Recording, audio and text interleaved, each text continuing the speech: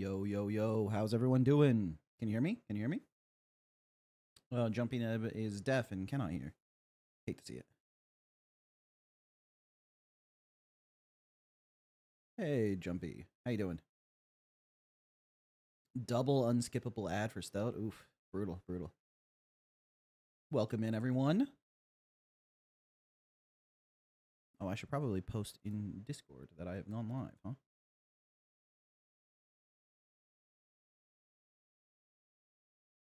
I think you can set this up to post automatically, but no, I don't want no feedback, bro. Okay.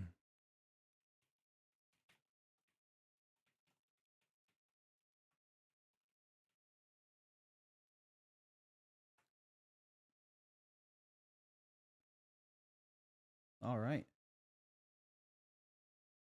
Who's ready for the Isadora release date in 2 minutes? Yeah, we're looking at. Let me just scroll my calendar real quick. Want to make sure I get it exactly right. Yeah, June 2029. Looking pretty good. Looking pretty good to me.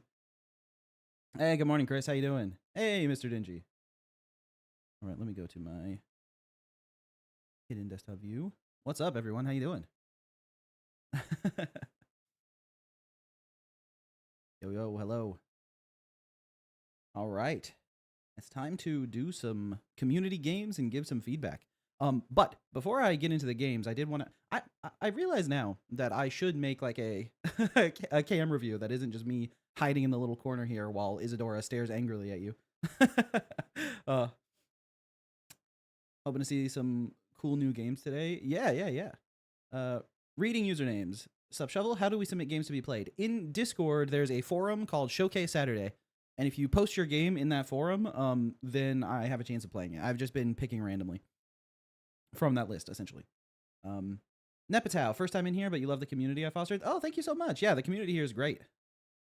Hey, Bing J, one of those fantastic members of that great community. Lampa, good to see you. Isadora's pointing angrily at me. Oh, true, actually. Oh, it's actually funny. This is my desktop wallpaper. This Isadora, and I have her pointing at Hollow Knight. I think I can actually show you. See? She knows what it's about. Do older, more inactive posts have less of a chance? No. I went through. I actually started at the bottom and scrolled up when I was looking for stuff to potentially play today. So, Chris, the best community you've seen in a while. That's awesome. Yeah, so I think I saw your game in there, Freeform Wave. So no worries. I've been keeping track of it. And I've been locking the posts. Well, I say I, but I actually mean Insandio. Has been locking or closing the posts of games that I've already played so that like the Showcase Saturday is like just a list of games that I can play. And maybe at some point I'll need to do like a purge. I also need to do a purge on the Discord itself because there's like, I think like 100 or 200 members that haven't logged into Discord in like 60 or 90 days. And if I get rid of those inactive accounts, then there's less risk of like scams and stuff, you know, because it seems like those people don't really use Discord. Are we playing pre-roll for half of the stream again? Not this time. Maybe in the future with a new update. Hey, Astronial. Imagine today's going to be a 2-hour pre-roll again. No. They haven't done like a big new update, so I want to make sure I give them some time to work on stuff. Because I think the devs of pre-roll are feeling a little bit like in the hot seat because they've been rolling out updates and then Lusk has been brutally destroying their game. So got to give them some time to actually make some changes, I guess. Bing J gonna work on your game with the stream on the side. Awesome. That's a great way of doing things. I'm trying to just be second screen content. You know, I don't want to take up too much attention. I'm not. I'm just along for the ride. The last stream was great. Oh, thanks, Chris. Oh yeah, so that's one thing I did want to say is I'm gonna be enforcing is a strong word. I'm going to be following myself a like no rushing rule because one thing I realize I've been doing is as I get close to the end of a game or as I've been playing a game for a long time on stream, I sort of rush through it to get to the end so I can go to the next game because everyone's waiting for the next game, right? So I've been like rushing through to get to the next game. And that makes me give worse feedback, especially because the way I do like game studies is by playing the game normally and then thinking about it afterwards. And so if I'm just trying to rush to the next game, I don't actually take the time to provide proper feedback, right? So I'm going to be no rushing through games. I'm just going to play them. And that doesn't mean I have to beat every game or anything. I can just move on once I feel like I'm ready to move on. But after I finish the game, before I move on, I'm going to do a feedback session where we can all, me and the chat, everyone can discuss what we thought, you from watching it, or if you've played it yourself, and me from playing it. See if there's anything useful we can provide feedback wise, and sort of summarize our thoughts after we have some time to like take it all in, right? Because one thing that definitely happened with the pre-rolled stream is I played it for like 2.5 hours or something. But by the end of it, I was extremely rushing, right? I was just trying to get to the next game because I could tell Chant was getting antsy, and that meant like not only did I disengage from the game a little bit, which isn't super fun for the developers to see, and I think worried them. I think they thought maybe they made some design mistake why I didn't want to play it or something, when really I was having fun playing the game. I just was trying to get to the next one.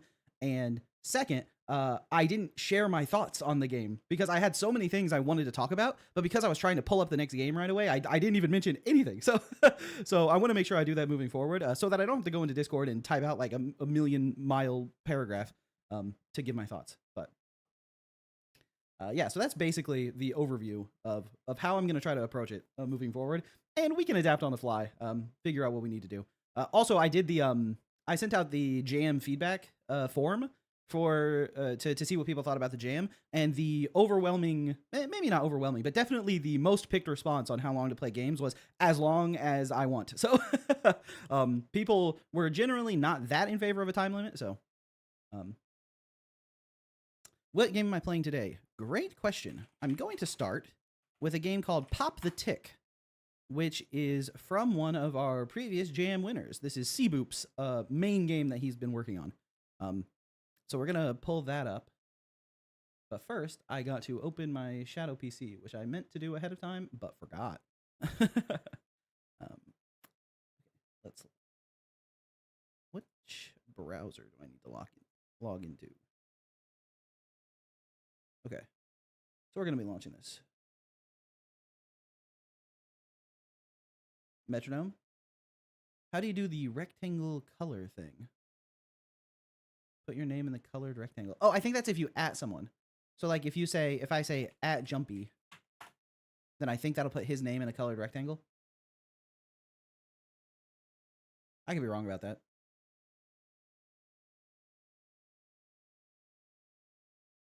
They put your name in a rectangle? Nice, nice. Okay, we got this figured out.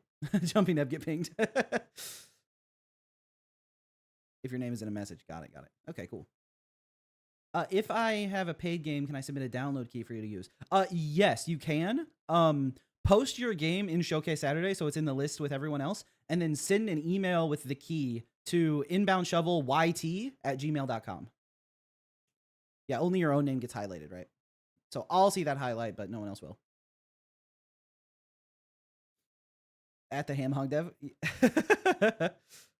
Nice. I think I saw a Ham Hog Dev's game in Showcase Saturday when I was looking at it yesterday.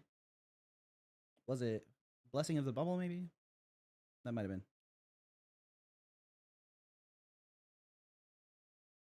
Shovel competing with Silksong for hardest game ever. Yeah. Oh, by the way, y'all excited for Silksong? I was losing it on was it Thursday? Friday? No, yesterday was Friday, so it must have been Thursday. At work. I was like, guys, did you see that Silksong is coming out? And they're like, we don't really care that much. And I'm like, what the fuck? You call yourself game developers and you're not even shit posting about Silksong in the work Discord. Showcase Saturday in 2 weeks, just stream Silksong. Yeah, I was talking to INSANDIO. I was like, do you think they'd be mad if I played Silksong for all of Showcase Saturday?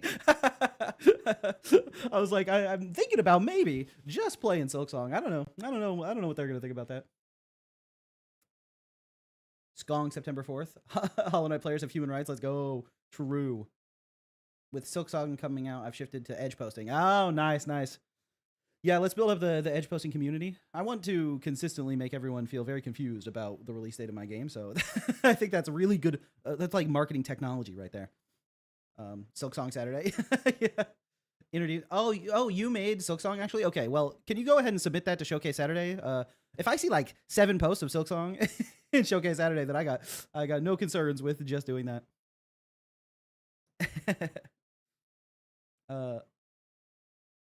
Lampa. doesn't he just choose one next game instead of pre-compiling a list?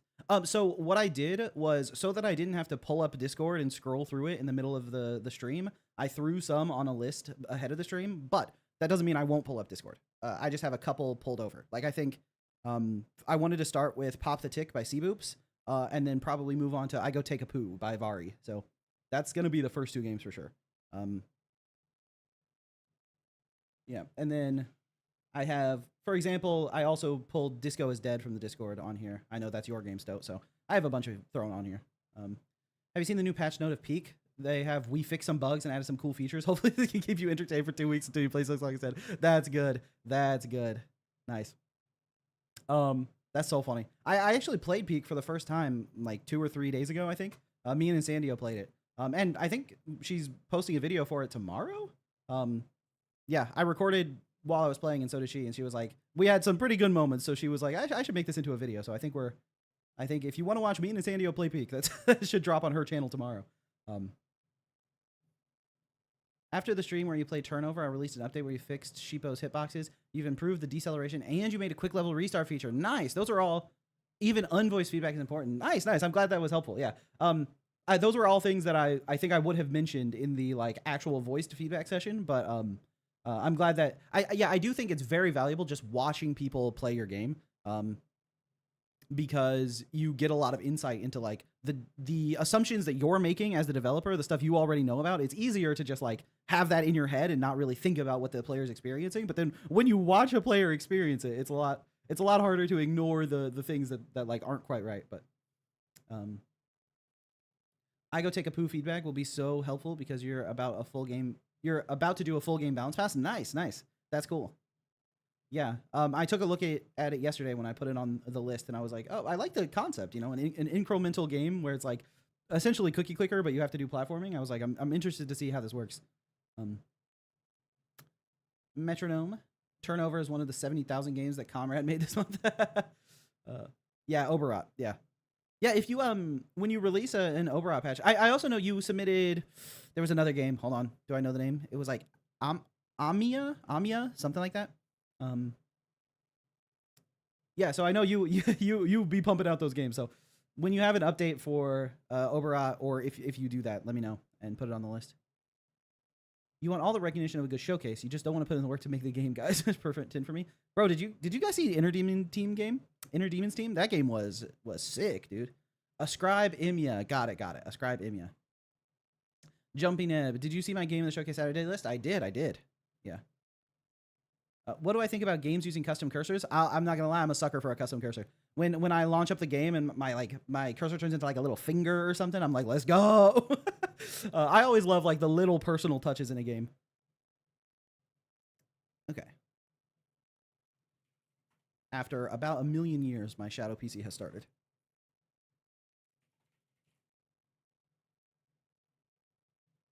The only thing stopping Croaky from making absolutely insane games is all of the minor grammar mistakes. Monarch, you won't be as talkative as you usually are. You're just deving in the background. Nice. No problem.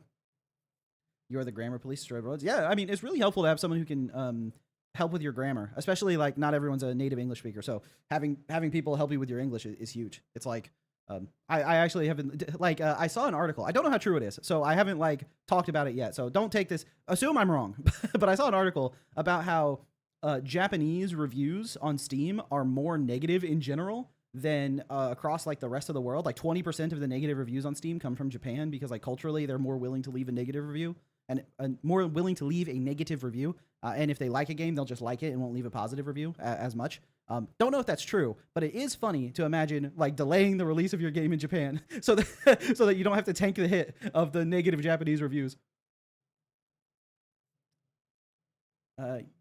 Metronome, you're forgetting your full stops at the end of your sentences and messages. Bing J, there's an irony in that I start my game design uni course in about 3 weeks, which is probably going to reduce your ability to work on your personal game. Still, you'll try to get it made and share it. Nice. I'll be looking forward to seeing it. I've seen you cooking up your animations and stuff in Discord, so really excited. Yeah, that is another thing that like people who've been like posting their updates to Discord as they've been working on stuff are definitely games I want to try out. because I've seen people developing it, and so that makes me excited to play it. I think that's really like the sauce of a devlog too, right? It's like essentially you're doing these little mini devlogs in Discord, and I catch them and want to play them. This is not what I extracted the game, and it seems to have vanished. Send help.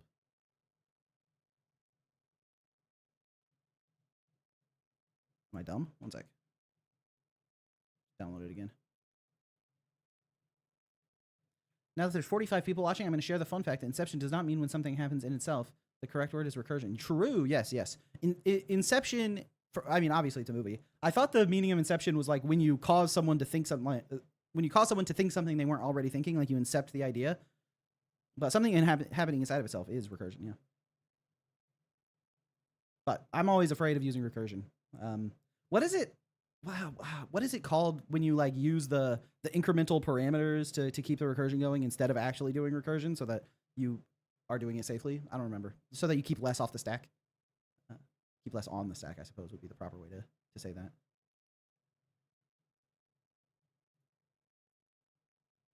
They changed the way you have to click keep anyway on an EXE. All right. We're slowly making it to the game. All right. We're in game. And then let me maneuver my own audio. Okay.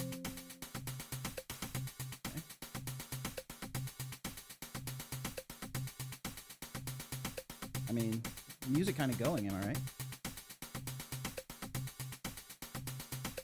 Pop the tick. Infestation. We got settings. We got our high score of 0. Hopefully Habo isn't in the chat. You always forget your weight savings in Godot while loops. Yeah, I really don't. If Shell's reading chat in Discord, he's giving a list of the war crimes of a local Habo. Local Habo. Yeah, I always avoid recursion and while loops. I usually find there's a better way to do what I'm trying to achieve with those that feels a little bit less risky. All right, infestation. Let's go. Good luck. Okay, so I gotta like line it up. Nice, double pop. Okay, there's a lime up here and a lemon in the other corner.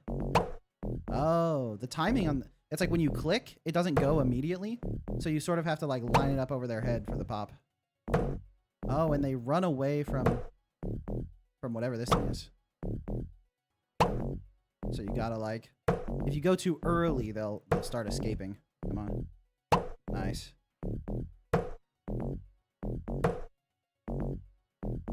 Okay, another good pop. Big damage. Violent Volna. Mind if I ask how I can get you to play the game you worked on? You always watch my shorts. Hey, thanks for watching. I appreciate that. If you have joined the Discord, there's a forum called Showcase Saturday. And if you make a forum post with your game in Showcase Saturday, then it's like basically entered in to be played. So you didn't understand recursion for a bit because it sounds fancier than just looping. Yeah, I mean recursion. Oh, I want this golden tick. Come on. Come on, golden tick. Wow, golden tick is tough. Did I get it? I think I did. I wonder if there's like something I need to press to start upgrading my abilities.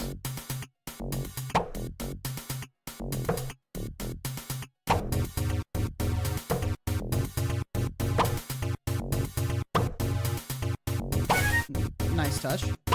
Music getting more intense.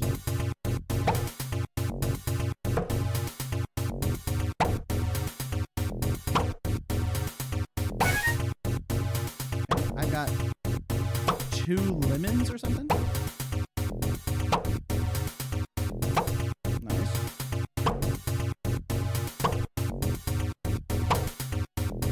I wonder if I need to prioritize the larger ticks. Are they like sucking more of my blood or something? The music has kicked into high gear.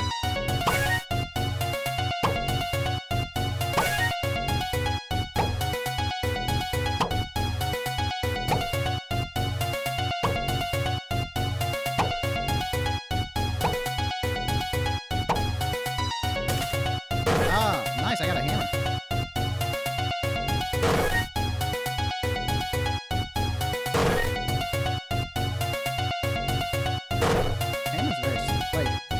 timer comes down quick, but has such a long build-up, or a long cooldown.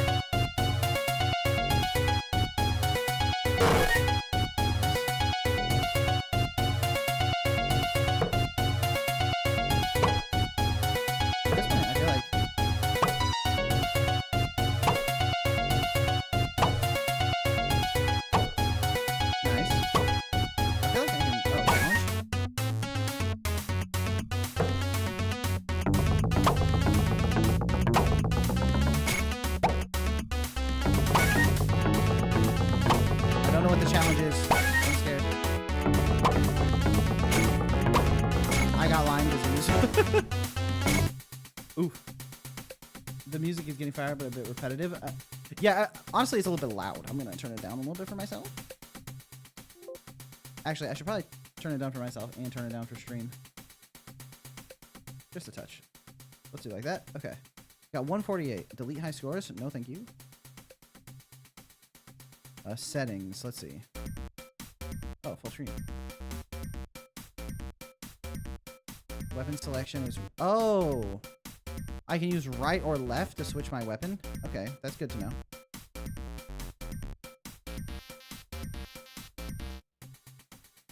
You got Lyme disease once? I don't really know what Lyme disease is, just off the top of my head. Yeah, the art is really good. And obviously the feedback on popping the tick is very visceral, very satisfying. I feel like I used that one hammer and it wasn't even that good. I mean, the thumbtack is like slow, but at least it's... The cooldown isn't that long. Nice. Very aim trainery kind of game. Nice.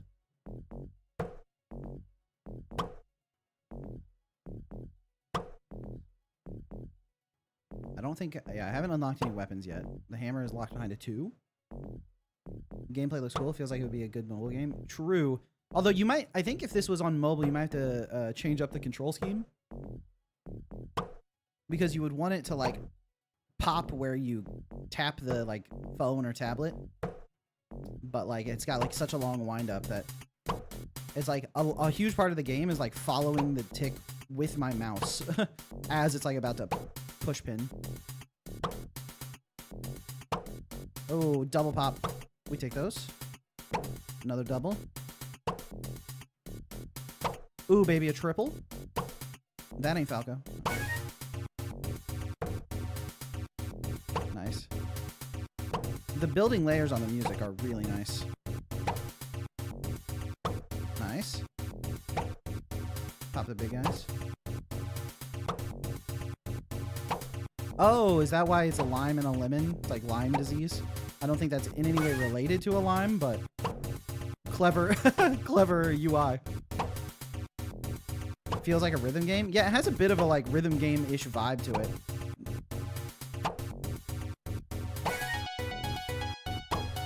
Oh, now I kicked him behind you.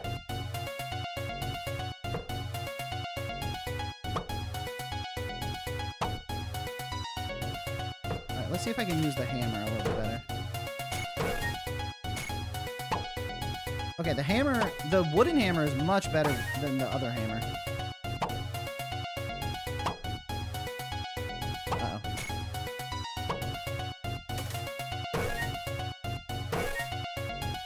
I would like to keep using my cool hammer, please. Nice. Okay, the hammer got us some good clear, though. That one's getting too big. Oh, now they have armor, I see. I didn't realize I was popping the armor off of the ticks.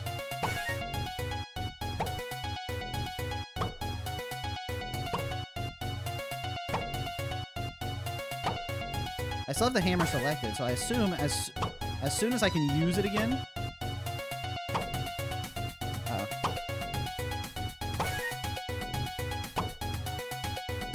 Nice. We gotta pop these ones that are getting too big. How they're so large or so fast. Whoa, what are you doing, homie? Do I need the hammer for you?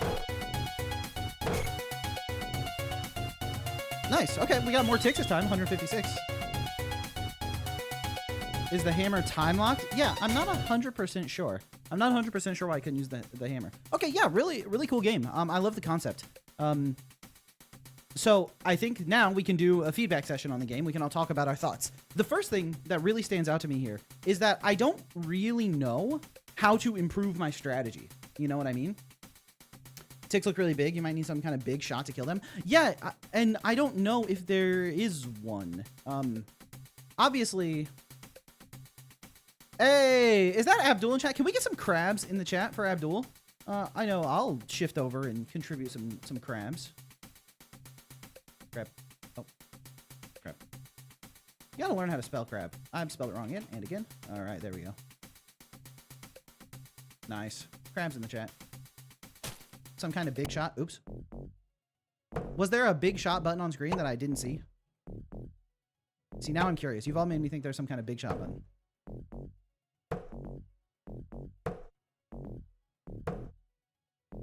Nice. Crab Duel getting the respect he deserves. All right, before we do feedback, I gotta go see if there was a big shot button. Oh, big shot to Deltarune reference. Got it. Yeah, I haven't played Deltarune yet because I was waiting for the whole thing to come out. I was like, I don't want to play it until I can play the whole thing because waiting for the next chapter sounds like a fucking nightmare. You love the music layering? Do you think the third layer is a bit too much at once? Yeah, I think also it's okay to change the volume as you layer stuff. Like, it can get louder as it gets more intense. But I think the volume changes a little bit too much. Like, currently, it's actually very quiet. It's like, not very loud at all. But when that third layer comes in, it's very loud. And so the sudden shift in volume might be a bit much. You probably want the volume to stay not exactly the same because you want it to feel more intense, but not so much of a jump. Because if people balance the volume for the first track, they're going to end up with something that's way too loud. Okay, we're going to do one more run to get an idea if there's anything I can do about the really large bugs, if I can make it to the large bugs again.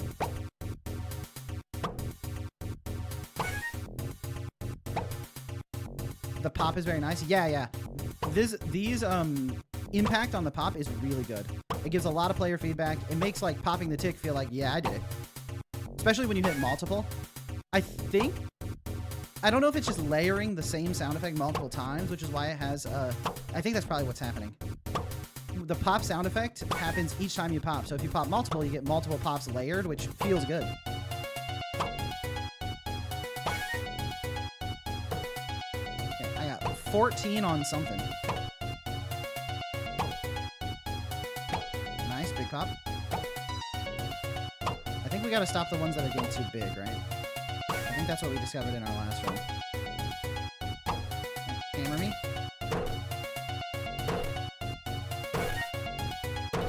Oh, and the hammer goes through the armor immediately. That's great.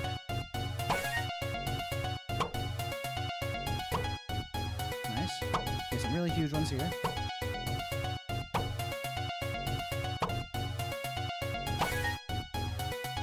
I don't understand when I can use the hammer. That's a big bit of like conveyance that's missing right now is like what's going on with the weapons. I don't know when I unlock them.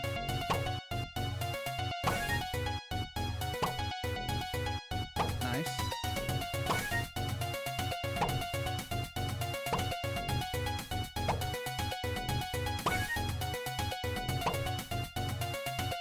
Okay, we're getting some huge pops.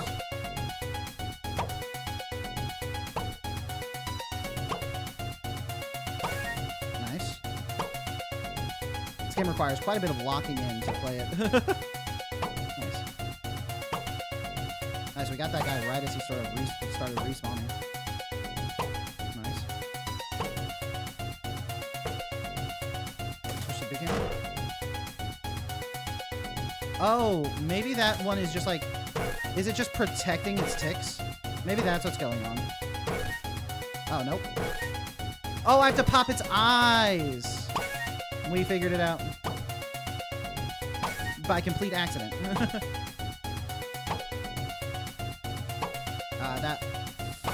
Oh, and these are still armored.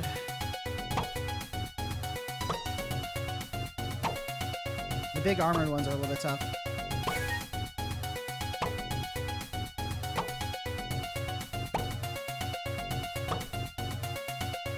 Nice. We know to pop out its eyes. Before that one disappears. Nice.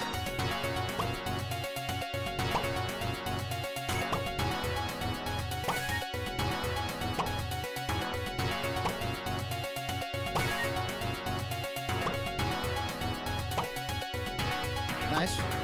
It's a great run.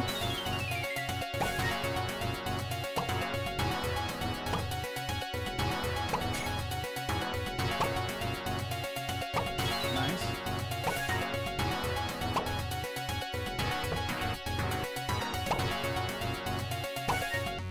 Challenge. Okay.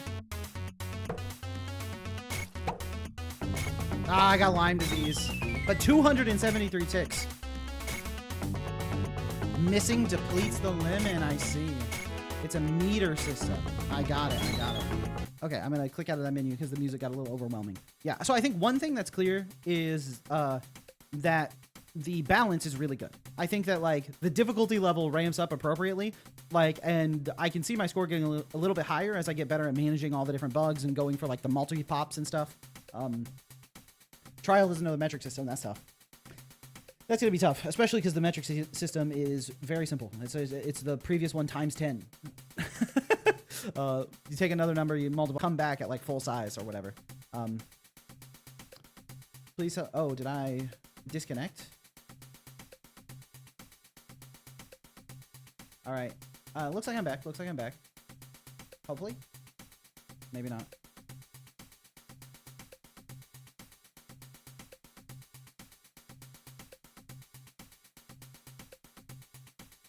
I heard that I'm back, but then it looks like I stopped again. I'm back? Okay, cool. Nice. What is going on with my connection? It's like, it doesn't even say I have any dropped frames or anything. Is this a YouTube thing? YouTube says my stream status is excellent, says it's healthy. Why is it doing that? I truly don't understand. Yeah, it stuttered for some reason. That's so weird. Okay. But yeah, so that's good. But then I think the weapon system is a little unclear. I think you might need to ease into that or have like a tutorial you can play through or something that sort of explains how the weapons work, because as it stands right now, I don't really get it. And then, so I think like for one thing is the like black hammer that comes down like instantly. I don't know like what it's made of, obsidian hammer, I guess. It comes down instantly, but has a super long like cooldown before you can swing it again. And that feels really bad. I never even wanted to click that weapon because it's like, yeah, it comes down instantly, but I have to wait so long before I can use it again. And even if it's more powerful than the other weapons, it doesn't feel good to use, so I don't want to use it. But the wooden hammer comes out a little faster, clearly does more damage because it smashes through armor, and it comes back up a little bit faster. So using the hammer was really nice. And I thought it was going to be like a progression system where it's like, as I continue popping the ticks, I get better and better tools so that I can pop more ticks more effectively as they like overwhelm me, right? But it kept going back to like the thumbtack, and I didn't really know why. So I would switch to the hammer, smash with it a couple times, and then just go back to using my thumbtack. And then Hana says, I'm outside, but you'll try coming back soon for the stream. Simple question. Will we see some possible Silksong stream? It seems like people are into the idea of a Silksong stream. So maybe one showcase Saturday, I'll give it a try after it comes out. So that's the 6th. Maybe the 6th will be Silksong Saturday instead of showcase Saturday. We'll see how it goes. The hammer needs 2 meter. If you don't use the hammer at all, you might be able to get to the next weapon. Okay, so it's like it builds up over time. Yeah, I think that's another thing that's very clear is that like as I'm playing the game, I'm so focused on popping the ticks that I don't have time to like figure out what's going on with the stuff at the top, right? It's like you're requiring my attention in like too many places at once, where it's like if I look up here to figure out what's going on in the UI and going on with my meters and stuff, I can't pop the ticks effectively. So it's as a streamer, as playing this game as a streamer, I have chat kind of explaining to me how stuff works and giving me tips, which is very helpful. But if I was playing this on my own, I don't think I would have made any progress, right? So at least any progress on understanding what's happening. So I think a little more clarity in like tutorialization for the player to make things easier to understand. And then also making maybe some of the improvements on the weapons feel a little bit nicer. I think those are like the big things. And then also the music leveling thing. But I do want to make it totally clear that this game is really good. Those are just some of the things that I would improve. Also, I really love the tick with the big eyes, like that like boss that covers a big part of the screen. I think that's a great enemy design. Honestly, the enemy design in general is really good. the ticks that can disappear and come back, the one with the eyes that covers part of the screen. Very creative ideas that like change the way you have to deal with the ticks. It's very fun. So, fun fact to make you suffer: ticks don't die, they don't drown, they don't squish. You must either burn them or cut them in half. Thank you, Jumpy Neb. Khalid, hey Shovel, can you give some level design tips for Metroidvania worlds and how to make it stand out like Hollow Knight? Yeah, I was thinking about potentially doing something like that in either a devlog or like a game dev secrets or something. But I would want to really like organize my thoughts to make sure I'm giving helpful tips. My recent short about squeeze and release, like I think works similarly. In a lot of those Metroidvania games, you have sections that are either a little bit similar or not adding too much, so that it lets the big sections like stand out. You know, you like do a nice wavy graph of tension. And that also includes like the excitement, right? It's like, oh, there's a really cool thing. If every room is incredibly insane, then none of them are, right? So you have to like pace things out. I guess pacing is the word there, but as someone dabbling in it, Metroidvania design is real hard. Yeah. It's like, and there's so many aspects of designing maps and levels, and especially Metroidvania too, that it's like, there isn't like one helpful tip, which is why I really need to think about like all the stuff I want to say. Yeah, so it's like being able to organize all those into like one thing. And honestly, a lot of game design is just thinking really, really hard about stuff. So it's like the more you can critically think about what you're doing and really put the time in on like iteration and changing stuff. Game design is just like thinking really hard about stuff and then watching someone play it and then changing your mind based on what you just saw happen. One of the most valuable skills you can have as a game developer is to be able to take criticism well and like respond to it and like actually change your mind based on what was seen. You never want to get your head in the sand and be like, I'm not changing this. It's good as it is, you know. Lampa, you shouldn't squish them before pulling them out if they've already been. Otherwise, you'll make them puke all of their viruses into your bloodstream. Whew. Pop the Tick has caused some interesting discussion in chat. But yeah, I think the enemy design is really good. I think maybe a little bit more tutorialization, maybe the sound thing. And then I would love to play this again once I understand what the hell's going on. and maybe with some updates. I think I saw you say it was like a roguelike, like that was the goal, but I never chose between three things. And that's another helpful tip. Like I mentioned in my short, squeeze and release, this game continues building tension the whole time, but it never releases it, right? And for a lot of high score games, they work like that, where it's like you just keep playing and you're trying to stay alive, and then when you eventually lose, that's the tension relief. I think one of the reasons the like choose 3 in roguelikes became so popular is because that it stops the game, which is like a bit of a stress relief, and then you get to pick something and then you get back into the action. So it makes it flow a little bit nicer.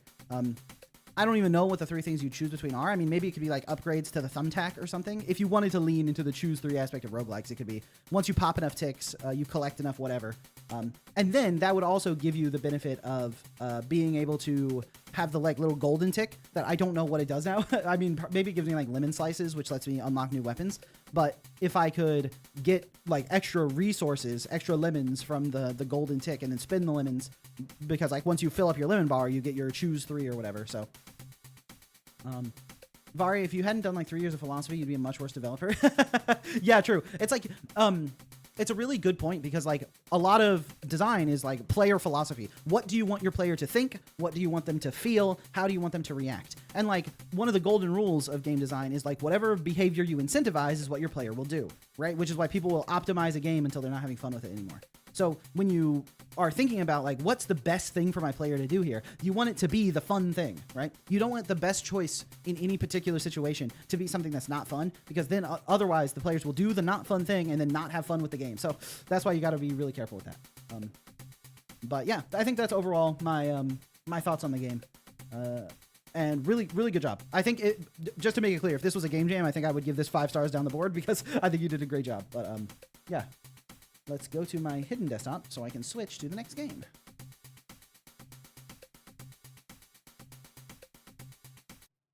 Cool.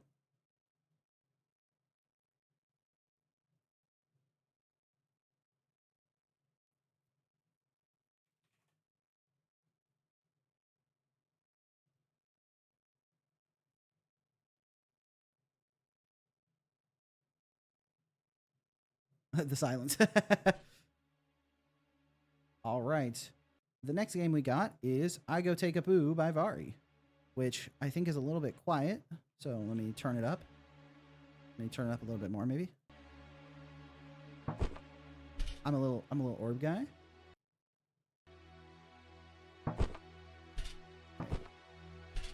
W. Nice. Supporting both options because W is not... That's actually one thing that I was working on a short for, is like control schemes. It's like the reason W is not a great choice for jumping is because in a lot of games like Hollow Knight, you need to use W to like aim your sword up. Or if you're playing a 3D game, A and D can move left and right or strafe left and right. But W moves forward, and so you have to use the mouse to look around. So W is an overloaded key, but space in all of these platformers is almost always jump. So because you're not... It seems like you're not using W for any other inputs, you can make both of them jump, which is the best way to do it. Looks like it is made in Turbo Warp. Nice. Am I playing the right version? Looks like the old patch. I mean, I just went to IGTAP. Oh. But patched. Got it. You use W as jump because it's standard and scratch. That's what I'm used to. Yeah, I would recommend also adding it to space. Nice. Also, the choice of just putting this on the screen here when you start moving is very, very good. This is much better than having like text before you start the game. Because I'm in the context of the game right now. When I press A, I can immediately see what happens when I press it. So that's just good tutorial design right there. Wall jump. Okay, I have 0 watts.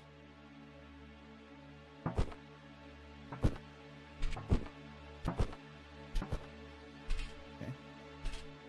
Now I have 2 watts. I still can't buy anything. We're doing it again. Nice one, big jump. My best time is 5:18. Now I have 4 watts. I would like to buy a clone. So let's run this a couple more times. The metal sounds. Yeah. One thing I always forget to comment on is like music and sound design. But the sounds are really nice. I got 8 watts. All right, I need to do it again so I can buy a clone. I saw some clips in Discord of like a whole bunch of clones like running this like little loop. So I want to see that happen. Boom. Okay. He's doing the course. I assume he's doing it according to my best time. Let me... I was trying to go too fast. Okay, so obviously that's not faster. What if I...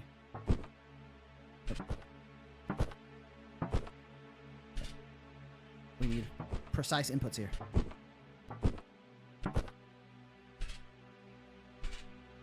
I think I went... Did I go like 0.2 slower? I got 12. Alright, I want another clone.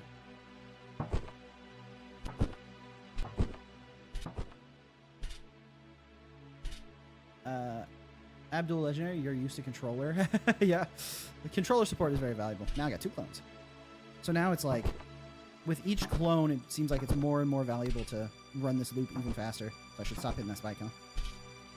If I could get this loop down. Nice, 4.7. We take those. So I should increase the watts. Since I got the clones running for me. I can just stand here and headbutt, right? Thank you, Mr. Clones.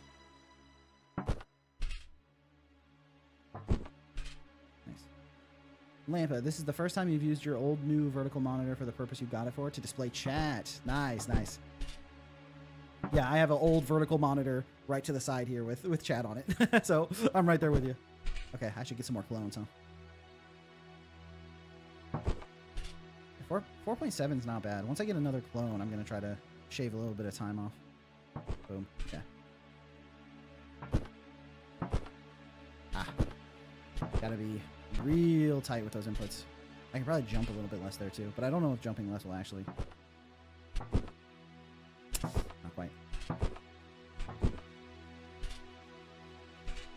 So don't forget to ping me if anything happens. This is a super cool game concept. Yeah, I think the concept of this is really good. Really clever. And this was for GMTK's loop, right, Vari?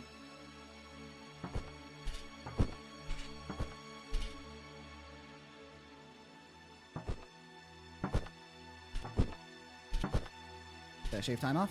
Nope. Okay. Get some more clones. 179. 62. Yes, keep running my loop.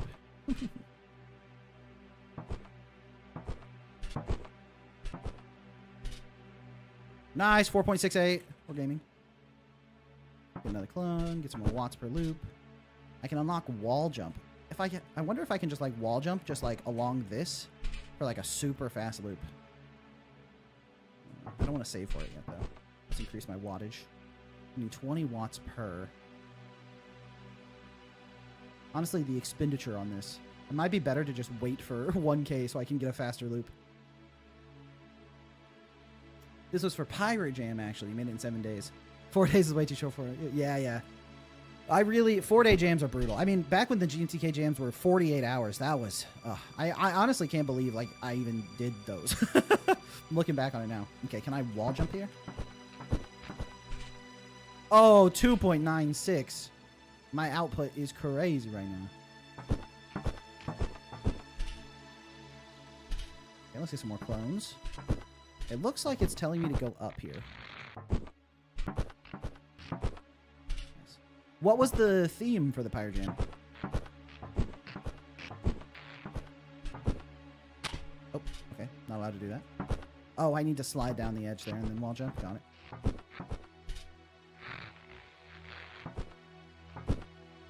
Oh. Nice. All right. Oh, I think we want to just start off with a clone. It's 400 watts. Okay. It wants me to go up here, but I don't think I can. Okay, so maybe I need to go down. There's a button down there. Okay.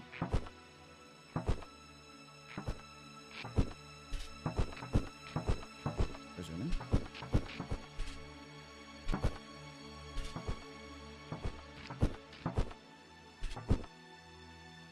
Okay, not bad. 20 seconds. Oof. And this one, it's like super important to have the clones running it, huh? 100% more watts global. Please give. Need 55,000 kilowatts for this. The calming music, yeah. The music is really nice. Also, obviously, the parallaxing is done super well.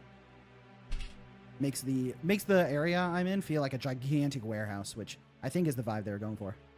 I guess I can increase the watts per loop. Oh, it went from 400 to 800. Did I read that right? Whoa, let's go. All right, let's see if I can speed this up. I think I can just fall here for a little bit of a time boost. Then we do this, then we do this, do this. Nice. Nice.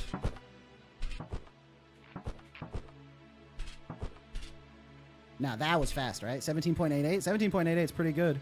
Pretty good. Get some clones running it. Get some more watts per loop. This game looks like a lot of fun. Yeah, this game kind of rips, dude. This game is kind of sick. Can I do it even faster? No! Tragedy strikes.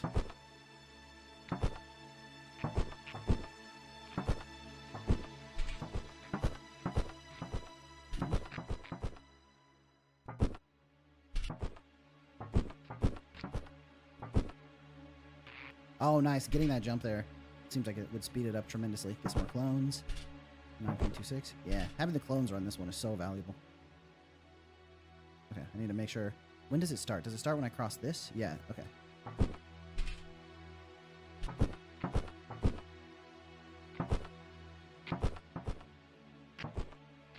Okay, I think that was a little slow. The fact that I'm trying to go literally as fast as possible means that I'm definitely 17.8. I still didn't beat it. Means I'm definitely missing a couple inputs, which is, I think, good design. Ah! Oh!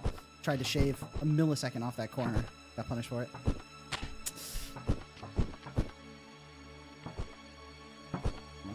Nice. Oh, that's what I need to do. I need to make that jump. Oh, I got confused. I got confused by my shadow.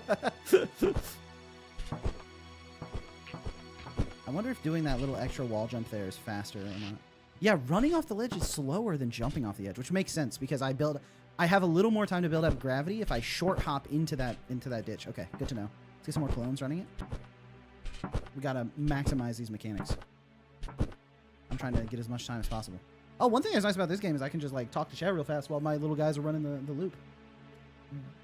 Brinjar Gigja. Good day. I'm the game director of a game called Emberville. Funny thing happened is that we were talking about our combat mechanics, and for some reason everyone was an expert in hurt hitboxes. We know that it was your short that educated them. Love your content, by the way. Thank you. Thank you. Yeah, yeah. I really, it's really nice to be able to bring some game dev knowledge to the masses. Nice. That's funny. That's so funny. Am I able Am I excited for Silksong? You better believe I'm excited for Silksong. Oh, I'm going to be playing the hell out of that game. Probably on stream, because it seems like people want that. 600K views on this short. Nice. Hey, Armando. Good to see you. Good to see you. How you doing? Add different medals. Vari, huge for you because you love speedrunning, but you have struggled to find a reason to. This game is an in-game reason for speedrunning. Yes, I think that's like the thing that's so good about this game. Is like I love the concept of speedrunning, and I have done some speedruns in the past. Like I speedran Slay the Spire, for example. But I've never like wanted to do it enough. Like I did actually grind out Slay the Spire, but it was like grinding out was tough. But this game is like speedrun this right now, and it's just like one little course. I just have to get good at this course, and then I get instantly rewarded. Oh, that was not right. Okay, we learned something there. I get instantly rewarded for getting better at speedrunning. Ah, okay. That jump is brutal, but important to make, I think. I got confused when I cloned again. Also, great touch to actually have, like, the clone shadows running the map. Like, I think that adds so much. Oh, I should take this, huh? Nice. Gives old school platformer? Yeah. Ah! Got too greedy with shaving that corner. Ah! Too greedy with shaving the corner again. I don't really need to shave the corner on this run because it's already cooked.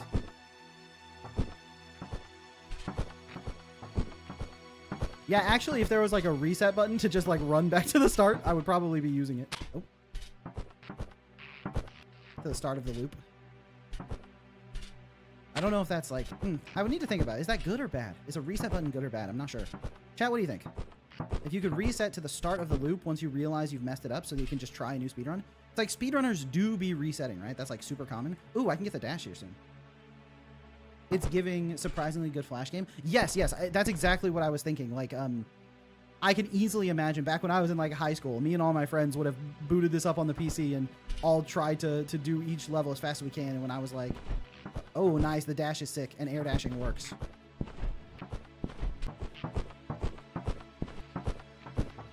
Oh, no. No, I was on such a good run. I was like, oh, I'm dashing like crazy right now. Oops. Oh, I can dash over this, right? Nice. Okay. Okay. Now we're getting a dash run for sure. Casualty. Thank you so much, Casualty. Wait, Casualty, is that you, Tyler?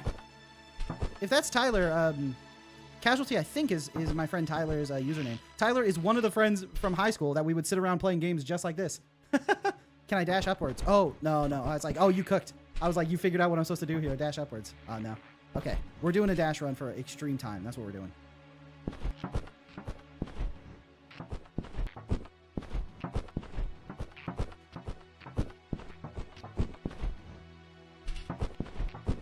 No.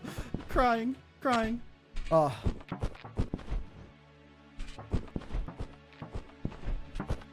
Okay, jumping, if I already make it there, is bad. Oh, Vari, this game is so good. Holy.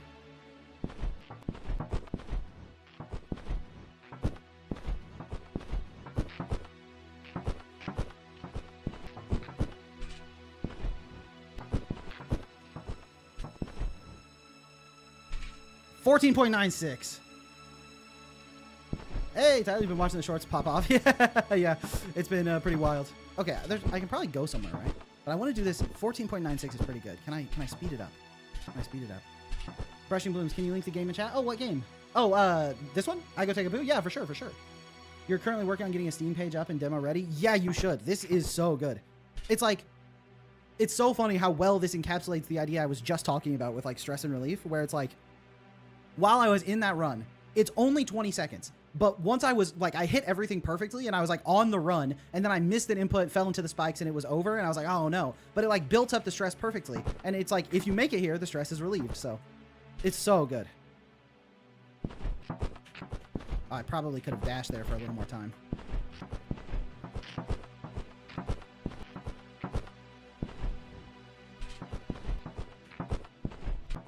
Oh, I shouldn't have jumped. 14.22. Okay, I can go faster. Okay, well.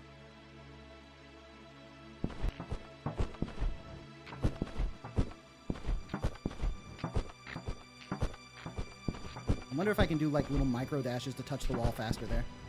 Oh, I thought I was my shadow. Dang it, dang it.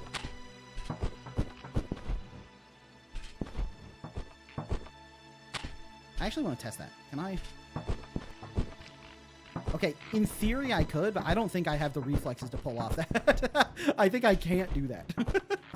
I don't think I got the fingers for it. I'm not Gumayusi. You're posting everything in the Shovel Discord too? Yeah, cool, cool, cool. Nice, nice, nice. You have like 15 seconds of intense gameplay before going into automation again. Yeah, yeah, this is really good. Okay, cool. Let me get some more watts per loop since these guys are kind of running it right now while I'm just trying to go faster. Okay. And we're zooming. Ah. All right, get me out of here. All right, we run it again. Oh, okay, my brain is short-circuiting trying to pre-plan all the buttons. Okay, come on.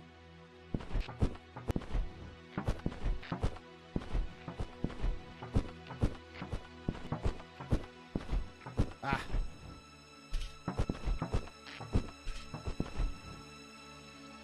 .22 still. I'm not faster. No.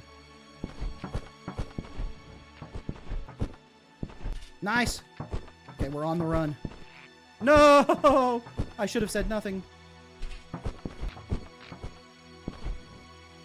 Oh, that was it. 13.94 even with a choke.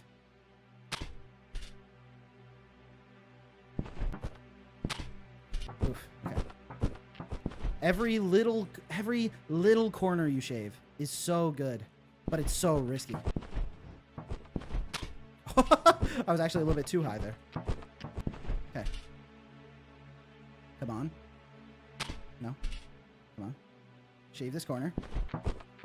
Jump here.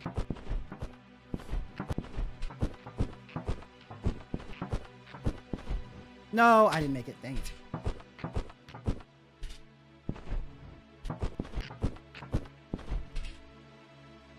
Okay, come on.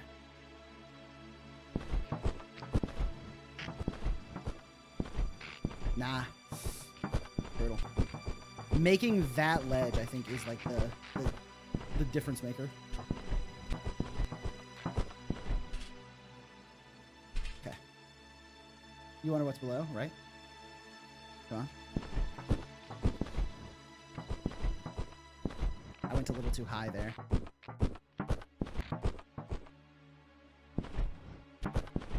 Okay, you should always dash at like the height of the jump because it... Oh, 13.74? Really? It didn't feel like I was going that fast on that one. Because the dash resets your fall speed and you want to fall quickly. So you always want to dash at the very height of the jump.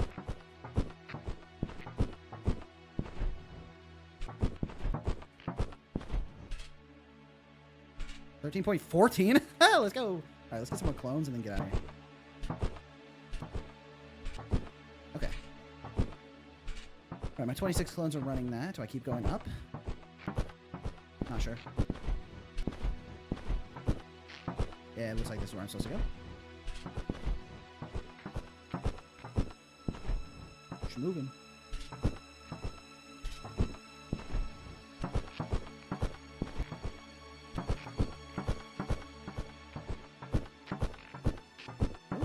+1 mid-air jump. Let's go. Oh, that's a gigawatt. What the heck?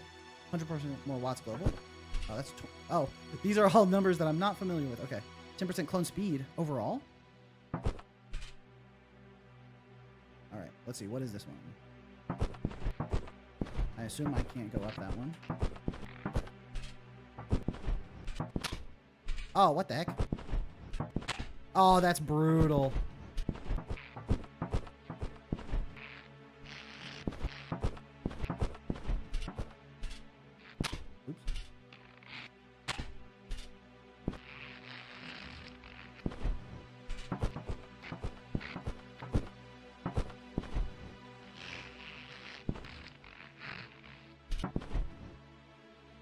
Nice. Okay, let's get some clones running this for me.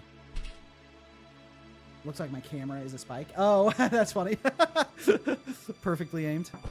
Yeah, okay, this one is so brutal because there are so many, like, wall sliding sections.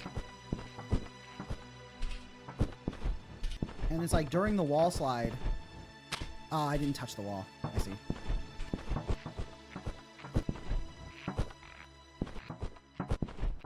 during the wall slide, you want to like take it nice and slow to like aim it, but like this is a speedrunning game. It's not about taking it nice and slow. Dang it.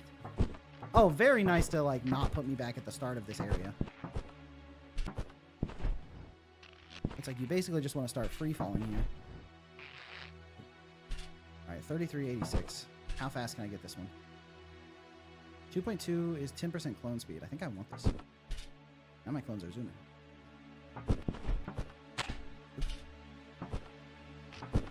Why didn't I dash there? I'm getting old. Ah! Try to grab the very bottom of that ledge. So you can instantly... Yeah, that's what you want. And this. Yeah, then you want to release it. I wonder, can I actually just...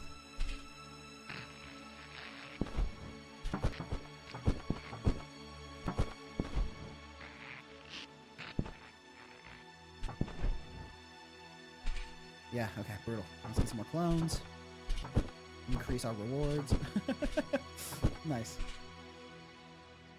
Something wrong with the Discord link? Oh, really? Oh, Extranji. There's a section of spikes in the middle that's a different color than the one surrounding it. Oh. Extranji, are you on to something here?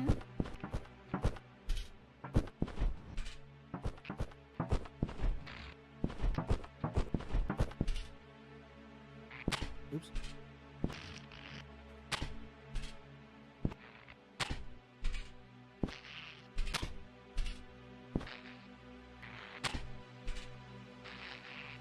Trying to optimize this section is funny.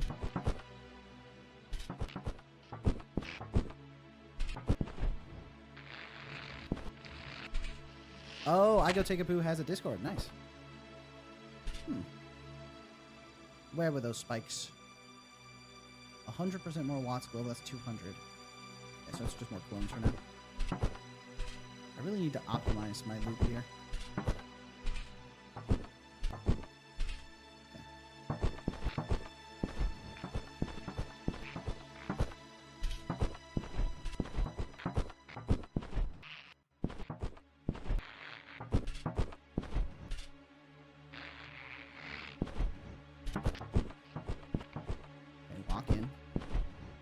Don't need this one to be super fast. Nice! 22.5. Now we're cooking with gas. 22.5 is pretty good. I didn't stutter on any of the starting locations. In the section with the low ceiling, okay. We're secret hunting. Oh yeah. Extranji, you genius.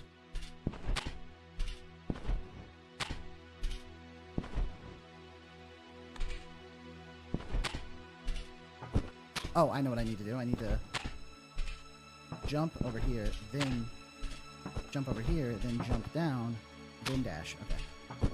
I figured it out. Just have to time it. This makes me think maybe I missed something in a previous section, so I'm going to go check. Oh, I had it. Over here. Come on. The timing there is tough. All right. Nice. And, oh, okay. We got this. Okay, don't just walk off there. Nice. 20% faster clones. Let's go.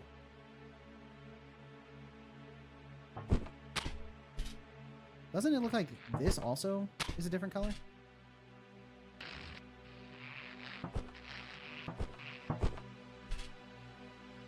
Oh, you can also sort of see it. Yeah. There's definitely one in the previous section. All right, let's just finish this loop and go back to the previous section.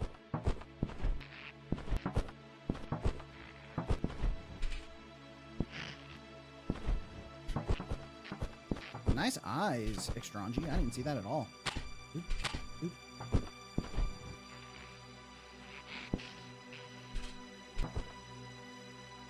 All right, we're going back to the previous section. But first, some faster clones. Some more clones. Some more loop. Some more watts per loop. We'll just keep headbutting this for a while. I got it too locked in on the speedrunning. True. Okay. We are.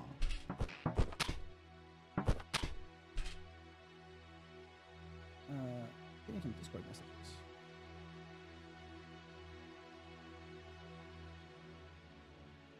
Oh, okay.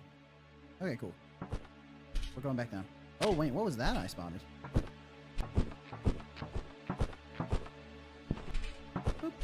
Nice. Secret located.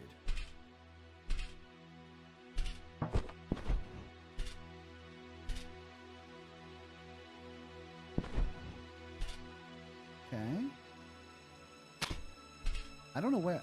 Did I go the wrong way? I don't know where I am.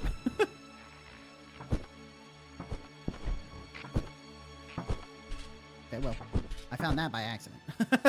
That was not on purpose. Oh, there's no way back up.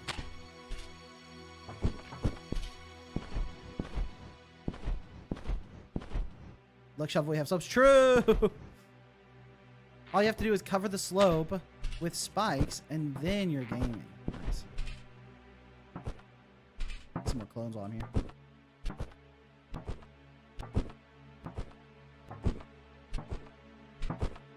Insandio! What's up, Insandio? How you doing? Oh, I didn't max out down here. Oh, which means I didn't max out the first one either. I wonder, what is the max here? How many times can I headbutt this button?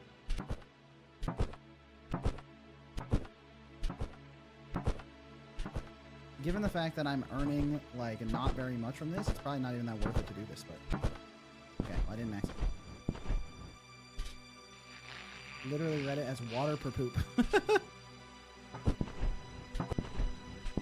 Was there something hidden in the first area?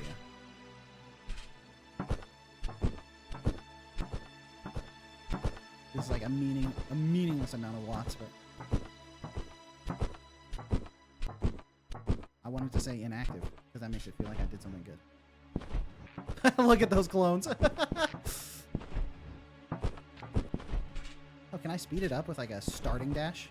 Right, I probably can. Okay, well, I need to not jump like that. But even still.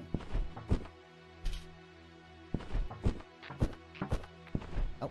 You really have to clear that corner before you can dash. 2.66. Nope, didn't clear the corner. Dash. Nice. Okay, 2.54. We'll take that. Does this go inactive? You can definitely hit it a lot. Oddly enough, making a jumping sound effect was odd to get right. People don't want sounds when they jump, and we didn't want something like a Mario. Yeah. It's like a tough balance for sure, because it's like, you don't want it to feel like a parody. Oh, I see it. Oh, I need another jump to get up there, though. Or... Okay, maybe I don't need another jump to get up there. Hold on. Check it out. I'm cooking.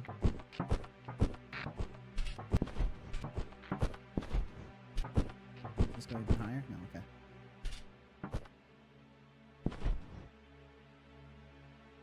Okay, not even close. But, what if I time my dash to reset my fall speed at the perfect moment, huh?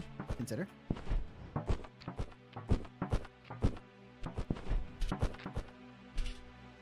First we jump, then reset the fall speed. Okay, not even close. Never mind. Never mind. We'll wait for our second jump. Huh? It's a me. It's a me, Mario. Yahoo! Okay,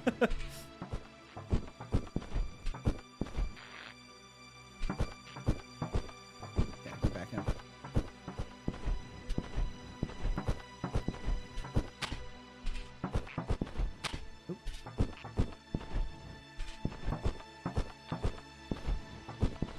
Found a couple secrets. Hey, Lyra's here too. What's up, Lyra? Good to see ya. Yeah, the fact that there's like hidden buttons to get extra rewards is really good.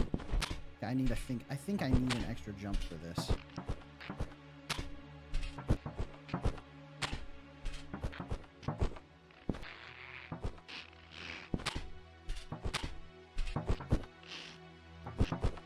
Unless, wait, can I just? I might be able to do that with just a regular jump instead of needing a wall jump into it. Open the gate. Costs 50 terawatts in boss. Mid-air jump. Nice. Okay, more global lots. Let's get some more clones on this course. The rubbery, smeary sound effects. Yeah. Gonna need the bonus jump for that one? Yeah, I think so. Did you play this one, Extranji?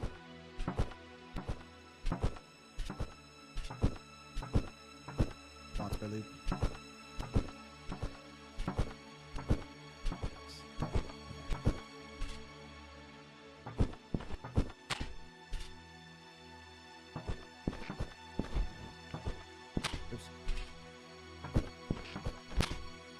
I'm not quite used to the double jump yet, so I need to figure out what's like the best way to deploy it, you know?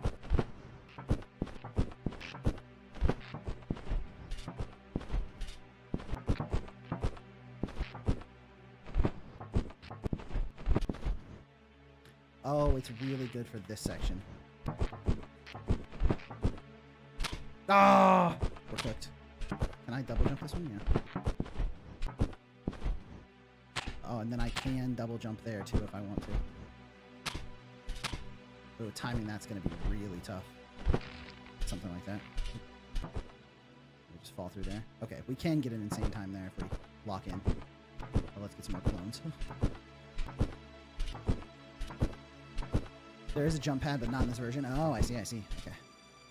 And we...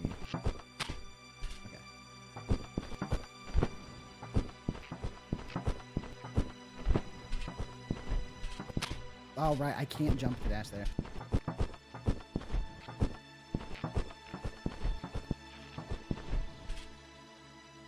Jump.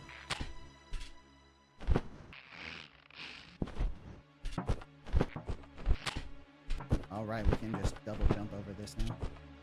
Oh, actually, if we, okay, that was fast. We figured out some tech there.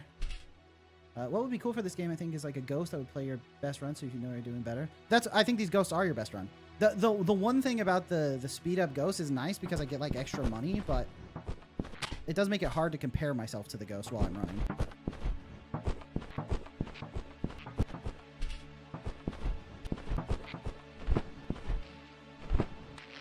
Ah, I didn't think I was touching that spike.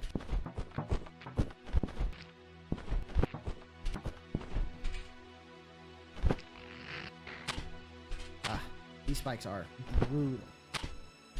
Oh, come on, really?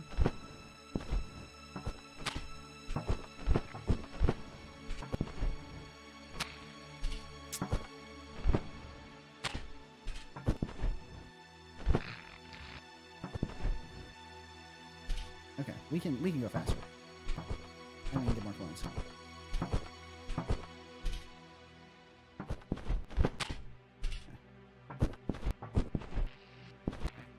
Alright. Come on, come on, come on, come on. I think that's not the fastest way to do that.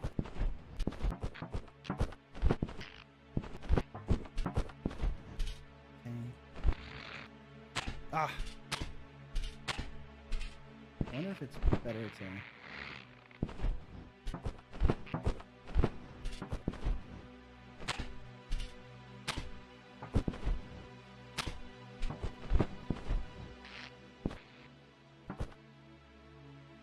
Okay, we can get this. We can get this. It's a little bit tough. It's a little bit tougher than the other ones. If you hit the last spike at the end, a secret door opens. Yeah, I don't believe you, Vari.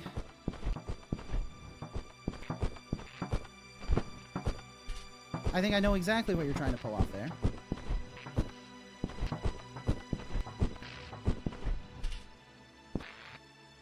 Oh, I shouldn't have double jumped. I could have just dashed, yeah.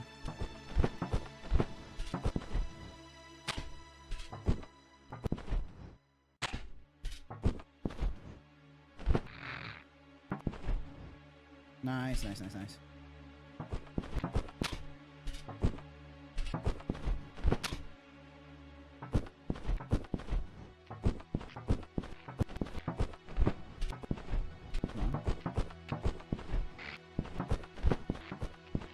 Oof, almost hit the spikes there. Just purely off of mixed execution. Ah.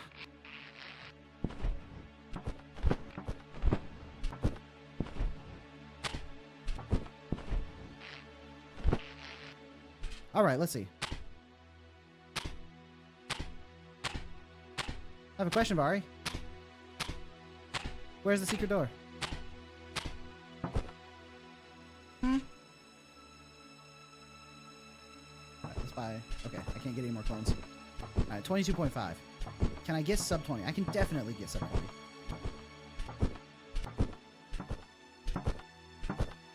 Alright, come on.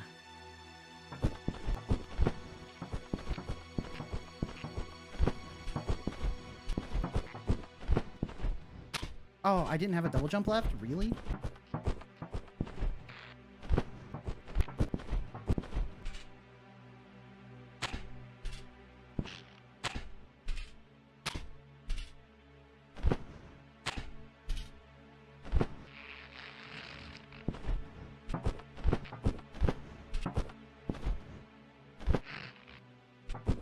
I mean, we got the execution there, but...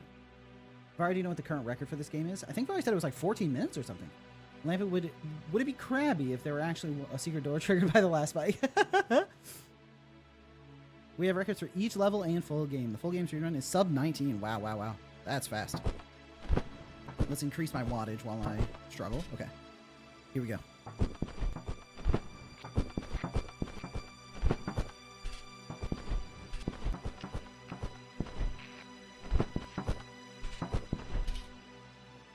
No! I hate this section, by the way. This section can fuck off.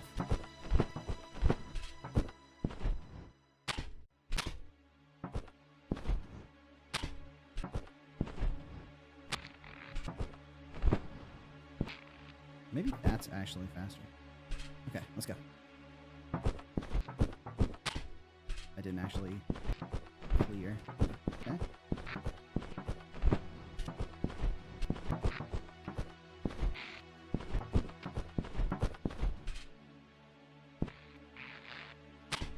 Honestly, at this point, I'm just going to take this slow. I actually am tired of this part.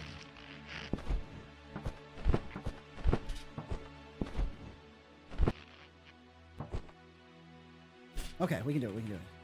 Can't wait for this game to add paid skins. Okay, we should double jump that section, I think.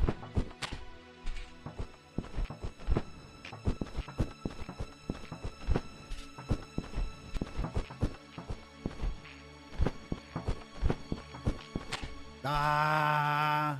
No reset button.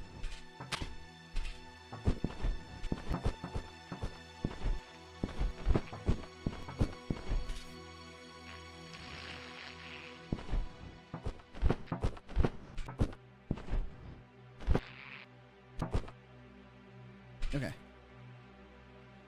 Lock in.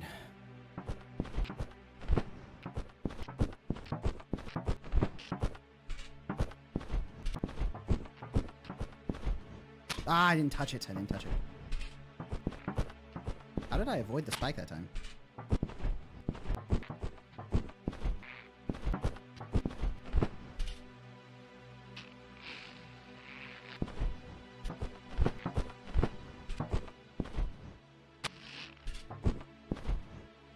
Yeah. Is it faster to double jump this and then dash? And by faster, I mean more doable? I think it might be more doable, yeah. Worth trying.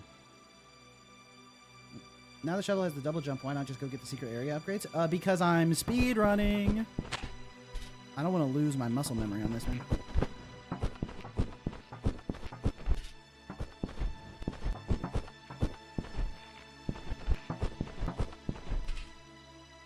Ah, I hate this section. This section can die. Okay.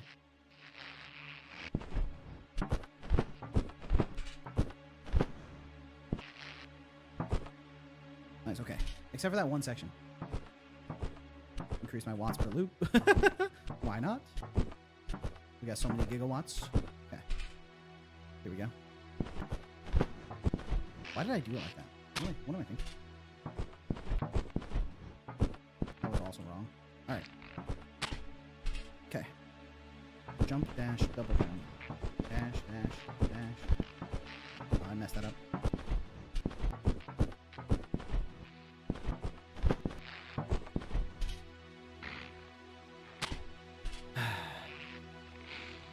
Nice and slow. My favorite thing in a speedrunning game.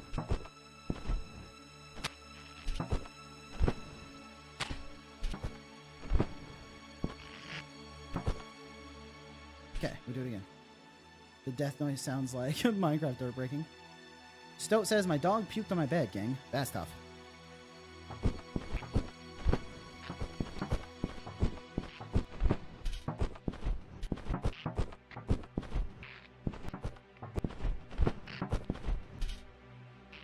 Ah, I hate this section.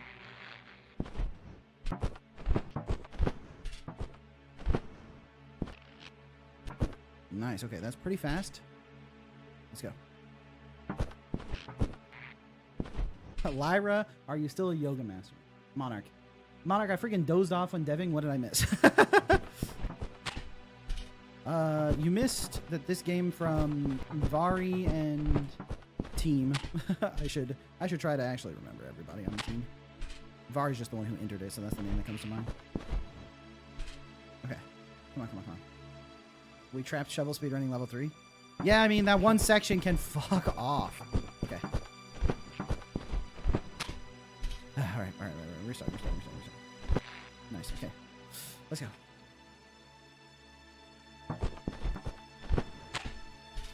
Whew, okay.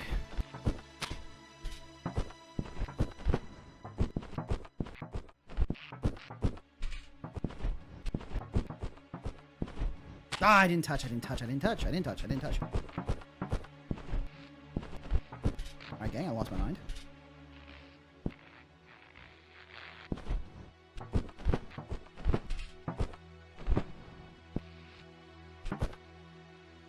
Okay, that was pretty fast, except for when I messed up. Oh, okay. Alright, come on, 22.5. I'm considering increasing the initial wall slide speed. Yeah, I mean, maybe? Okay, why am I going so slow? What am I doing? Okay.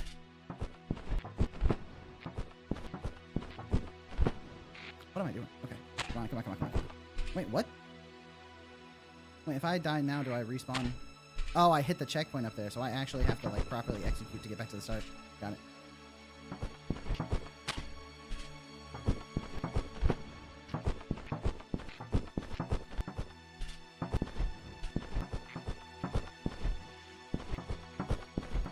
Alright, we're through.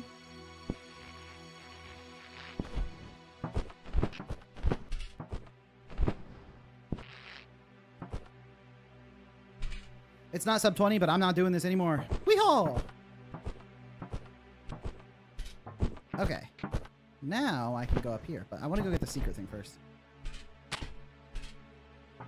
Hey, Shovel, how do I get Godot to change between rooms and scenes? Because you've tried different things, but they haven't worked. What do you mean exactly? Because you can just load a scene and, like, start it.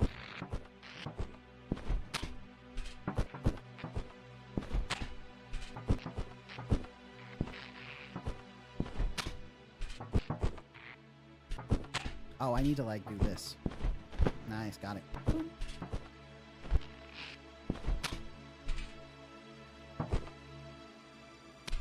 This game looks fun if you're in the zone and a good gamer, which I am not. Let me in.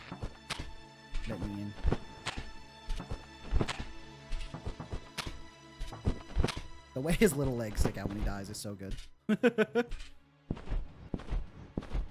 There's a floating platform back up a bit. Extranji, say no more.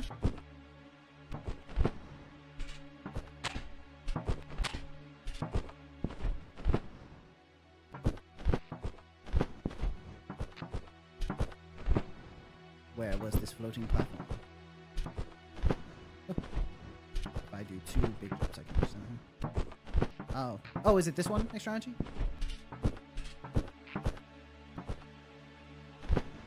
Maybe I can...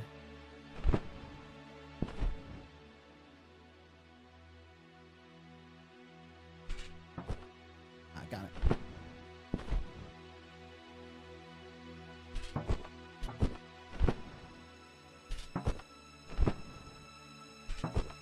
Do I need to do it from here? Probably. Nice. Oh, this is another loop. I expected this just to be a secret. Okay. I can get a clone for a gigawatt. I'll take that. I can get 100% more watts global on both of these. That's nice. 10% clone speed. I'll take that. We'll get them a few more clones. So that as soon as I run this one time, I got some cronies doing it for me. All right. Reward is 360 megawatts. Okay. Where are we going? Oh.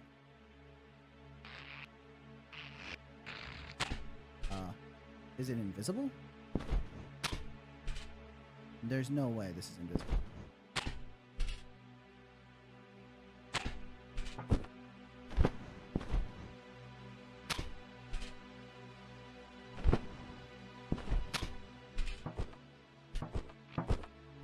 Oh, it's Hollow Knight. I see. It's Path of Pain. Okay.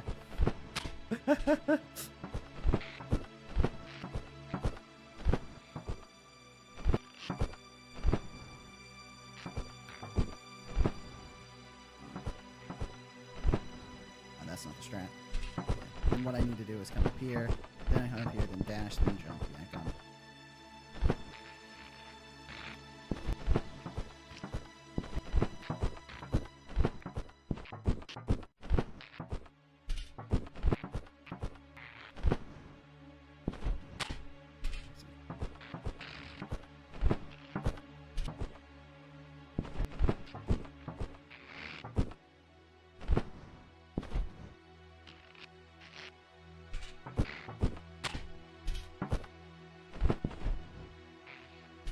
It's Path of Pain.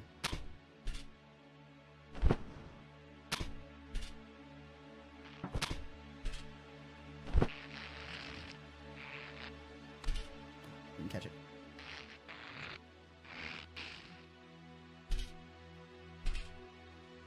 You good, buddy? Man, homie is going slow. Playing Skong hour 1. As soon as it drops, nice, nice. Not quite as evil as Flat Out Invisible Strike. Spike's true. Oh, I can get more watts per loop. A gigawatt per loop. Okay, let's optimize some Path of Pain. As soon as Silksong hits shelves, you're purchasing immediately. Nice, nice. Same. Alright, we restart.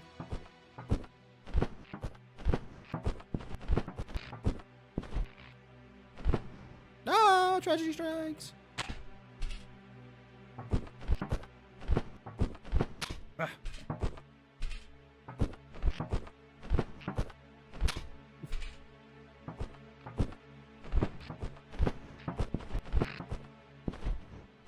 I didn't catch it.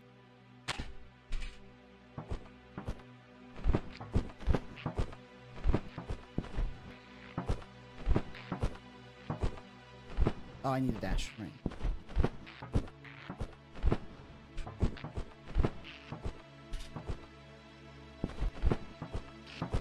Somehow Vari has got me to speedrun Path of Pain. Something I never thought I would do.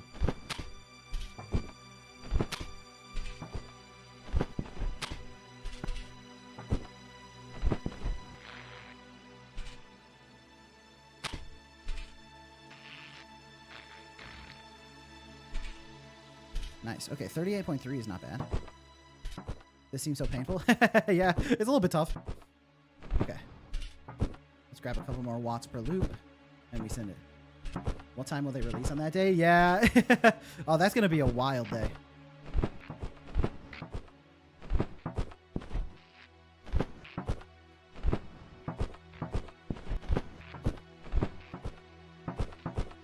Ah.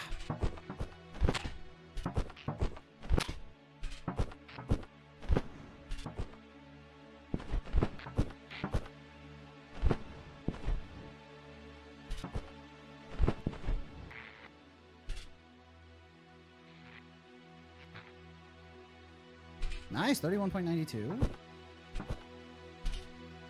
It'll be at the top of Twitch. Yeah, Silksong is going to be a pretty huge release.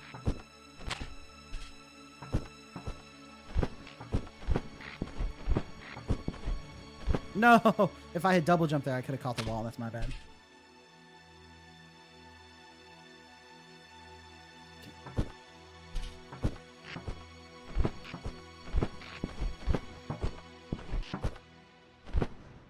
I didn't catch it. Curse my stupid spherical head. Ah!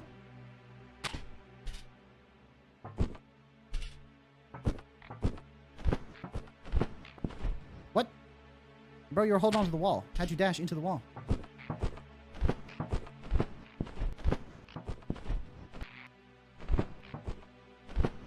I always forget that I need to dash there. If I could remember that, I could shave literally like a second.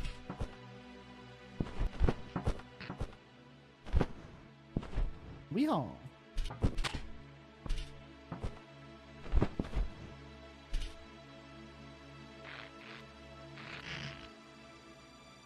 $27.1. Let's go.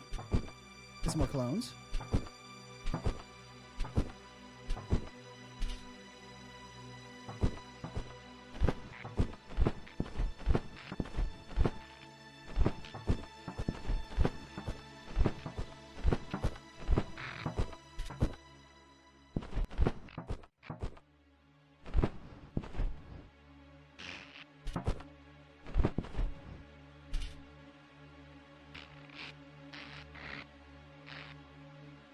$24.52. Let's go. Oh, I was locked in. Whew. Let's go. You hate it in jump and runs when the side of spikes hit the player too, because the side of spike is not sharp. They're like a perfectly honed katana sticking directly out of the wall. Talking like a racer now. It do be like that. I don't know if I'm gonna get faster than that, man. I feel like I hit every trick. I was extremely locked in. At least every trick I had in my repertoire. Get more watts per loop.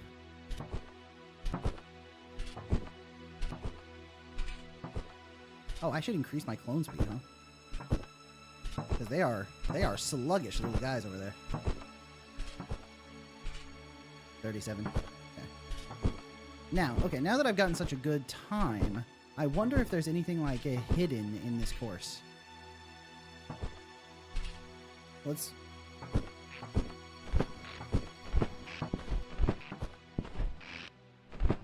Oh, I fall down.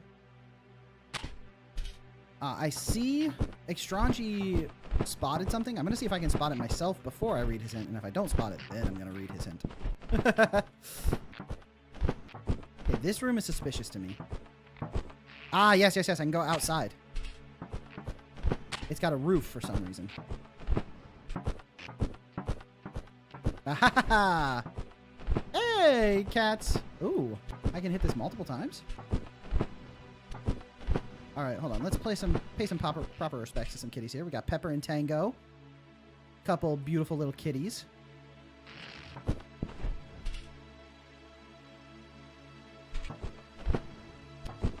How cooked are you if the only platformer you've ever played was Super Meat Boy? I mean, Super Meat Boy is not easy, right? So, should be okay. Look at these little kitties.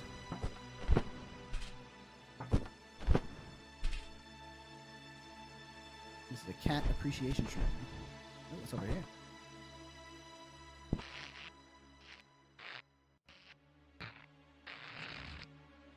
Oh, nothing. Grab some more clones. Okay. My clones are zooming, dude.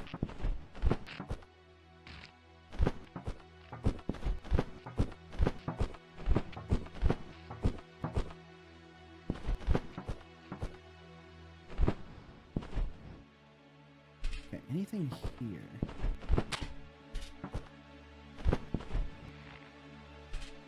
Yeah, this room is a little bit suspicious.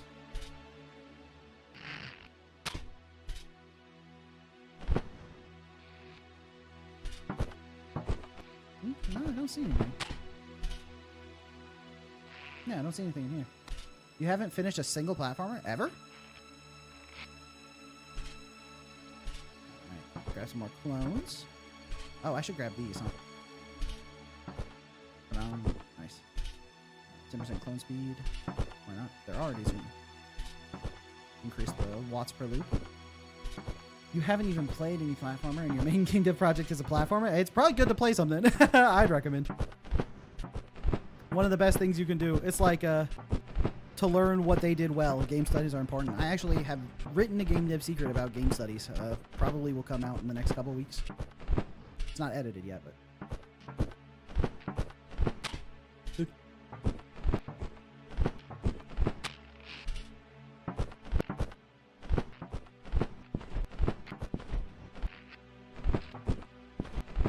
Nope.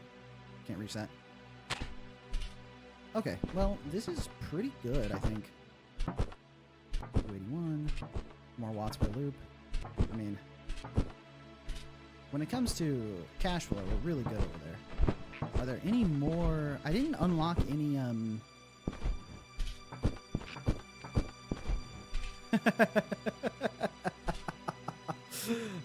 wonder, can I speed this up with my double jump? Yep. So it's dash, jump, double jump, in. So dash, jump, okay. Dash, jump, double jump. Oh, if I double jump twice, I can probably... Yeah, I can probably speed that up even further, but it's pretty funny as it is.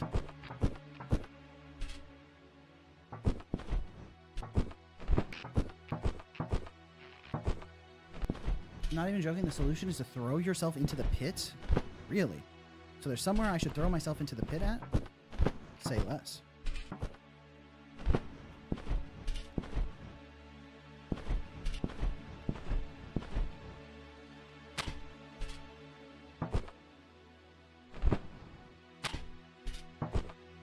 I mean, there is an arrow right here.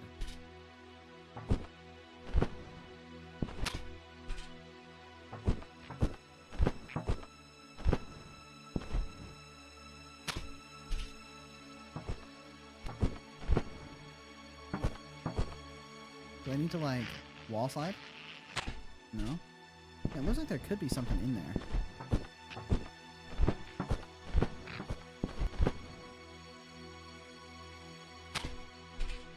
Oh, you fixed the bug. Okay. So you're telling me I don't need to keep throwing myself into the pit. Alright, well, let's get some more clones running. I'm 24.52. I wonder if I can speed it up a little bit.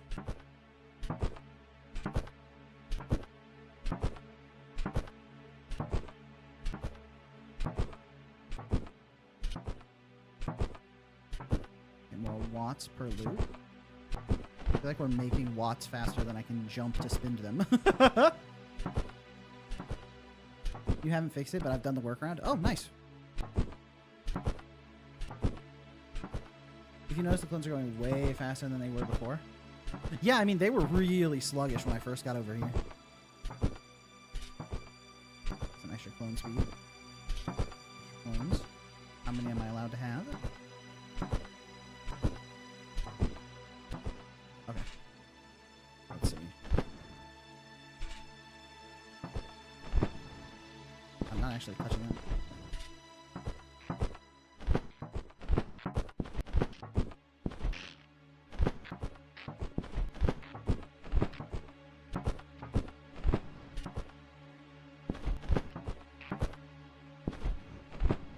Ah! Wow, it puts me all the way back here. Good. Guess that was the last time I touched the ground, huh?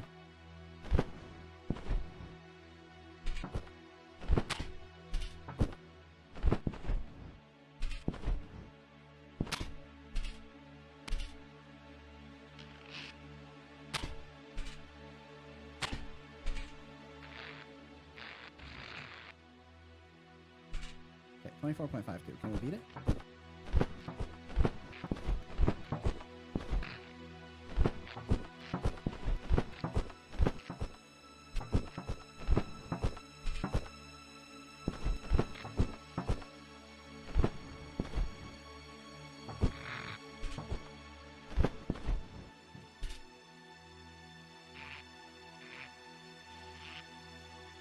Not quite, but still pretty good. Okay, I think I've spent enough on those. I think by the time... Does a dying counter exist in the game? Oh, that would be cool. I don't actually know, but...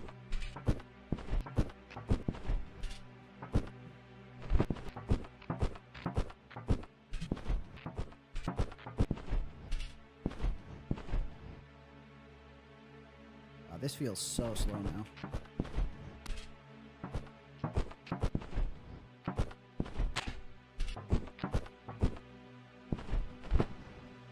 All right, I can't. Dashing doesn't reset my double jump.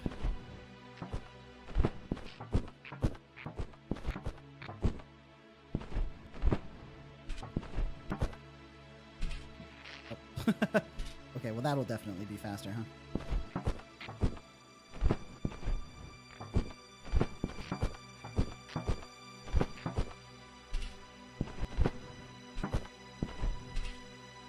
Nice. 12.44. We take that. What did Monarch say? I see a response to Monarch. Who knows what he said?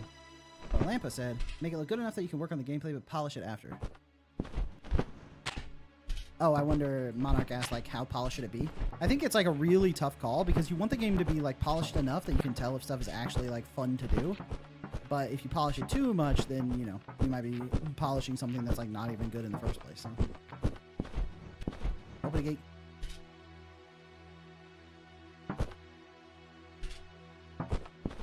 The end. I took 1 hour and 30 seconds. Brushing blooms on the art.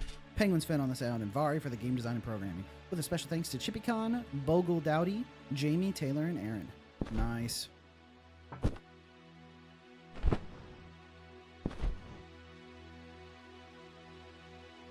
I'm zooming. And we're back at the start. Nice!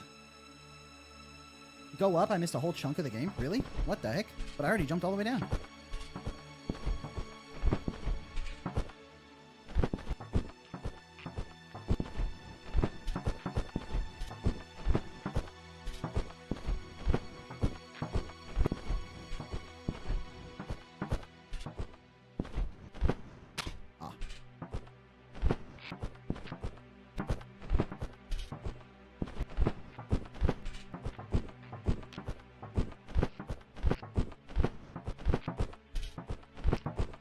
All right. Now that I have a mid-air jump, I can come along this.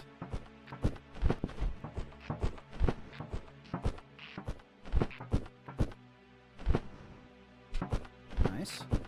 Feedback time? Yeah. Let me go see what this... Oh, I thought that was a platform.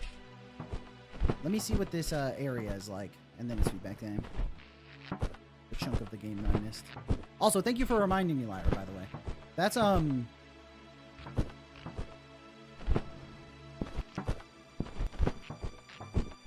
That's something that I need chat to do. If I forget about feedback time, you guys gotta remind me.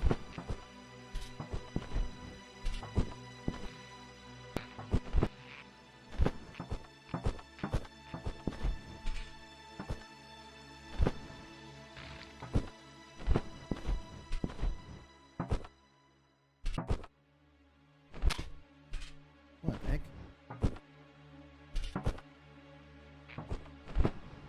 Ah, snark.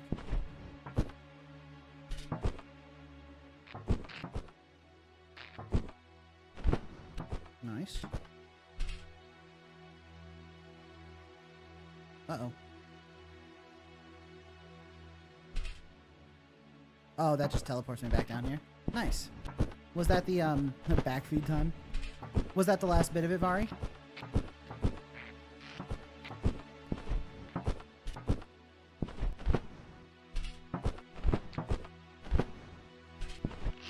Nice. Oh, camera bug. It happens, it happens. Nice. Okay. So what are we thinking? What are we thinking about this game? I think obviously the controls feel really good. Like everything is really responsive. Sometimes the hitbox on the very top of my head felt a little bit strange. Like every once in a while, like I do this and it feels like I was grabbing the ledge, but I think that's like a very minor thing. And I honestly don't know if that is like something that needs changed. Overall, I'd say the controls are really good. My little orb guy is very controllable. Oh, I did have a question. Trying to find all the content you accidentally skipped the intended loop back. Oh. You like the art? It's similar. Yeah, the art gets the idea across really well. It's like a little, I feel like a little test subject type guy. Doing my like little loops. Like it all works. It makes sense. And it's like the tutorialization of this game is really good because like you get to learn everything slowly, and because all of the movement mechanics are like purchased one at a time, you never have to worry about like you don't get like info dumped with like here's how you press all of your buttons, you know.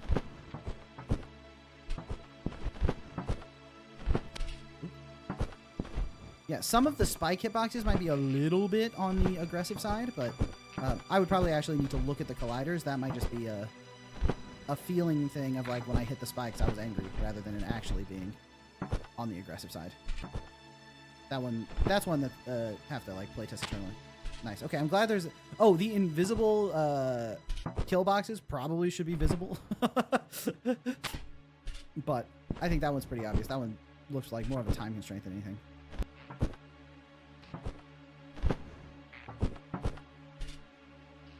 Yeah, it looks like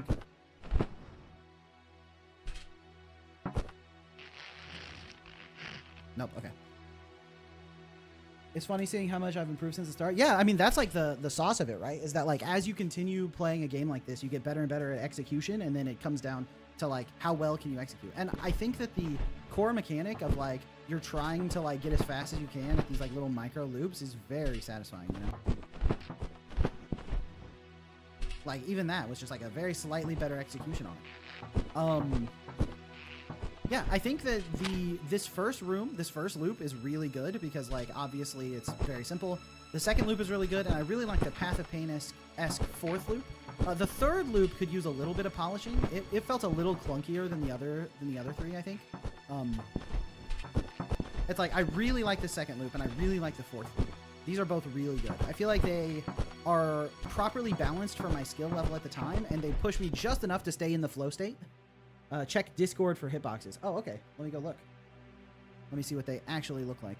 Do the investigation.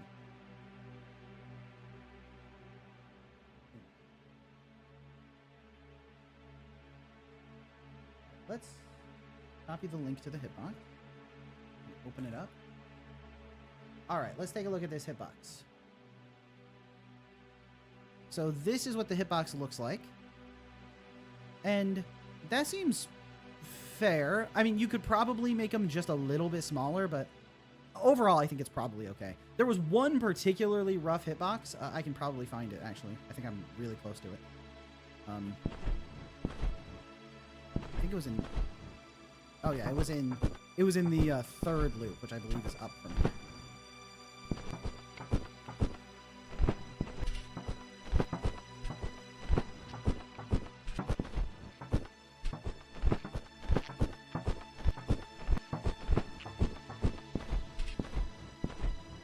Yeah. Okay.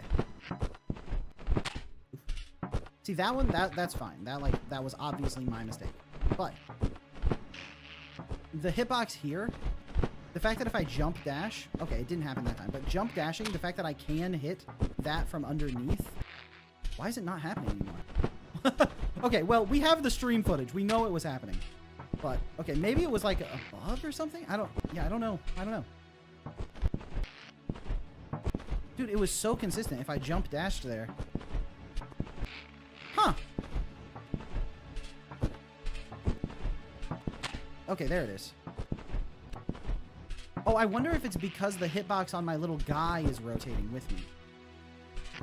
Oh, you can't see the spike because of my face. All right, so here, if I jump dash while like right on this like little ledge, and my head's against the ceiling, sometimes it'll hit. Okay. Well, sometimes it just goes right through.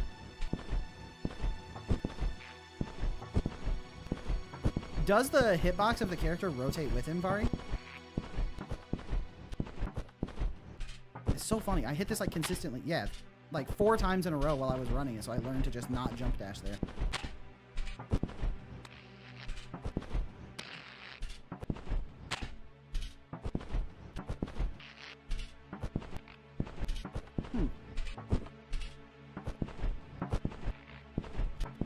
Yeah, that's very strange to me.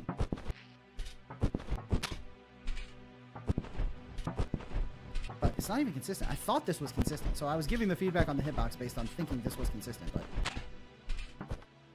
the player hitbox is static in the version. The spike collider is slightly taller than the geometry collider. Yeah, but even so, it's still like hard to hit. Okay, maybe it's fine. I mean, obviously, you don't want that to ever happen, but it's not as consistent as I thought it was. I thought it was if you jump dash here, you always hit that spike. But anyway, I love those bugs that don't occur when you try to analyze them. Yeah, it's so funny. It's like I hit this like 4 times in a row when I was first running this level, and now it's like so inconsistent. Maybe it's like if I jump at a specific spot, but it doesn't seem to be the case either. Yeah, and there, look, dude, I'm like rubbing my head along this bike and it's fine. Yeah, they have a name, Lampa. They're called Heisenbergs. Really? Heisenbugs. Okay. I was like, are you talking about some Morningstar stuff? Oh, it's the... Are the spikes supposed to be different colors? Yes, these spikes are a secret.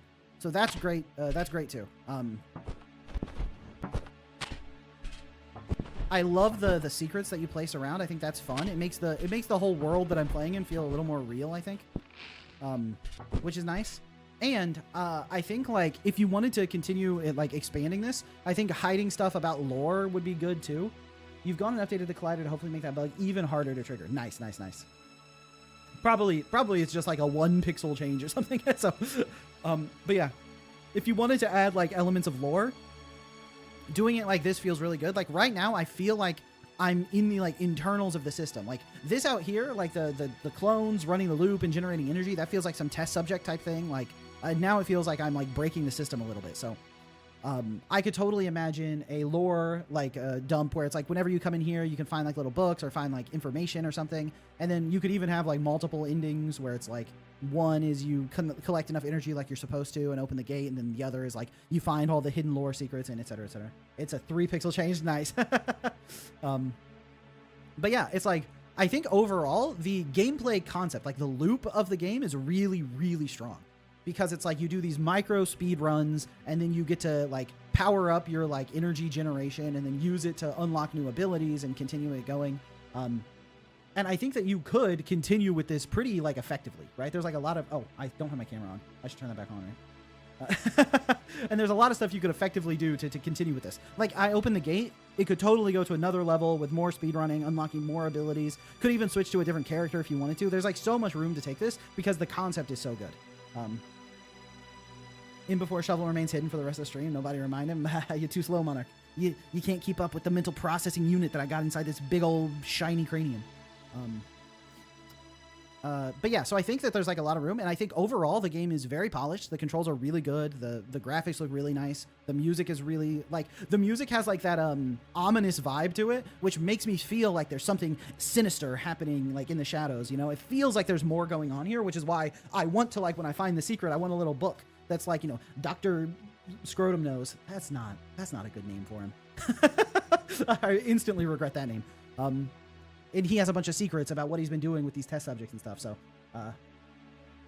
the stream doesn't buffer for you, but rubber bands quite often. You're quickly several seconds behind again. Yeah, I think that might be a YouTube thing. I was discussing with Insandio, and she was saying that it might be even worth trying to stream on Twitch to see if it doesn't have the buffering issues, because I'm not getting any drop frames or any like network issues locally on OBS, and YouTube's also not reporting any issues. So I don't know what's going on with that, but someone called the guy Phil Stop.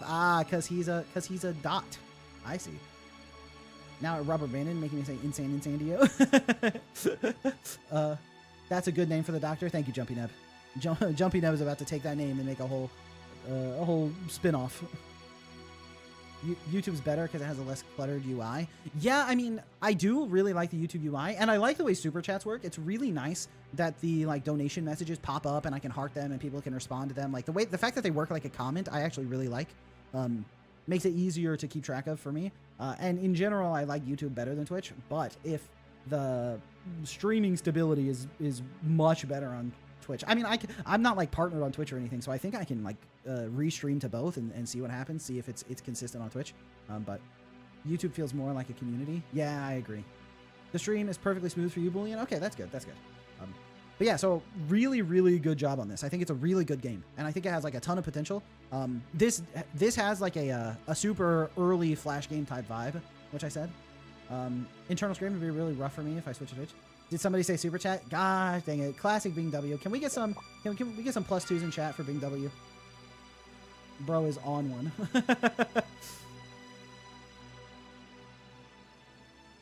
From one evil corpo site that we're forced to use to another. Nice. Yeah, thank you, Bing J. I really appreciate it. That's very kind. I really yeah, it means a lot. But yeah, so yeah, I think that's like basically it. The feedback is generally that it's really good. You might want to polish the third loop here, and then I would love to play this again if you add more levels and continue beefing it up. I think like on Steam, you generally want a game to have like a couple hours of content, and like this game, I feel basically finished with it, even though I only played for an hour. So if you can beef it up with a little more sauce, then I think this would make for a great, like, you know, $5 to $10 indie game on Steam. So really good job. Classic BW. You like Twitch chat more as a viewer? YouTube chat feels very bare bones. That's a fair point. But have you considered this cool emoji? All right, cool. Let me go pull up another game. Varia, let me know once the Steam demo is out. Awesome. Once the Steam demo is out, let me know. I'll play it. Also, if you release on Steam, send me the Steam key and I'll play it as well. Which I mentioned before because someone asked, but if you have a game on Steam, now I'm getting Isadora Monkas in the chat. If you have your game released on Steam and you want me to play it, and it's like a purchased game, you can send the key for me to download it to inboundshovelYT@gmail.com. So just inboundshovel with YT at the end. And then let me open up a game. Oh, this is one that Insandio actually recommended. So that's exciting. This is called Get Up by Shadowpop GD. Made for the Shovel Jam 2025. Insandio said that this was a very cute and short, like fun little palette cleanser type game. So I wanted to see what it was like. Oh, and the art is so good. Look how cute this is. H Game Studios, you sent your game? Awesome. I'll check that after the stream. Cyber Dragon, you'll do that in 5 years when you have a game we're sending. Chris, you saw this game while scrolling through games? Nice. All right, let's see what Get Up's all about. Is it going to hit me with the alarm? Also, the volume is really low. Let me turn it up as much as I can. Nice. Oh, nice. Let some sunlight in. Chasing the alarm clock. Come on. Did I get it?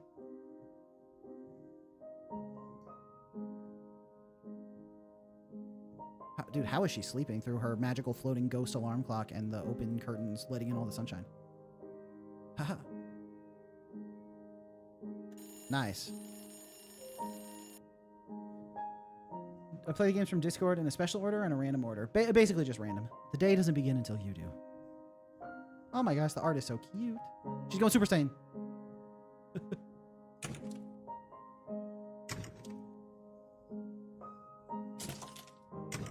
Oh.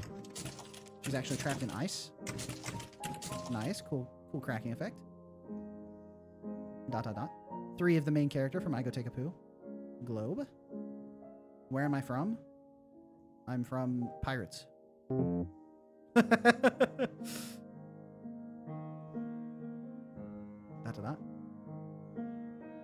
type of music do I listen to? Raku. Oh, eggs, for sure, eggs.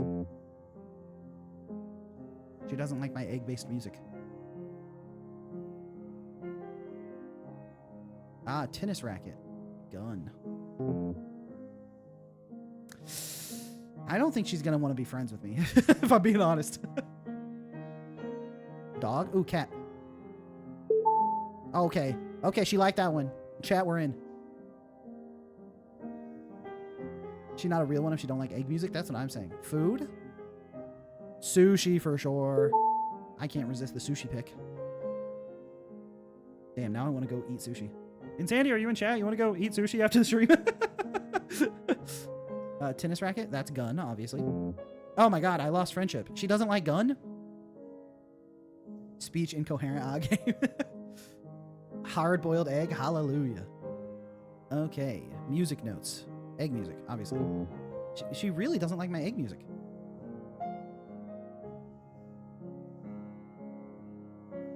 Okay, dog. We know dog is cat. Also, these remind me of the Super Auto Pets emojis. I think they're the same ones, right? Egg music is a type of farmer music. True.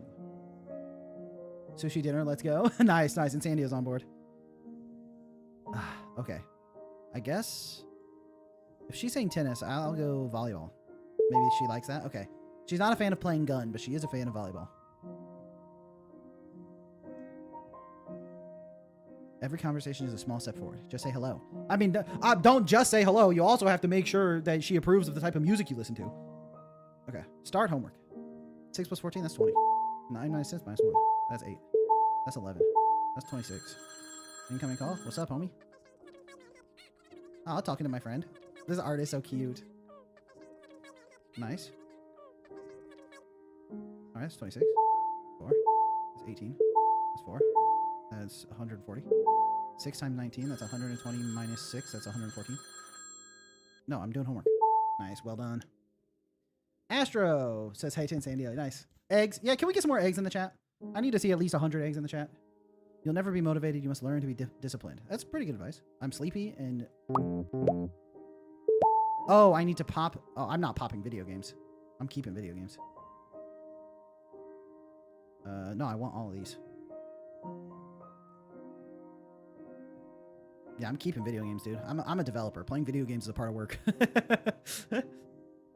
Nice. We want all of these. Nice. We're seeing some eggs. I'm not sure if this is enough eggs, but we're getting there.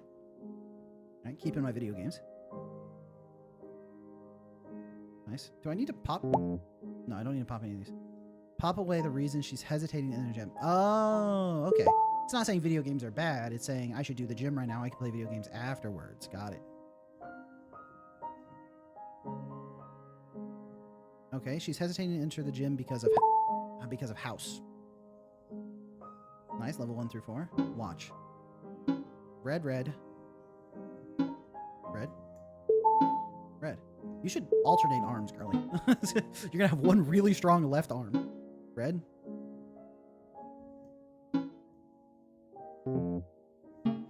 Oh, I didn't even realize the green was lighting up. Green, green, green. Green. Green. Green. She refuses to leave her left arm out of it. Green. Red. Blue. Red. Green. Red. Blue. She finally did solo right arm. We take those. It's Simon Says again. Green. Red. Red. Green, red, red. Green. Green. Green, red, red. Green, green. Red. Red. Green. Green. Nice. We're gaming. You don't have to lift heavy. Just lift yourself off the couch. Abe Lincoln. Oh, it's a rhythm game. Bro, I hate running.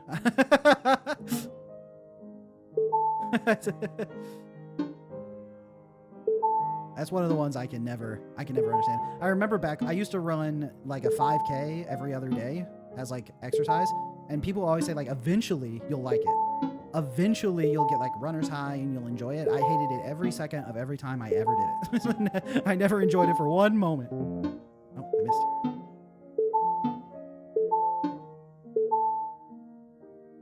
You doing a few push-ups now? Nice, nice.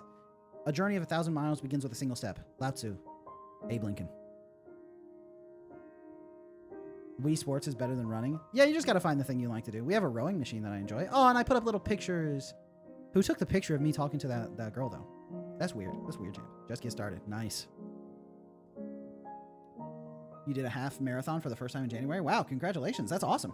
Oh, yeah, XC is cross-country, right? Nice, nice. That's awesome. Yeah, I mean, for people who enjoy running, I mean, good for you. That's gonna keep your heart nice and healthy. I need to like ride a bike or something. Like I need to figure something out because what I'm currently doing right now of sitting in front of my computer playing video games all day every day is probably not the sauce. Nice. All right. Very cute game. Let's think about some feedback.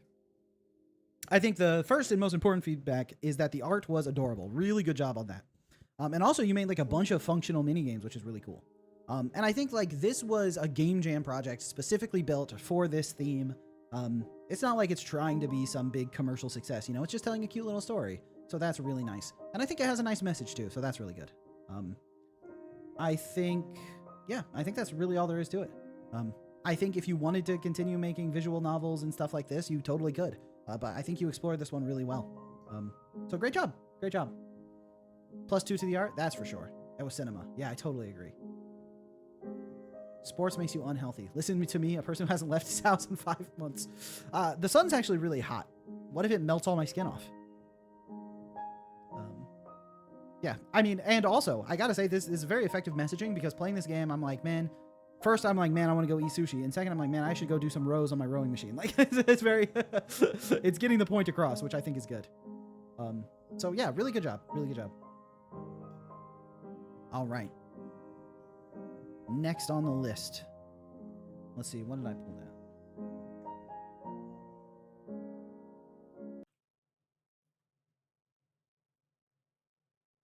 We got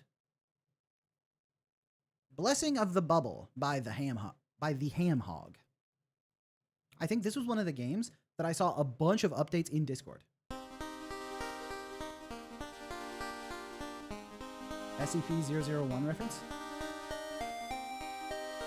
Are the games that were entered into the forum weeks ago still have a chance to be played? Yes, yeah, totally. I think Ham Hog is one of the older entries. I could be remembering that wrong. But nice, okay. Extra. Cool people. Monarch. Hey, look at Monarch. Monarch being the first cool person. We got Solo Incrementing, Nex, Piari BHI, Elif Lua, Rocky, Fox3715, Matt, Dog Developer. Hey, Dog Developer with, what was it, Bunny Brew Cafe. The Metronome, Seaboops, Dev Ranadam, Daniel Fowler, May the Gay, Travo, Zorp, and Ponex Spawn. Yeah, I mean, lots of cool people in this list. Can't deny that. I mean, one really like big dork right at the very beginning of the list, but like the rest of the list is really solid. Okay. You like the UI? Yeah, it's very simple, but it's nice. I like the like little cursor. It has like a little shine on it, which I like. Level 1, level 2, level 2.5.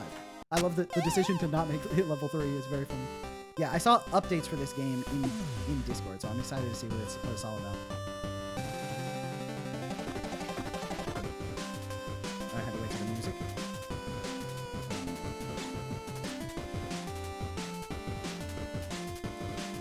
Are my controls broken? How do I jump? Jump is Z. Jump is Z. Okay. There we go. Okay. Jump on the bubble. Nice. The bubble jumping platformer. Yeah, I saw this in Discord a lot. Put a bubble here. Jump on it and jump up. Oh, shit. Did I do it wrong? Oh, I need to wait for it to raise a little bit because it's a bubble. Oh. I need to wait for it to raise, but don't let it pop. Nice. Gaming. I love the pixel art. It's so cute. Okay, did I go too early? Pop this. Pop this. Yeah, there we go. Oh, I missed. Oh, I need to use a bubble to get across. I see. She came up on a bubble, dog. Nice, nice, nice. You want to make an SNES style game? You have another idea? Nice, nice. Monarch came back in the stream to have Shuttle calling me a dork. What the fuck? I mean, sometimes you just gotta speak the truth, you know? Am I playing this from the Showcase Saturday channel? Yes, yes. This was in Showcase Saturday channel. Gaming. Oh, up. Princess, the village is under attack by pirates. Oh, then I'm out of here, dog. Good luck. I'll take you to the docks. Don't worry about me, Princess. I'll catch up. Don't worry. I was not worried about you. Hee-haw. First off, you're a flower. Oh, shit. Oh, okay. I tried to jump on the thing Mario style.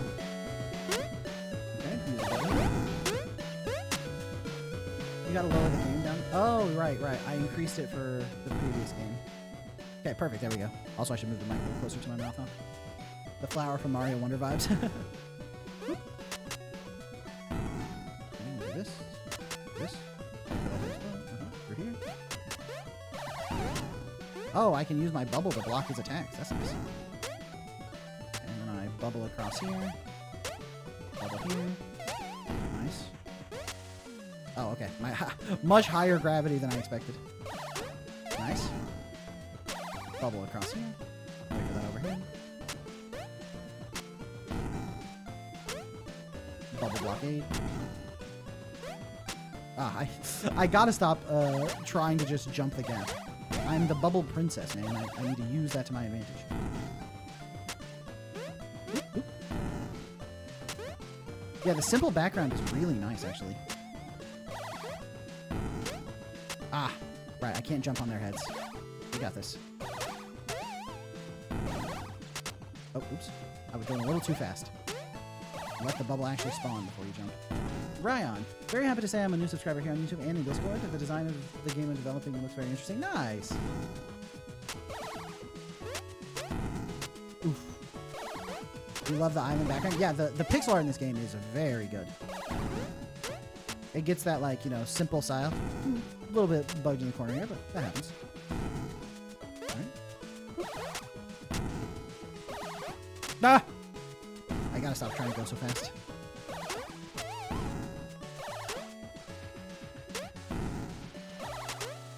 I wonder, do the bubbles, like, last as long as I stand on them? Sure feels like it. This game's got slopes? True. Although I can't walk up the slopes, I have to jump up the slopes. So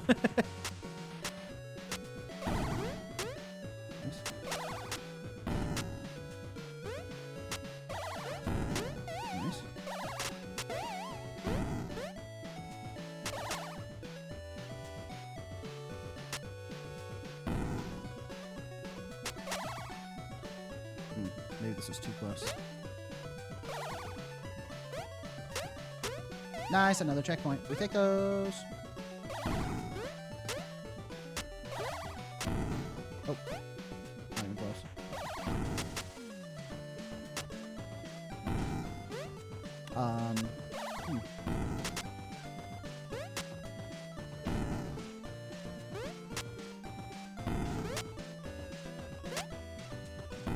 Is that camera broken? Okay, maybe I can fix the. Maybe I can fix the camera by just getting over here again. Okay, yeah, I just broke the camera somehow.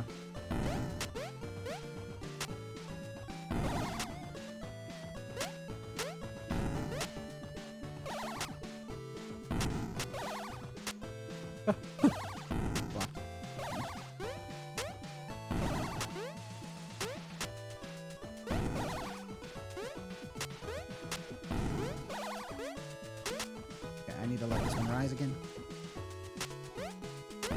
Nice. We've infiltrated the pirate ship. What's up, Flower? Princess Poppy, thank the suds you're here. The suds? Oh, because of bubbles. Nice, nice, nice. This reminds you of Mario so much. Yeah, I mean, it's really good. I'll help you get to that big ship. Hope you didn't eat lunch today. Oh, because I'm spinning. You're real cheeky, Flower. Nice.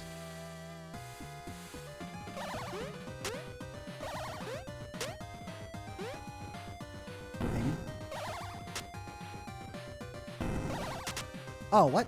Okay, I didn't give enough time for the bubble to form there, I see.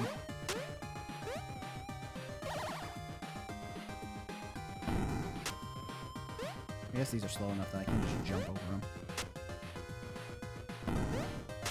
A little reaction speed testing.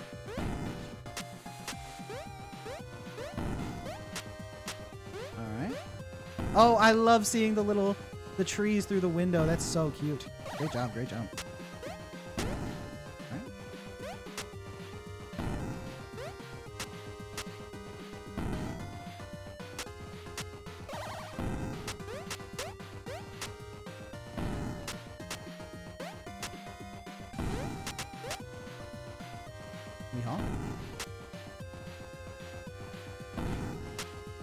I like how some of the bullets have bandanas. Nice. Aiming. Do I have a list of games you're playing? It has been random list since the beginning. Yeah, I'm basically just pulling random from Discord.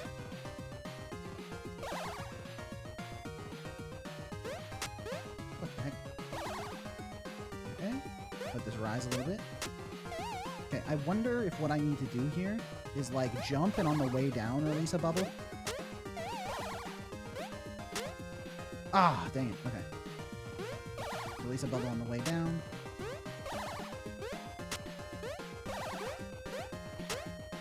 Nice. And then I need to make a very far bubble here for maximum distance. Got it. Okay, that's a little bit too far. Pop bubble. Okay, this one. Nice. Everything is pirate themed. Yeah, it's very consistent, which is really nice. Oh, that one. Oh, that one's getting popped by the bullets. Okay. So this one you have to really execute.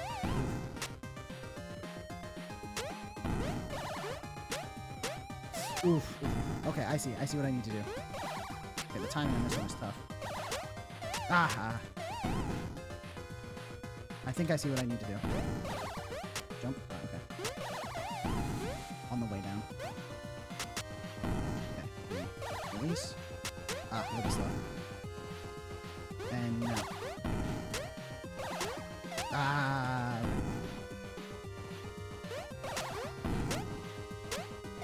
Oh, nice, nice. Wait for it. Nice. Bubble myself up. Got it. How many more games am I playing this stream? I don't have a set amount. I'm probably just going to play to like... for like another... either 40 minutes or an hour, depending on how hungry I am, basically. Okay. Let's go.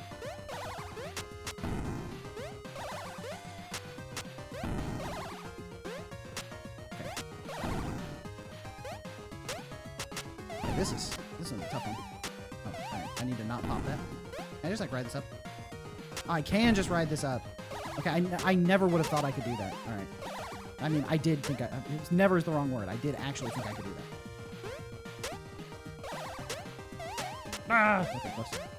No! Tragedy. Okay, that's fine. We didn't fall that far. Ah, okay. Nice. Close one. Okay, I need to pop this so that I can ride it up. Nice. Let's go.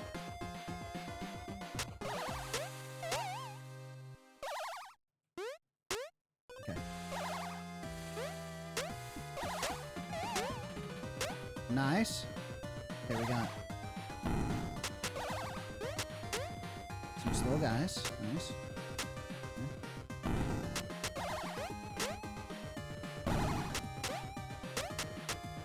Ride this one up as well. Okay, perfect.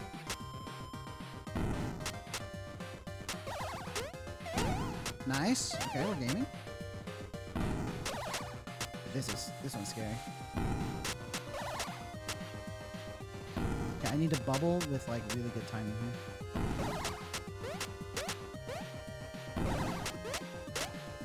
Okay. Bubbling. Oh, I can just jump. Nice. Bubble for safety. We're gaming. There's a flower. What's up, flower? Princess, you're here. I sure am. Time to confront the captain. Good luck, princess. Oh, here we go. To be continued. Oh, man. Oh, I was so excited to fight the captain. So, sorry to burst your bubble. There's not an epic boss fight at the end of this game. Sorry, my bubble got burst ahead of time. But also, also a good pun, by the way. Nice, nice. Really, really good game. Really fun. I love the mechanics. I feel like I understood how to use the bubbles really, really well. Yeah, Ham Hog, you got me on that one. I was like, let's go. It's time for an awesome boss fight. And then I got crushed. I got my hopes and spirits taken away from me. This game's bubbles reminds me of the cannons from Bullet Bills from Mario, and the outside of the power ship reminds me of the NES game Mr. Gimmick. Yeah, this game was really good. Metro, you know what's funny? What's that, Metro? I love that super awesome boss fight. True. Hold on. Let me fight the boss real quick. Like, all right. Whoa, this is crazy. Oh, oops. I revealed my secret. Anyway. Jumpy. Hey, Mr. Shovelman, can you please play my fantastic game? I really want you to play it. Thank you, Jumpy. That's very cool.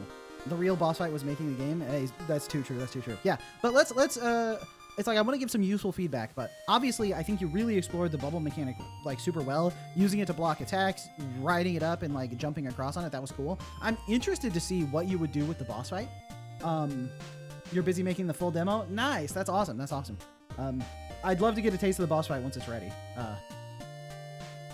The boss fight's coming later than Silksong. Ah, gotcha. Jumping up, genuinely, I'd like it if you play it, but you don't have to. Yeah, no worries, no worries. It's definitely on my list, but I don't know if I'm not gonna get to it today. I think it's already 2:23 and still got plenty of games to go through. So I will eventually play your game as long as it stays in the Showcase Saturday. If you don't go and delete it, so I will play it at some point, but it probably won't be today. Metro, I'd like it if you played Ascribe Imya, but you don't have to. I also think I put Ascribe Imya on the list, but I don't think that's going to be today either. I suspect. Because I think next on the list... Oh, but... Okay, before I move on, before I continue talking about other games, I gotta stop doing that. Okay. Quit out of this game. Oh, it's a browser game. I didn't need to do that. Before I move on to the next game, I'm going to open it up anyway. Any other thoughts we have in chat? Yeah, don't get distracted. Thank you, Lyra. Thank you, Lyra. My brain is zapping all over the place. Hamhog pulled a Monarch and is doing a full game rewrite. Oh, nice, nice. Yeah, I think one thing that's really cool is the art was super good. Seeing the like trees peek through the windows was really satisfying. The princess's sprite is really good. Everything worked really well on that front. I think Hamhog pulled a winner of $100 and hit YouTuber Shovels, hit Jam Shovel Jam. But yeah, so I think the art was really good. I think the music and sound effects were really good.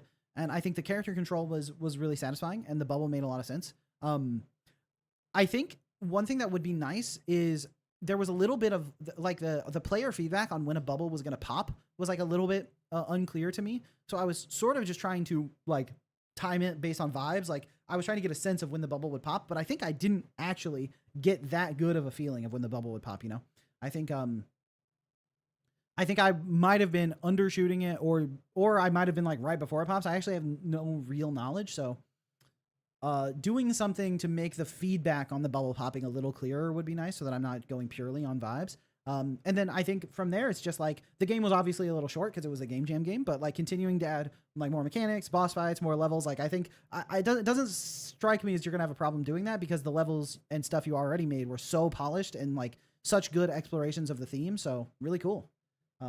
When the bubble is about to pop is not super clear visually. Yeah. It's like I was sort of just going off vibes on how to do it. Also, I think maybe the fall speed was a little faster than it needed to be. Maybe the fall speed could be reduced by like 5 or 10% and it would feel just a little cleaner. But overall, the controls were really good. So I think that's like a very minor thing. Hamhog Dev, you already reworked the bubble a lot, and I think the way it works a lot better. Oh, awesome. That's great. Alejandro Espinal, where are you guys playing these games? You'd love to try them. So these games are on itch, and you can find all of them in the Showcase Saturday forum. That's where everyone's posting these games. But also after the stream, I'll post on the announcements, I'll post a list of all the games I played with a link to them so that if there's anything on stream that you were interested in, you can go and play it as well.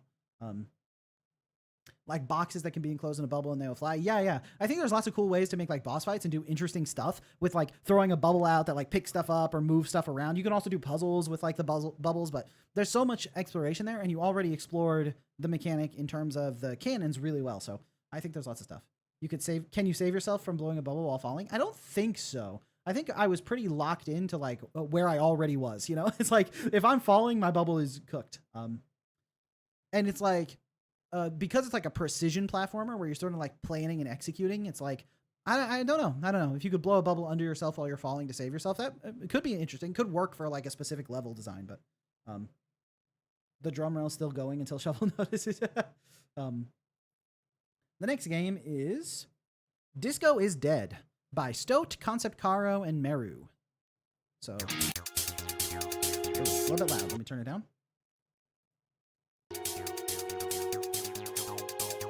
Still a little loud. Thank you.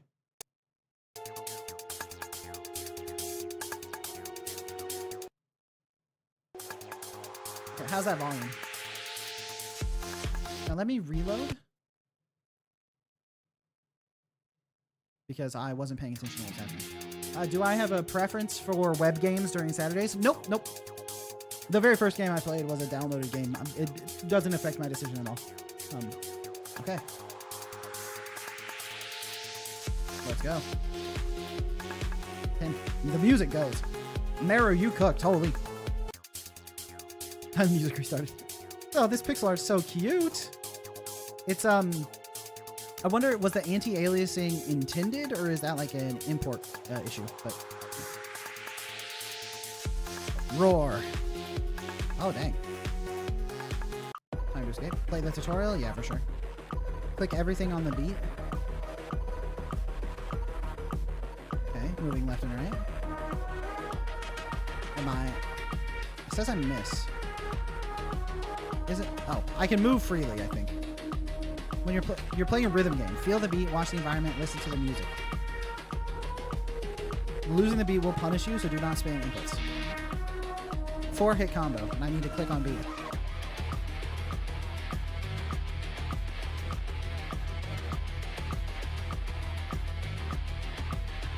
I feel like I'm clicking on beat.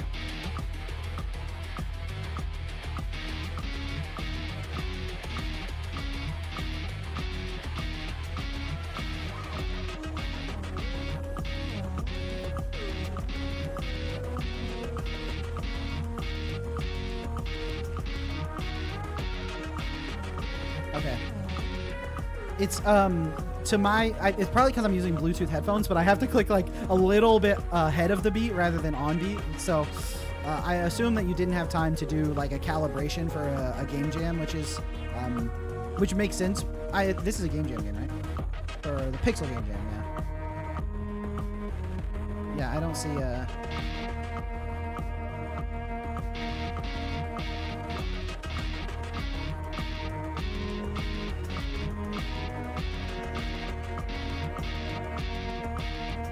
Okay.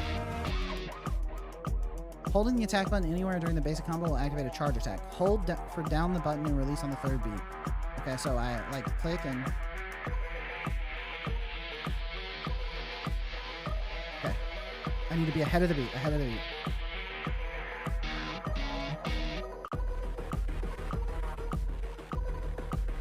Oh, this is going to be tough.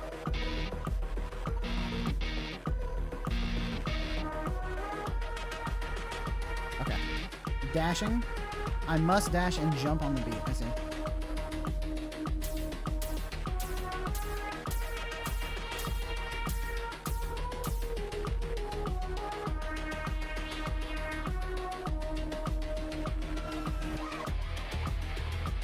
The music is so good.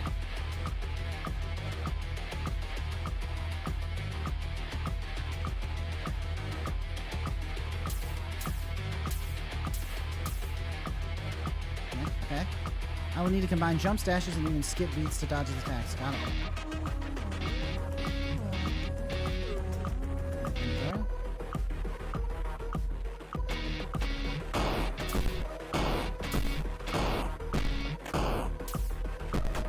Oh, I need to jump those spikes.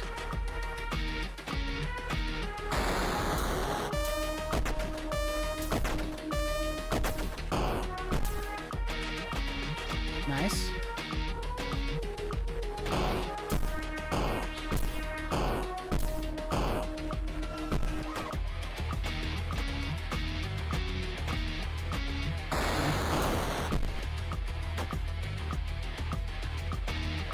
I recognize Pure Vessel anywhere.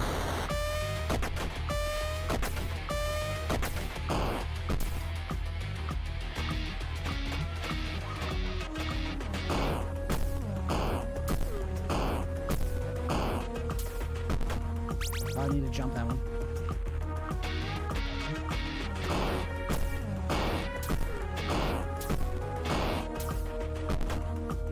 Okay. I only have 1 HP left. This run feels a little close. Try again.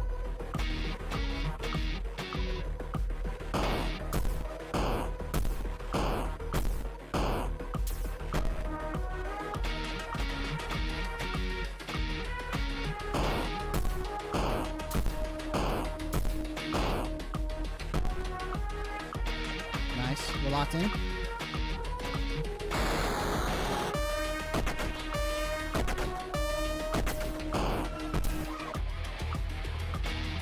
took 2 hits there, which isn't good.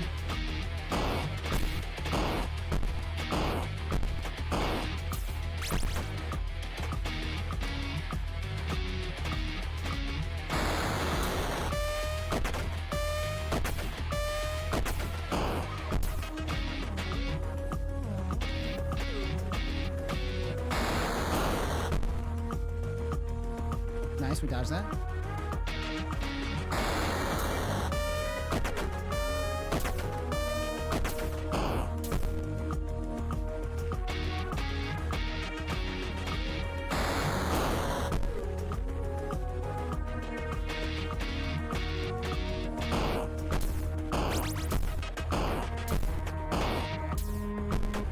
I didn't jump fast enough, which is strange since it's a rhythm game, but totally silent while I'm locked in on trying to fight this guy. I jumped too early.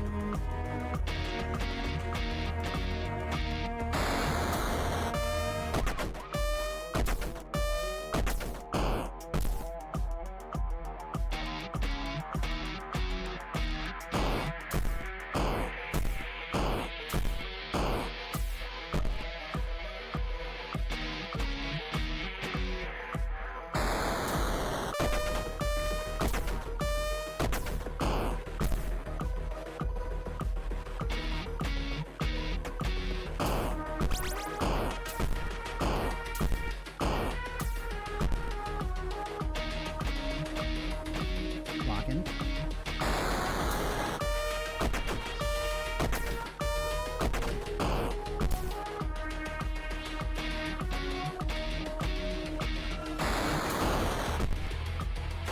Oh, I died? I didn't think that was going to hit me.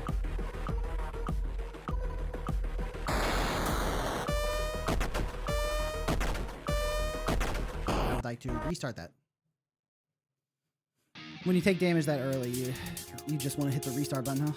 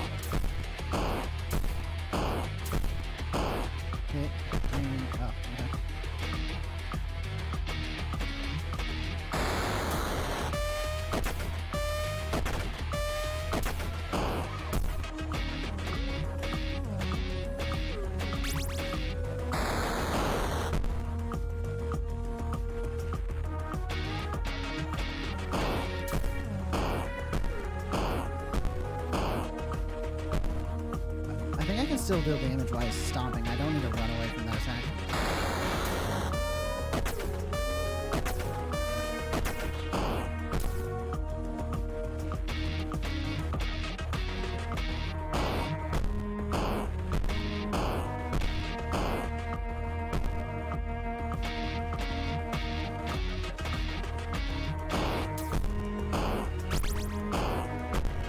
I took damage because of the fucking rhythm. Okay.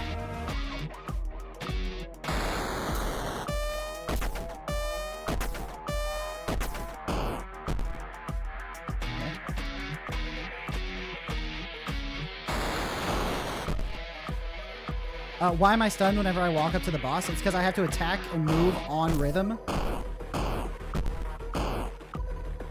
jump early.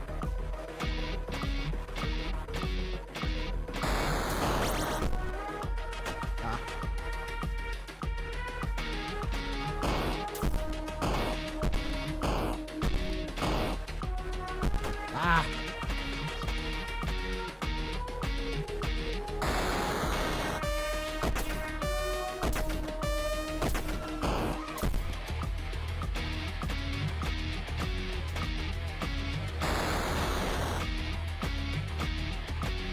Yeah, get owned. Get wrecked. Whew, okay. Disco is dead. Thanks for playing. Ah, thanks for making it. Nice. All right, we beat the boss. Nice, nice, nice. Really cool, really cool. All right. And the music is kicking in. Yeah. All right, let's go into feedback mode. I think the first and most obvious feedback is that the music is incredible. The music slaps super hard. Really great job on the music. Then the art and animation is also really good. I love the main character sprite. The boss sprite was cool. And all of that felt really good. On the rhythm side, obviously having calibration feels pretty necessary for... Oh, Okay is here. Hey, what's up, Okay? Good to see you. Welcome in. You might have missed some good stuff. The VOD is available, so some good stuff to go and check out. Yeah, so having calibration is probably pretty important for this kind of game. I like having to play a little bit ahead of the beat was pretty frustrating. Once I got used to it, it was okay. But yeah, I think having a calibration option will do you wonders. So that would help a lot. The player feedback on like doing my attacks and whether or not they hit or not was very clear, and it was clear when I took damage as well. Some of the attacks, dodging them felt a little bit tough. Like when he stomped and the spikes came out of the ground, it felt like if I jumped on beat, it was too late. Like I needed to jump ahead of the beat to actually dodge that, which feels a little counterintuitive. But I think the music ended. Oh, and there's the loop. It felt a little counterintuitive when I needed to jump on that particular spike attack. And then when the ones shot out of the ground, pure vessel style, I feel like they were the initial spawn point on those was like a little unclear, or maybe the hitbox was a little off. Something about that attack needs a little bit of a tweak, I think, because it didn't feel intuitive to dodge it in the way it feels intuitive to dodge it for a pure vessel, right? But overall, I think the game is really cool, and the concept is really fun. Like, an on-beat boss fight feels really good, because I think good boss fights sort of have that, like, you're playing to a rhythm feeling anyway, you know? It's like, when I'm fighting Nightmare King Grim, I'm in the rhythm, right? It feels like I'm doing a little dance with him. So this leans into that doing a little dance with the boss fight by putting it to the beat, which I think is very clever. And when he did his like swiping attack and I needed to like back up and dash through it on beat, that felt really cool, right? Mantis Lords also, right? Mantis Lords are also like this sort of, you're getting into the dance, you're following the rhythm of the fight. So I think like that makes a lot of sense from a gameplay perspective. So I think it's just like a little bit of tuning on some of the specific attacks, as well as a calibration option. That's like the biggest thing. You love the part where you hit and the boss stomp? Yeah. Once I stopped running away from the stomp and I was trying to like weave in between his legs and that was all happening on beat, that's really cool. So yeah, really cool, really cool. I love the idea. I would love to do like, you know, a boss rush of this where it's like a bunch of different fights with different songs. Like essentially like each boss fight is like a track in like Guitar Hero, right? So that's essentially what it ends up being like. So, I think Margit, the Fell Omen, trying his best to break the rhythm. Yeah, so I think that's really cool. And I think you said in your Showcase Saturday post that this was the one you were most likely to continue developing on, and I see why. The mechanic makes a lot of sense, and I think there's a lot of room to continue doing cool stuff with this. So, yeah, running away from the stomp is lame. Fighting him when he's stomping is gamer. True. that's how to go into pure gamer mode, where it's like, yeah, he's attacking, but this is a great opportunity to get damage in. And I also like the fact that when I got stunned for missing my input, it didn't stop my movement. I think that would have been an easy decision to make the stun also stop me moving left and right, but that would feel too punishing, I think. This was the right amount of punishing for missing up. So yeah, I think it's super worth it to keep working on this. This is a really cool project. Great job. Nice.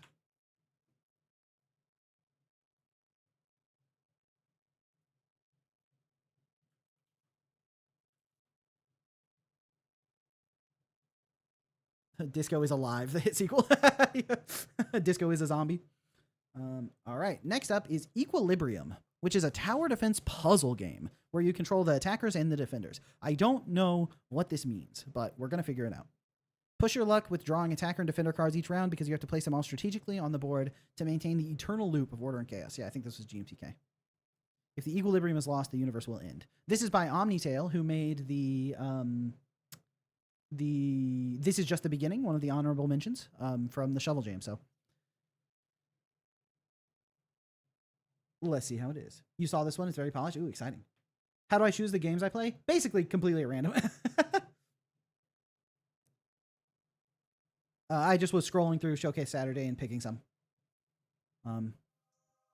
Equilibrium, star game. I think the volume is pretty good where it is, but I'll adjust it. Let me know if it's too quiet and I'll adjust it. Maybe I'll put it a little bit louder. Melee vibe. Okay, equilibrium. Dang, that's cool. Like a low poly hand holding some kind of these kind of geometric objects always just have that sci-fi vibe, huh? Okay, start game. In each level, you have to keep the balance for a set number of rounds. Defenders steal 5 energy per round. Attackers steal energy by reaching the core. If either side has gained all available energy, you lose the game. Each round, you draw 3 cards from a deck of attacker and defender cards. Place them on the board in a way that each round the attackers do some damage to the defender's core. Try to keep things balanced. If the attackers destroy the core and keep it unchecked for too long, you lose the game. All attacker and defender cards display stats that indicate their strength. You can draw up to 3 additional cards each round, but be careful. You have to place all of them. You have to place all of them to start the wave. Oh, okay. You can't start the wave while holding cards in your hand. Stack cards of the same type to add power. Defenders get upgraded and a bonus to damage and attack speed for each upgrade. Attackers grow in numbers. Okay, let's see. This game feels like a game where I'll be able to learn by doing. Level 1, start level. This is a game by a colored name in Discord. Yeah, it's the honorable mentions I think are blue, and then the winners are like a tealish green type color that I think Monarch picked. Okay, so this is the core. I have some mines. I need to place all my cards. So I can place a mine here. And a defender here. Start the wave.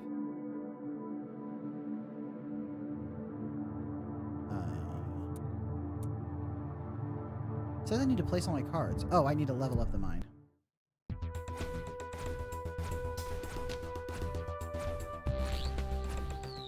It's so funny. My tower defense brain kicked in, and I was like, "Oh fuck, he's getting through! Oh no!" Rogue Melee, are you in Discord? Post your game in the forum called Showcase Strategy. Yeah, thank you, Lyra. Oh, let me pin that actually. Thank you, Lyra. I should have. Okay, I got 3 mines.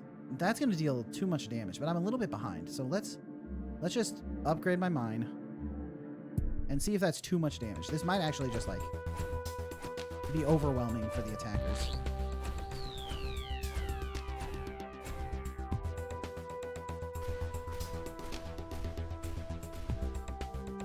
No, okay. The attackers need the help. So we need more mines. I think we want to let them slip through, right? So we put this here. We don't want to upgrade. I think we want 2 here. I don't know if an upgraded one feels like it would be more effective than having 2. Yeah, we don't have any cleanup. So these are just going to slide through. Yeah, okay, nice. May you get an invite link, please? Yeah. I think Lyra will probably send you a... Don't ping that one, you typoed. Lyra deleted her pinned message. That's so funny. Oh, Lyra. Okay. We got... Ooh, these premises are a little bit too dangerous, right? It's like... Let's make 1 3-star and see how that works. Got a level 13 mine. Yeah, he's too powerful.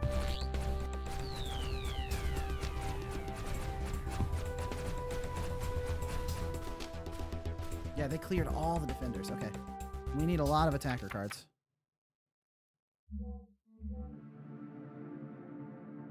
And I can't go. Okay. This feels like the defenders are a little bit too strong here. There we go. I'll pin that one later. Yeah, I feel like my defenders are too powerful. Okay, we let 2 attackers through. It's not enough, but... Okay. We only had to get through a certain amount. All right, now we have scouts and mines and still Primus.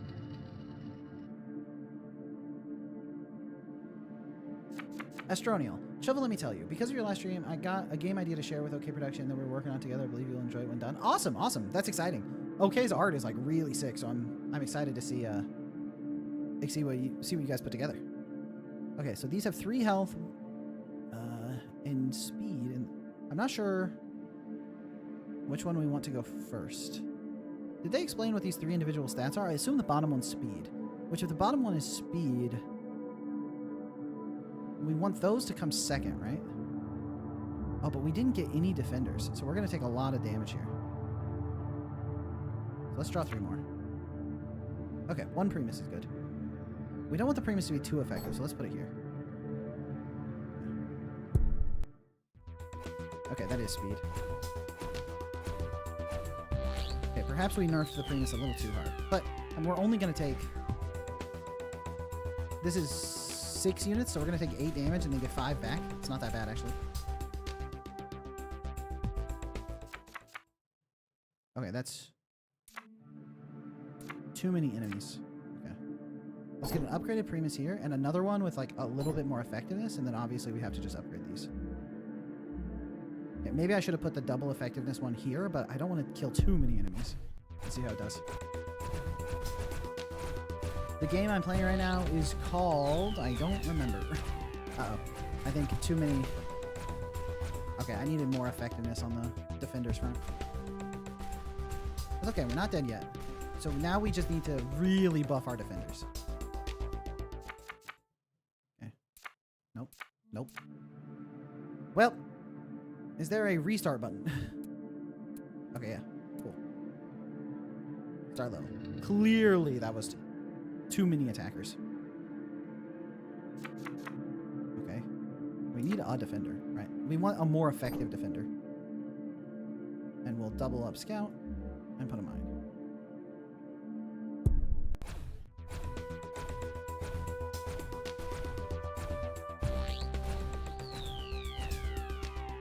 All right, more effective defender here.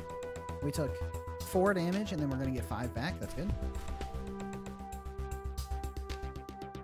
Equilibrium. There we go. Okay, this is too many enemies. Okay, perfect. We want a double effectiveness on this guy. This feels pretty well balanced.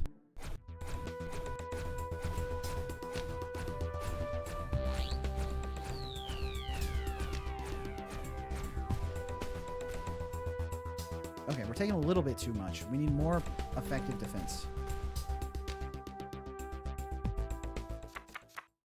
Okay, this is perfect. We can get a 3-star defender here, and then the scouts are dangerous, but that's fine. I think we survive this. Yeah, the 3-star tower is pretty good. Nice, yeah. Just barely. We probably want another very effective tower, like right here. Yeah, like this. I think that's pretty good. The mines aren't as dangerous as the scouts, so I think we just take the fact that we got 2 mine upgrades here. There's 70 or more games called Equilibrium. I'll find the link in Discord. Yeah, a lot of Equilibrium games. Uh-oh. Ooh, okay. Barely kept Equilibrium there. We need to upgrade this guy. Nice. This might be too effective, but we're already overloaded on the enemy damage, so even if none get through, we're fine. We actually don't want any to get through here, I think.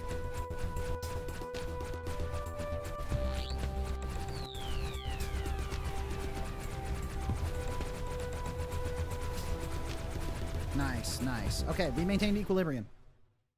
Having a 1-word game does run that risk. True, true. I think giving your game a very unique name is very important. You gotta, what is it called? SEO, search engine optimization. You want your game to pop up when people type the name of it. And then also you want your game to have a name that's like memorable enough for people to remember to search it. It's a tough balance. All right. We got 1 Primus and we got a scout and a mine.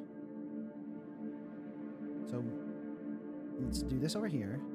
And then we want a pretty effective Primus. I think we learned that last time. This should maintain a pretty good balance, I think. This Primus might be a little bit too effectively placed, but that's fine. We can always overload this side if we're not taking enough damage. Okay, we took 1. Metronome goes off from somewhere else. Monarch. They should name it something like Equilibrium's Edge. No, that's actually a good name. The joke doesn't work. True. All right, let me double upgrade mines here.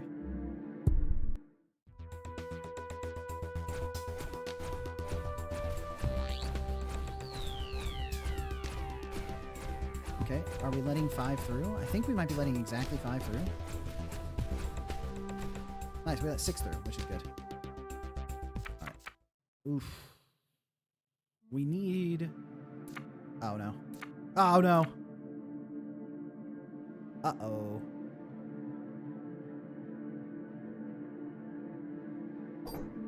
Well, this is some bad news.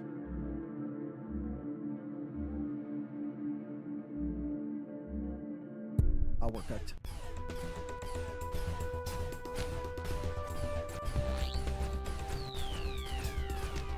Okay, maybe Secundus is a powerful enough tower. Okay, Secundus is a very powerful tower. That's good to know. None of these guys got through. Okay. Honestly, our arrangement here is pretty good. I think some of those should slip through now, but it shouldn't be overwhelming.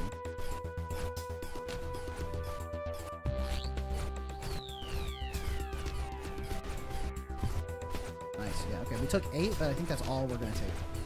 And so we're going to stay pretty well balanced here. Nice. Perfect. Then we Primus here, and we double upgrade the mine, and I think we're good to go. I think we got this on Locky. Rogue Melee. Posted it. How long do I plan to stream? It's already about 3. I'll probably go for another hour or so. We'll see. We'll see how I'm feeling. Okay. A little bit overwhelmingly powerful by having the Secundus and level 3 Primus, but... Nice. Okay, now we have the Shinobi enemy, which has 5 health, 2 damage, but moves even faster. Okay. All right. All right. We got 1 Primus, Scout, and Mine. We've done this exact combination a bajillion times, which means... Oh, but we don't have any great tower placement options. Maybe we need to split a little bit. Put this here, and put a Scout over here and a Mine over there. I haven't really done this before, so let's see how this plays out. This might be a little overwhelming for the Primus, but that's okay. If they all get through... Oh, these will have to loop around here. I thought they would just turn left. I didn't realize that. Okay, we took... Oh, did I start, like, low health, or did I just take way more damage than I thought? Okay. Obviously, Primus upgrade. Scout here. Shinobis are fast, so we want them to come around this way, probably. This might be a little bit too overwhelming. Yeah, that's probably dead. Yeah. All right. Good night. Ooh, core exploded. All right, try again. All right, restart. We lost equilibrium, but it's good to know that this loops around. Yeah. Okay. The strat we had with the mines and the scouts was not that good.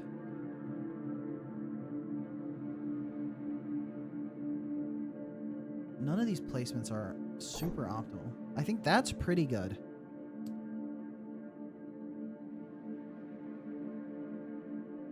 Maybe we just still overload one side. We've been doing that. We only get 3 squares here.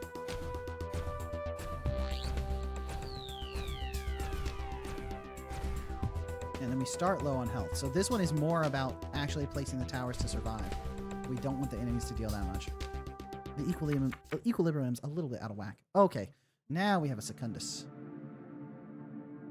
Secundus is really powerful, so I think we only wanted to hit 2 squares here. Then let's level up the Primus and level up the Scout. And even if they don't survive at all, that's fine, because we're trying to maintain the equilibrium. So this is a good testing round. Okay, 1 Scout got through, so they're still, pretty powerful over here. But this is a good equilibrium. We can double Secundus, throw a mine here. And then we have the Shinobi here, which is pretty bad because this guy deals 2 damage. Yeah. The Shinobi here is a little bit brutal. Maybe I should have put a second Secundus here, but, well, what are you going to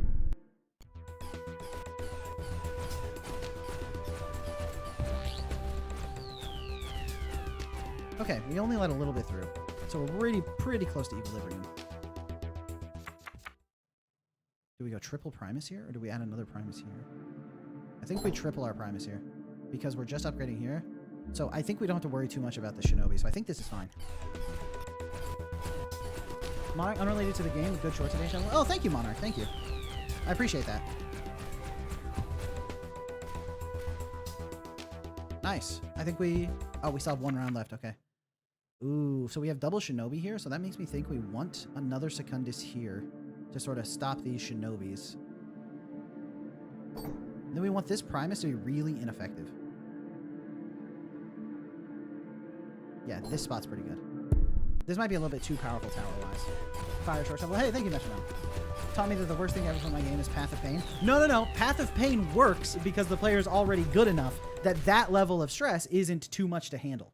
It's like the state of how much stress the player can take continues to increase as they play the game because their skill level increases. And then that's another thing that you have to worry about is the fact that like different players have different skill levels. So you don't want to bore them by making things too easy at the start, but you don't want to scare people off. That's what difficulty levels are for, you know? But yeah, it's not about no Path of Pain. It's about put Path of Pain at the right location. And Path of Pain does have checkpoints too. So Path of Pain probably doesn't work without checkpoints. Still a good short, unironically. Yeah, I stand by the message of the short, but as with all shorts, you can only get so much context across. My original version of that script was like 2.5 minutes long, and I was rambling about like the way that, you know, stress levels change and how skill levels change, and I had to cut it way down because otherwise it was hard to even follow what the point is. I just think it's like a useful, a useful mnemonic to keep in your head, a useful way to think about what you're actually adding to your game. Okay. We got a new tower. To be fair, I would say putting no stress on the player at a comedic timing might be a good way of putting stress on them because they're ironically expecting some stress. True, yeah. It's like you can use comedy to diffuse stress or to add to it. It's like that's like the very subtle art of game design. Is like where do you properly put these specific things? This tower has like a lot of range, which is powerful from a defense perspective, but we don't want powerful defense, right? We want... Yeah, okay, here's what I'm going to do. I'm just going to let these mines deal damage and let this guy kill the shinobi. Mines, you go free. You just deal 6 damage. It's all good. Or, no, 5 damage. Not that.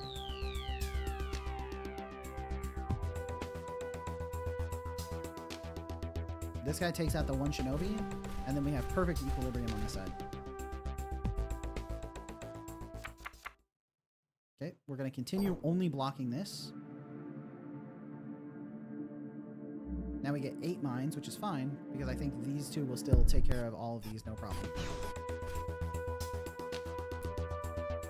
And then these guys will deal some damage, and we're equalizing.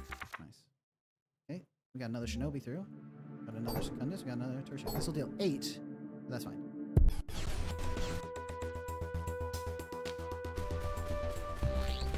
Vari, the stress lens is really cool. I never heard of it before. You kind of understood it, but having language with which to discuss it helps a lot. Yeah, I think that's like a really important part of game design in general is like just having the language and the ideas with which to like look at what you're even talking about. Because a lot of stuff comes like, it's like your vibes based, right? People know that they want to have fun, so they put challenges there, but they don't really think about it in terms of like, you know, is the player too stressed out here? Like are they in their flow state? Like, are they going to get frustrated? So,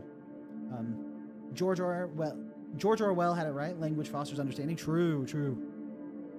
Okay. I think these 2 are still strong enough, but I also don't want to get overwhelmed with mines at this point. So to keep equilibrium, we're going to have him here trying to take out a couple of these.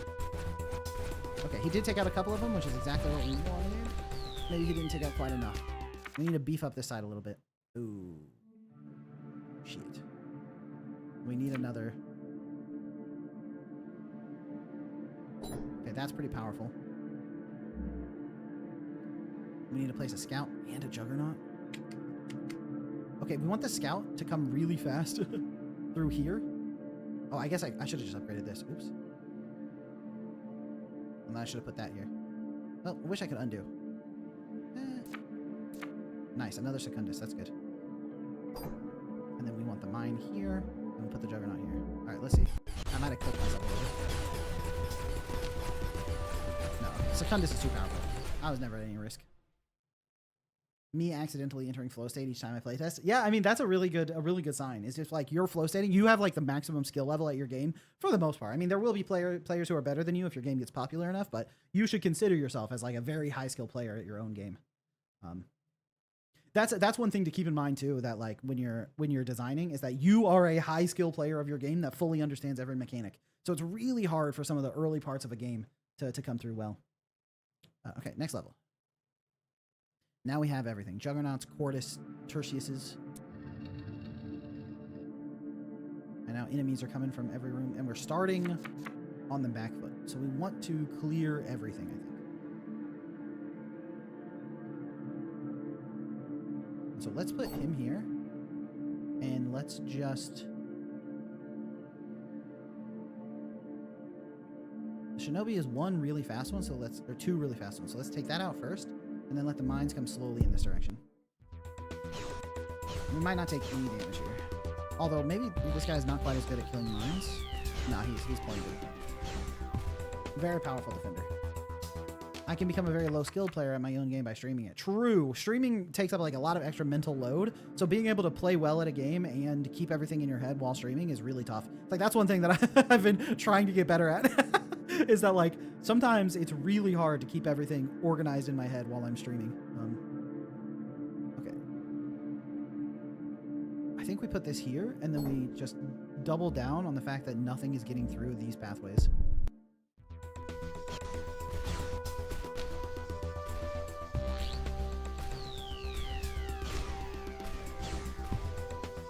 Okay.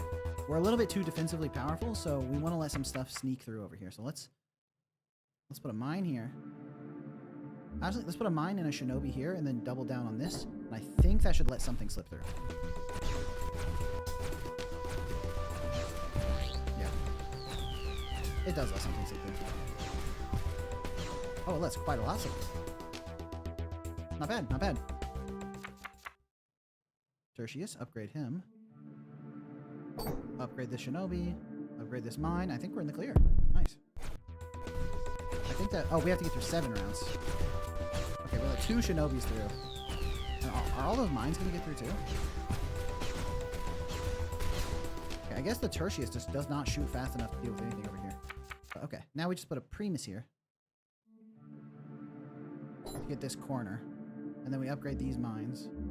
And then we can put a Quartus here. They put the Quartus here. We don't want anything to get through, so I think that this is... I think this is safe.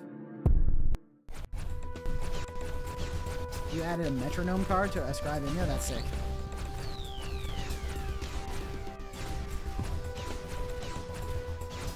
Nice. Okay, we took a little bit of damage, but mostly we're going to heal here, so that's good. Okay, I think we're kind of in the clear as long as... Okay, Tertius, we get another Tertius upgrade here. We put another mine here. And then, do we Juggernaut this side too? This is my strongest side. I guess we could Juggernaut here. No, I think we Juggernaut here.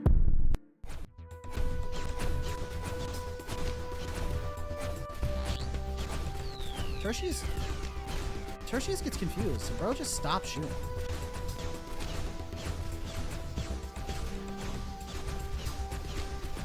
Alright, this is a close one. But it looks like we're just barely gonna survive. Nice, okay. Tertius shoots so slowly. Oh, nice, okay. But none of these are Secunduses. Okay, that's brutal that we can't make this... We can't fortify this area at all. But we can fortify other areas. And that should hopefully help. Fortify this. Fortify over here. And another mine over here. Actually, this is already a little bit overloaded. I think we survived this. I feel like the music looping is a little bit repetitive. Oh, I see what you're saying. Okay. One got through. Okay, this is looking tough. I don't know if we can clear all these mines, actually. It's gonna be close. Yes! Nice, nice. That was close. That's close. Equilibrium maintained. Is the Tertius just, like, bad? Cavendish, just going to say hello. Added Isadora's S to my wish list today. Keep doing an amazing job. Hey, thank you so much. I appreciate that. That's really nice. Every wish list means the world. Okay, thanks for playing. You've successfully maintained equilibrium for now. Nice. All right, and now we can go into our feedback brain. So, let's think. This game is interesting because, like, it really is a gameplay paradigm I have never, like, really done before. I mostly want to focus on like how do I clear the enemies, and so trying to decide which ones to let through and which ones to break is like really cool. It's like actually thinking about the tower defense a lot more in depth, right? Usually in a tower defense game, my only thought process is, are my towers strong enough to... Oh, true. Lyra put some W's on Cavendish. Can we get some W's in chat for Cavendish? Maybe some W's, some +2s. Isadora's Edge is going to be so good when it releases in 3 weeks. Thank you, Vari. Thank you. You really like the unique tower defense mechanics. Yeah, I totally agree. Usually in a tower defense game, my only concern is, are my towers strong enough to kill all the invading enemies, right? So I don't have to balance anything. I just want to I want to put my towers in the best possible spot for hitting as many squares as possible, upgrade them to do as much damage as possible. It's a wishlist Isadora. To make them as strong as possible and just like keep everything like very safe, right? So this game is interesting because I need to think more about what the tower's capabilities are, while also like not just making things powerful, right? It's not like, are the towers capable of destroying every enemy? It's, are the towers too capable? Can the enemies get through to deal enough damage to keep things equal? You have to keep the two sides fighting so they realize the true enemy is you. Yeah, exactly. It's like, it's a really cool mechanic and it's really cool like flavor wise. As for the actual gameplay, I do see why you called this a puzzle game, because it's sort of like, where do I put the units to let enough slip through and how do I like maintain the equilibrium? But a lot of it was like, I didn't have to like actually maintain a super fine equilibrium. It was like, I'd take enough damage and then just try to survive from that point. So I was accidentally turning it into a regular tower defense game on several of the levels, right? Where I let enough enemies slip through to where I was pretty weak on the defense, like where I could afford to let nothing through for the next several waves. And then I just tried to put the towers as if it was a normal tower defense game, right? The puzzle here is actually surprisingly similar to traditional tower defenses. In Bloons Tower Defense 6, you want to spend as little on defense as possible to get your economy going. Yeah, that's true. That's true. It's like, in a traditional tower defense game, you're putting down like the banana farms and the banana factories, and it's like, how much can you afford to spend while also not letting stuff through?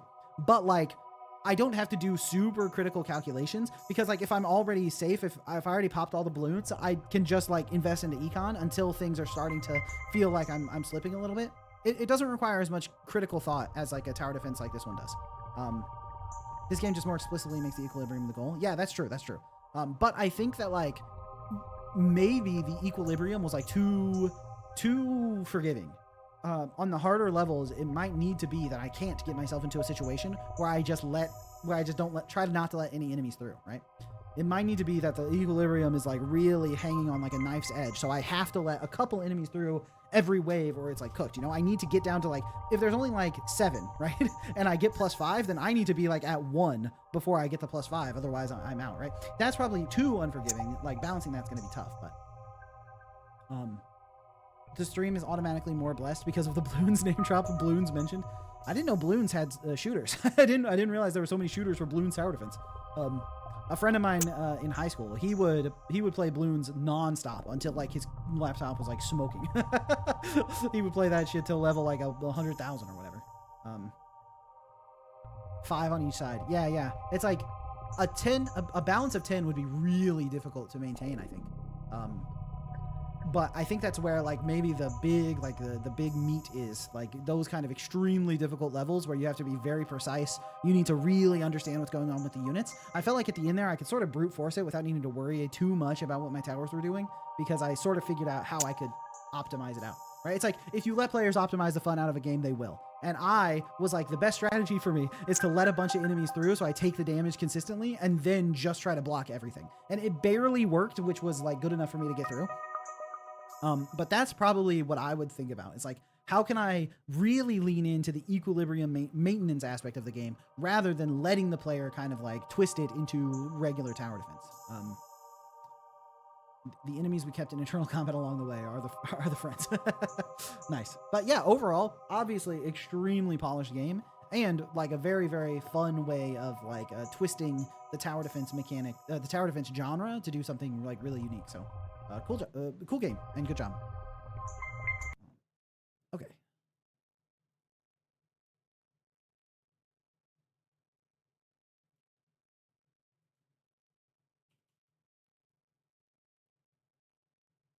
You're playing Equilibrium right now, Metrodome? Nice, that's sick. Lyra, nice feedback. Thank you, Lyra. Yeah, it feels much better. Feels much better to have like the feedback section after playing the game. That's definitely what I think I was missing on these previous streams.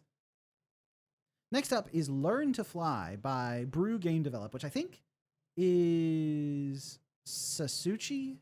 Hold on, let me hide. I think it's Sasuchi-sama in Discord. Yes, Sasuchi. Okay. The theme is just get started. In the beginning, there's a wish to start something. That something is often atop a hill far away, so we must start the journey and navigate around our inexperience. Like a bird that hatches from its egg and inevitably falls out of its nest, has to learn falling before it can master flying. WSD, arrow keys, joypad, D-pad are movement, crawl, steer, glide, and fly. The left mouse key, spacebar, joypad are actions, like hatching or diving. Okay. Let's give it a try. Oh, Sasuchi's here. Hey, Sasuchi-sama. The journey only exists if you dare to begin. Okay. Left click to hatch. Can we get some eggs in the chat? Oh, I'm very slow. It's your boy Slowbird. We're gaming slowly. Ooh, nice. Okay, I now have control. And we're falling. I flap my wings. Okay, nice. We're falling. Flap my wings. Nice. Fully grown bird in an egg. I just aged really fast. Okay. Is this like how much distance can I get before I... Oh, I like... Oh, I can't... Did I hit an invisible wall? Is this how I want my story to end? No. Oh, hey, I'm not slow anymore. Okay, there's an invisible wall on that side. Am I supposed to go to...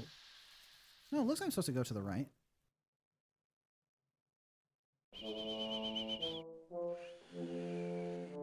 There's a whistling noise. I wonder if that whistling noise is like some kind of hint. I'm flying.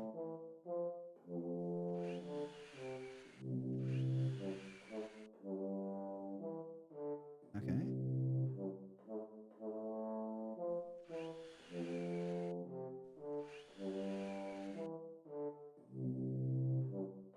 Okay. I need to... Oh, am I like just trying to get height? Oh, nice. Okay. I did like a little wing flap.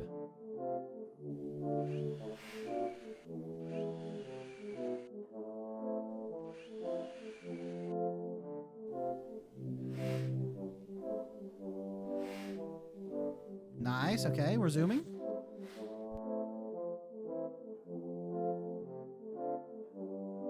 Oh my gosh, we're so fast. Oh no, another invisible wall. That's okay, because we're zooming. Oh, we started flying. We learned how to fly. Nice, nice. Congratulations. You got started in 2 minutes and 30 seconds. Only needed 2 tries. Let's go. Yeah, it looks like if you hit the ground, you go up. Yeah, so I needed to start flying, I guess. It's like as I fell, I needed to press up to come back up. And then at some point I like started gliding. I don't really understand the mechanics. I'm going to be honest. I was sort of just hitting buttons and there was like some whistling sounds. So I don't really know what was going on. Egg music for real. Yeah. So I think my feedback on this would be the player, like the communication to the player for like the whistle shows when you level up. I see. So it's like when I was whistling, I was like hitting the next level of flight until I eventually hit enough flight power to just press up and fly off into the sky. I see. Yeah, I'd say my main feedback is that like the communication to the player, like providing feedback to the player on like what's going on needs a little bit of more clarity because I didn't really understand what was happening. And I was like able to like hit my buttons in a way that sort of made sense. But it was like I didn't, even though I sort of was able to make it happen anyway, I couldn't really explain how I was able to start flying coherently, which is you want your player to at least have a decent sense of like what's going on. Oh, also something that's worth mentioning here is, yeah, the art style is very nice. And the idea of like doing this like specific flight mechanics You would never know to turn back. The invisible wall is crazy. True. The invisible wall probably needs some work. Because the fact that you just hit a wall, like, is very confusing. That's another thing that's sort of missing, is that there isn't really like a sense of telling the player what their goal is. Because the game was called Learn to Fly, I assumed that you wanted me to get high up once I hit the invisible wall. But I think that was like, as a player, I did some heavy lifting to come to that conclusion that you can't expect most players to be able to do.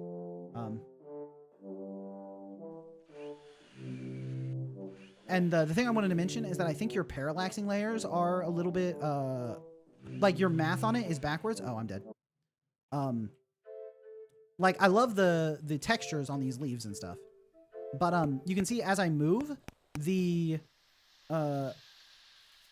background layers are moving faster than the foreground layers. Like these tree is passing behind the tree that's in the front, even though it should be doing the opposite. So I think you just have the math on your parallax layers a little bit backwards. Although some of them are parallaxing correctly, so it might just be like that one layer. No, the water layer is also a little bit wrong. So you might want to do a check on the parallaxing layers here. But your brother was making the parallax. This was his first game project. Yeah, I mean, for your first game project, this is like really cool. And like, it feels good to like fly. It's like, as it like comes down and I slowly build up the speed and I press 1 and I'm like pulling up. Okay, yeah, the invisible wall is a little bit much. So something that indicates that you have like this limited area that you're trying to fly in, something that tells the player what their goal is, like you need to get up there. And then also a little bit more indication on what the mechanics are actually doing. Those are all things that would improve it. And then the parallaxing layers is just like a little bit of a math thing. But overall, really good job. And I think that the idea of like learning how to fly by going back and forth in this little area until you hit your like physics mechanics properly so that you can take off, that's really cool. It just needs like a little bit of polish in like the player feedback area, because there's lots of areas like on the goals, on the invisible walls, on what's actually happening with the momentum. All of those things aren't communicated to the player very clearly. So that would be my like main takeaway, is like working on the player like feedback and the communication that you're giving to them. Morningstar looking great. Jumping Ebb, I just finished playing my game with some random person. Nice. It's always nice when people will like randomly check out your game.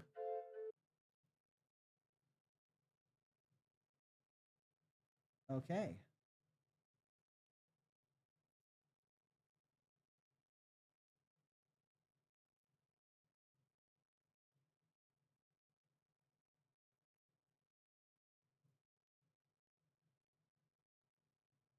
And then I think because I see that Jumpy Neb is still here, I'll grab his game from Discord real fast, because I actually did just play through everything that I intended for this stream. I thought this would take more than 4 hours, so I didn't think I'd get through it. But Chess Chaos Edition. We'll give this a try, and then I think I'll call it for the stream. All right, Chess Chaos Edition. Use your mouse to drag the pieces. There is no AI, so get a friend and have fun together. If you don't have a friend to play with, let me know. I'll tell you the secret feature. What's the secret feature, Jumpy Neb?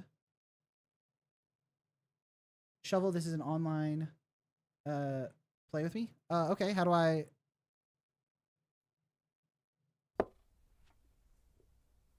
connect to you, or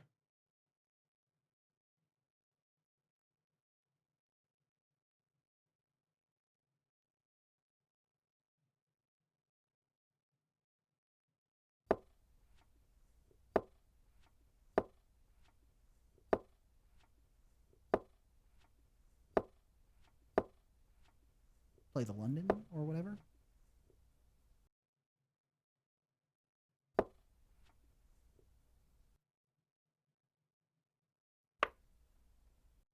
Boom.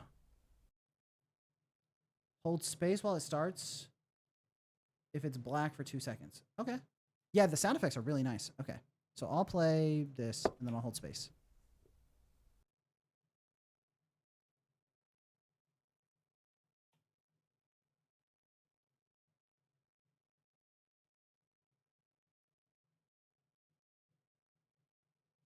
Okay, I'm holding space.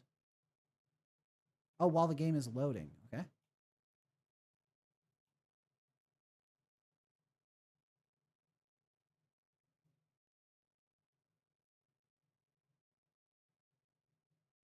Oh, is that you, Jumpy Neb? You're in the game?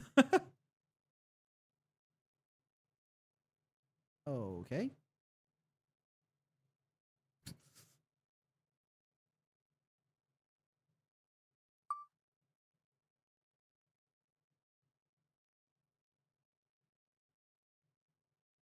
Uh-oh. Car?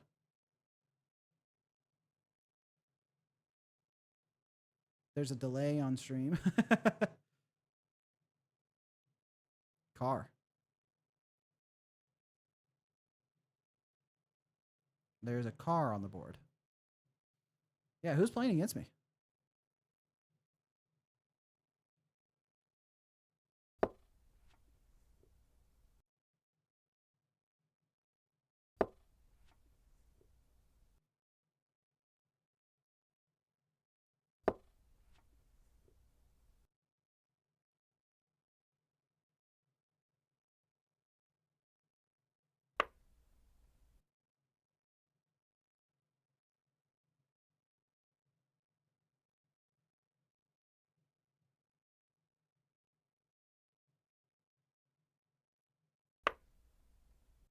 I don't see where the car comes into play.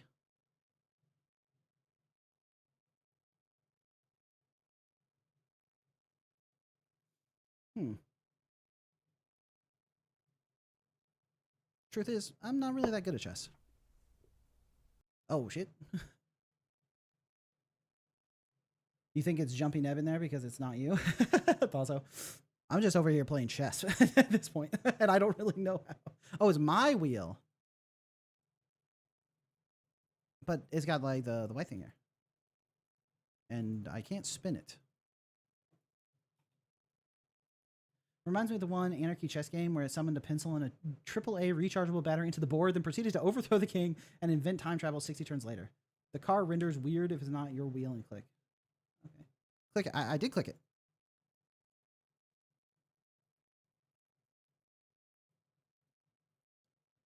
Jake Langley, quite good at chess, but still bad at chess video games like Shotgun King, Ouroboros King, and Yes My Queen.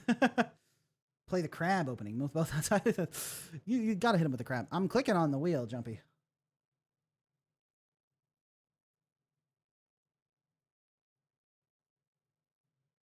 Online is weird. Let's retry. I think actually I'm gonna call it on the online chess game because I don't want to just play chess.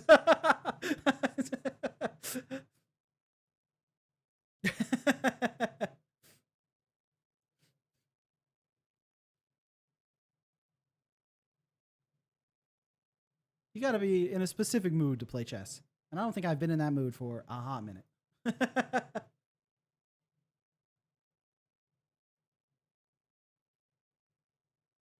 All right, I see internal screaming is still in chat, so let me pull up Weird Misadventure.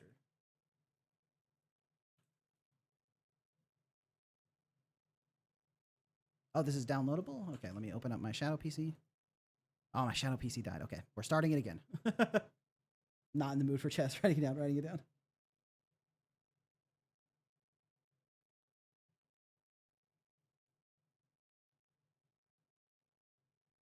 What is chess without anime girls anyway? Go play Fire Emblem 5. That's what I'm saying, man. We have long since surpassed in the chess technology realm. You're telling me my bishop can be a cute anime girl? Then why is it a little like guy in a hat? Fire Emblem 5 is too old. You're so nervous. Don't be nervous, Eternal Scream. Don't worry about it. Okay. Wow, Shadow PC, that's the fastest it's ever restarted. That's incredible.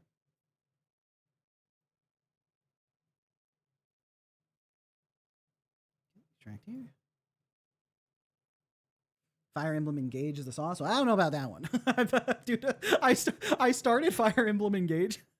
I was on a business trip for my day job. And I was like, I'll play Fire Emblem Engage like on the plane. It's a good chance to like check it out.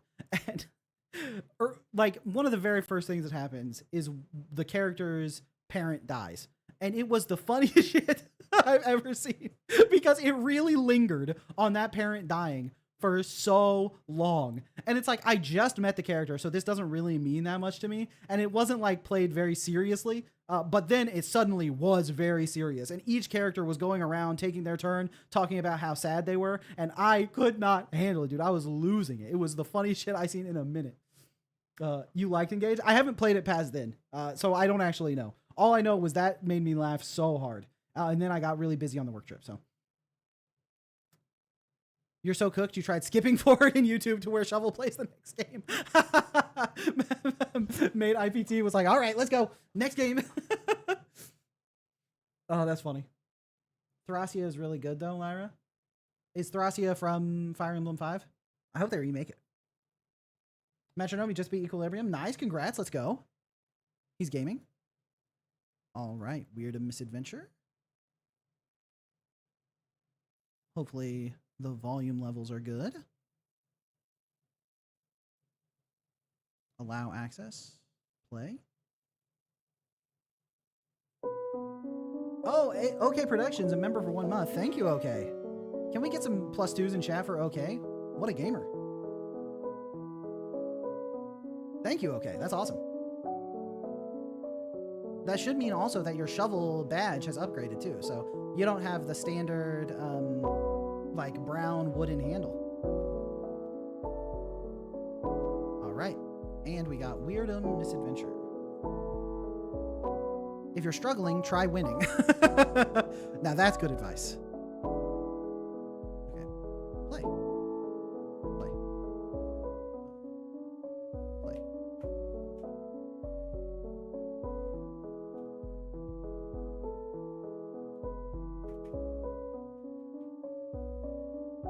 Okay, E. Got it. New save. E is confirmed. Got it, got it. Oh, look at the art. WASD is move. We have Melody, Sin, and Error. Maybe it's Sign. Okay. Alright. We can talk. Oh, I see. There's like a little compass. My camera is hiding it. Let me show you. There's a compass in the bottom here that shows how WASD moves. So it's like W actually moves upward. Like if I press W right now, I move up like that. So it's like slightly off axis. Okay, I want to talk to her. So E to interact. Howdy! You can hold right shift to automatically progress dialogue, and left shift E to automatically fill the box, or Y and B respectively on controller. So E automatically fills the box. Welcome to Weird and Misadventure, a TRPG with heavy inspiration taken from D&D. On the off chance you're new here, I've set up this little side quest to get you started. First, open the pause menu with escape and select equip. Then move to the WM Saint Guide. Move to the WM Street Guide. It's a little on the nose. Oh, strategy guide. The Weird and Misadventure strategy guide. I figured it out. So open the pause menu with escape, select equip, then move the starter guide into someone's inventory. Got it. Did you just try to do that right now? Well, I'm proud of you for trying, but you can only manage your inventory in a neutral state, or in other words, when you're just wandering about in the world, outside of combat. Additionally, you can only pull items out of the party inventory in a save room like this one. Okay. The same is true for managing various equipment. Oh, I actually forgot that you can't pause while something else is currently pausing the game. I should look into changing that. Okay. Alright, and then I go to equip.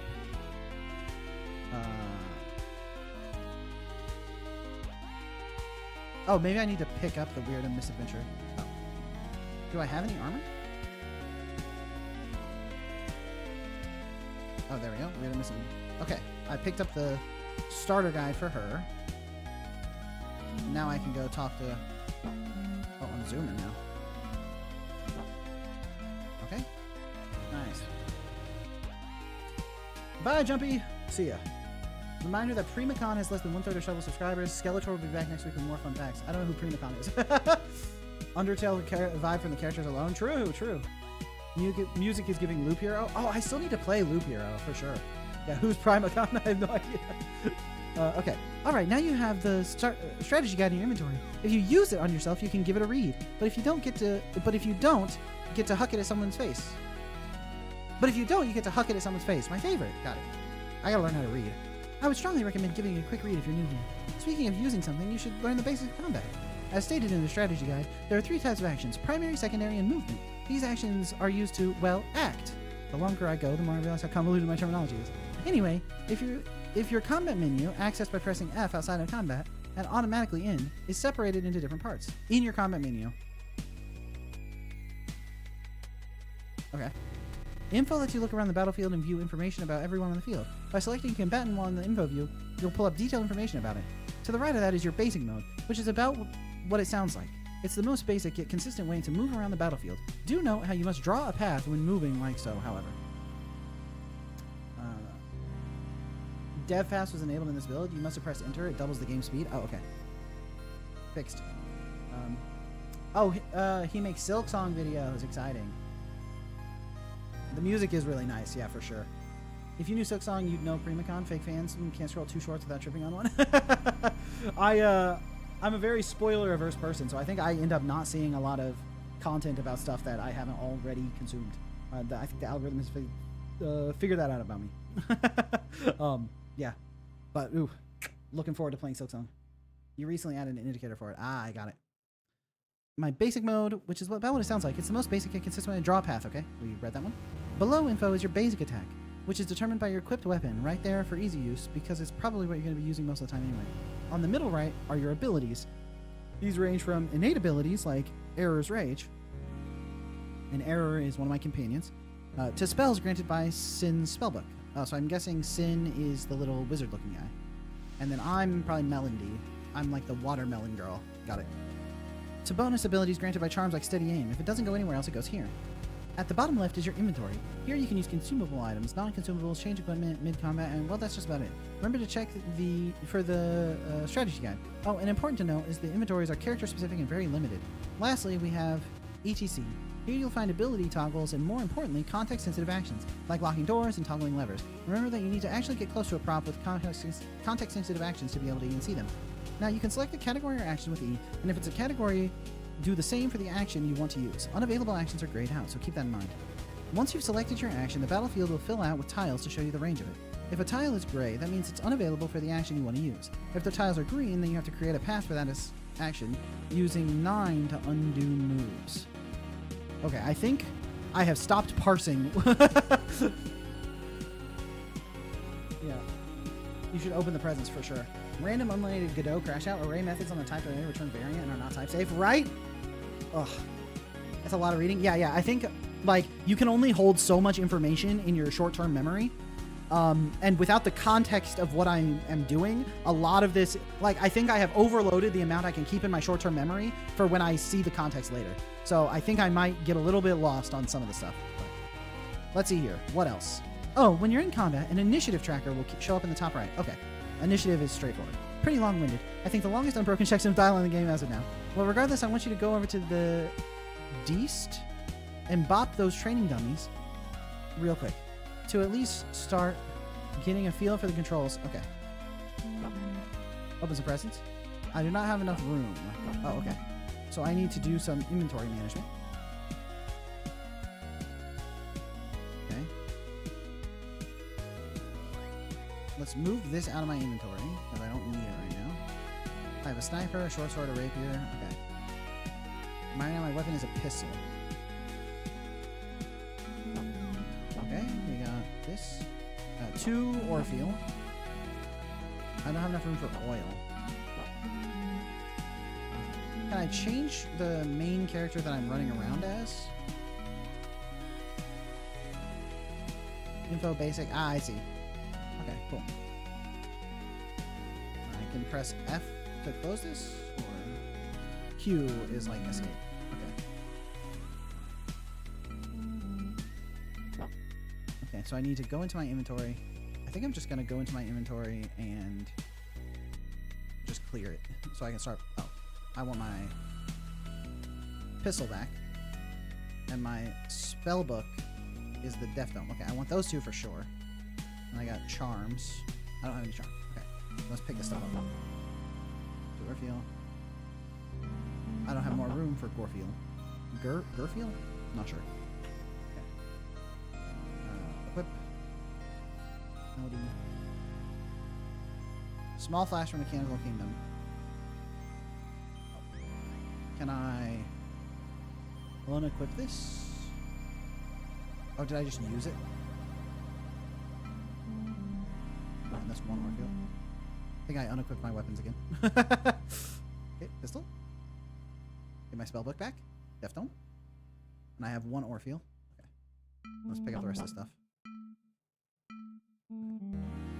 5 oil. 5 oil. Antitoxin.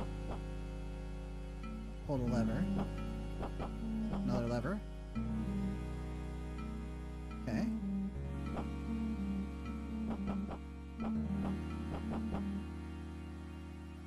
Oops, wrong button. Forget how to fight. Maybe you can't get there. Learn from my playtest, so I'll say here instead of the end of this dialogue.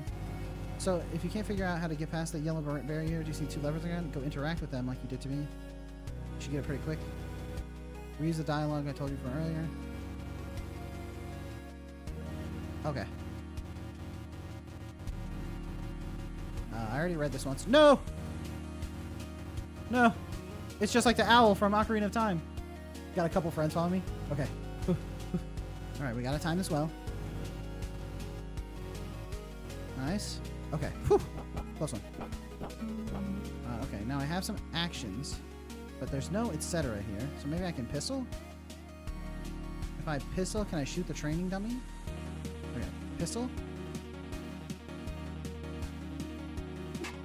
Okay, that's one training dummy shot. Pistol. Use the pistol on the dummy. Okay, let's keep doing that. Fight menu. Nice call putting the fight menu on F. That's very, very easy to keep in mind. Don't overclick, right? Okay, let's bust out the pistol again. Oh, nice, a crit? Okay, that's pretty good. Oh, okay. But like I said, there are a certain amount of combinations. There we go, there we go. I got 5 burn heal, nice. I don't have room for a health potion. Okay, let's go to my inventory, which I know how to do. Oh, let's go to Melody, and then let's... Suspicious gift box.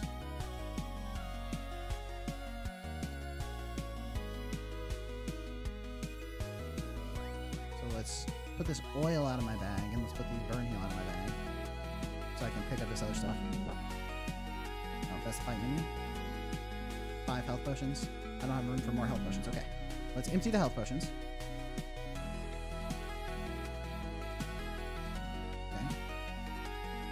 Health potions into the bag, and I can pick up more health potions. The random spinning rectangle, yeah. Just chilling in the corner. He's like, what's up? Okay, nice. And then there's a box here. I can probably interact with it. No, okay. But there's a green thing here. Oh, nice. Press K to toggle the visibility of noises and enemy vision cones. Noises can draw enemy attention. Enemies will not engage unless they see you. Okay. Oh, I've been found. Let's pistol. The Tower of Souls. Skelly Guard. Or the Kitsune Cleric. Obviously, we focus the Cleric first. Can I move? I have abilities. I can Venom. Sure. Nice. Basic movement. Yeah, let's hide you over here. Alright, now we got error.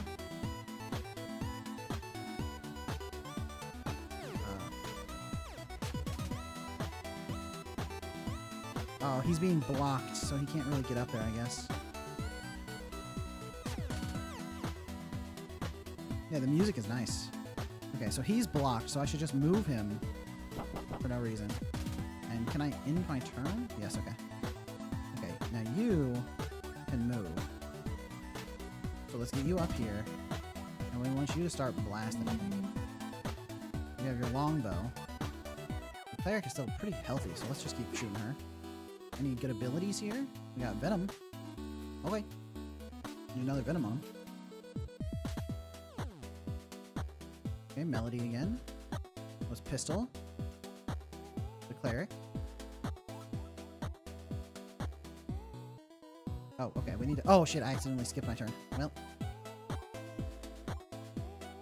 Okay. All right. We got error up here. We have his battle. But he can only attack near him, so he can't get to her, but he can use... defend yourself from incoming damage. Okay, let's just end his turn here. Now you may want to use your longbow. We're still... The cleric has infinite health, dude. Okay. Let's back you away to safety. And then we can pop another venom on the cleric. Nice. Uh-oh. Oh my gosh. Okay, pistol.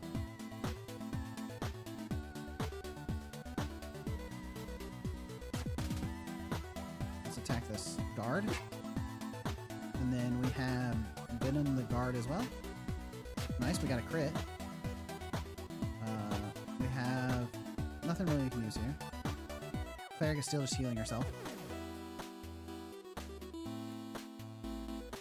How come the rectangle's out? Yeah, where are you at, Rectangle? Reminds me of the healer bot in Sleepy Battery Boy, so tanky. Yeah.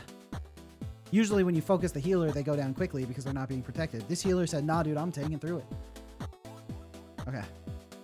Alright, I need to protect Sin. So let's come here with a little sidestep. And then let's battle. Let's mess up the Skelly Guard. And we got some abilities. Drawing on deep sea to raise the user swings wide for extra damage, leaving himself vulnerable. I don't want to be vulnerable. Okay, so let's end your turn here. And Sin, do you have any healing potions or something? I should have given you some. Okay, I did not give him any healing potions. So, let's longbow. Continue to hit the cleric for damage that will not stick. I can warp. Let's continue venoming. And then let's move out of here. Nice, okay. Alright. Battery bot may be sleepy, but I wake the fuck up when someone mentions it. True! Sleepy Battery is iconic. Okay. Alright, let's continue. I need to move first. My gun is not very short range, which makes sense. Skeleton Guard, got him. Now we have some abilities. Venom, got him. Alright, now we need to move you over here and battle the skeleton. Nice. Okay. And now you end your turn here, and now you can stop running away. Alright, we're back up, and we can longbow the cleric. I guess we can venom the cleric. Okay, I'm out of MP on Melody and... Yeah, eat dirt, skeleton. For real. Okay, and then I can pistol from the distance. Okay, I'm completely out of mana on both of them. Oh, okay, Sin is dead. Alright, let's battle.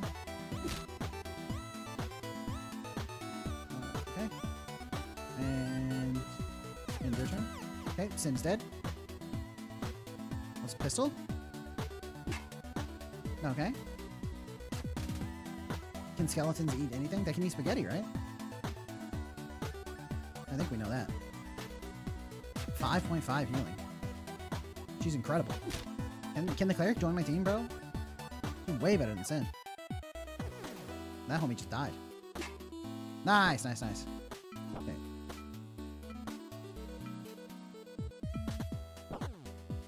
We got a heal flask. We got some stuff. Alright, now let's see. Can I revive my boy? Something spellbooks. Okay. Do we got any healing? Okay, we have healing. So let's move all this stuff out of my inventory.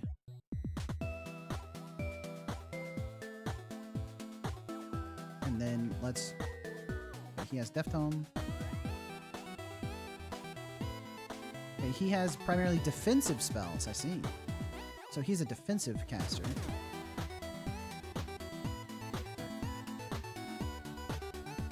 when I'm in a neutral state. Oh, I'm not in a neutral state? Oh, right, because I'm not in the... Oh, wait. No. Okay. Get out of here.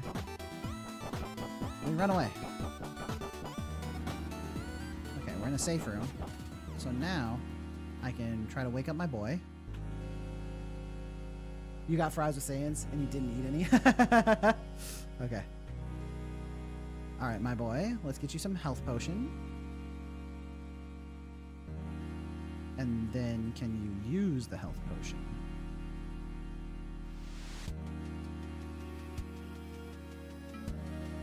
There's a way to use it from the inventory. I was told about this.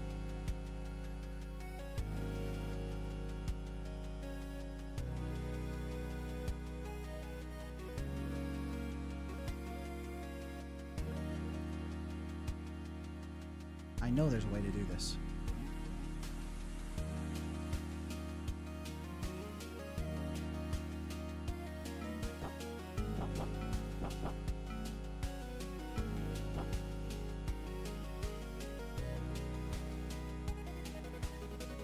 Ability, defend, info? No? Okay.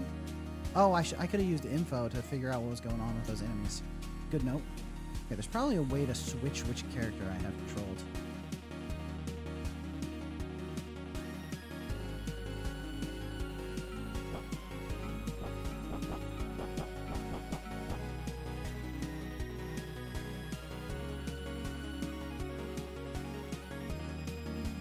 Save my game. Oh, saving my game brings it back. Let's go.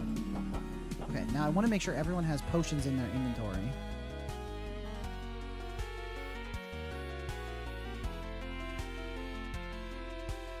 And then burn heals in the inventory too.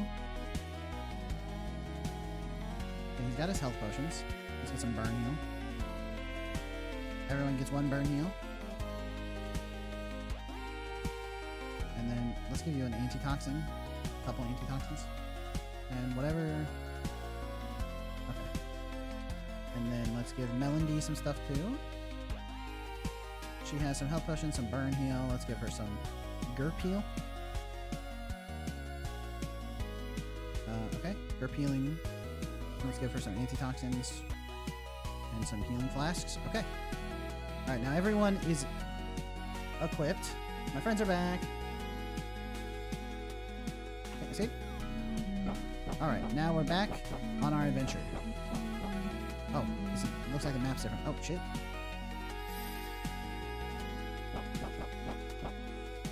Okay. We learned how stuff works. Now we can move, get some distance, and pistol to shoot this guy. Nice! Okay. And I got all my mana back too, which is nice. Okay. My basic movement on error.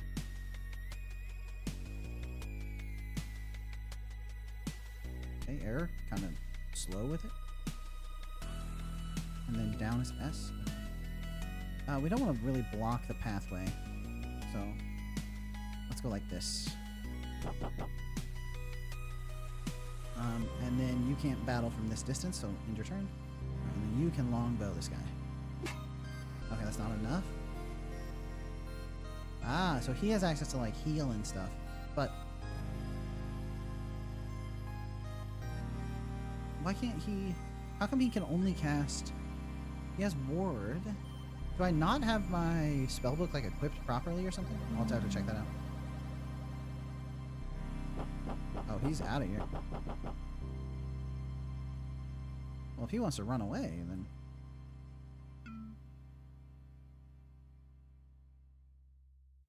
Okay, basic movement. Basic movement. E. Nice, nice. This is basically the testing room. Got it.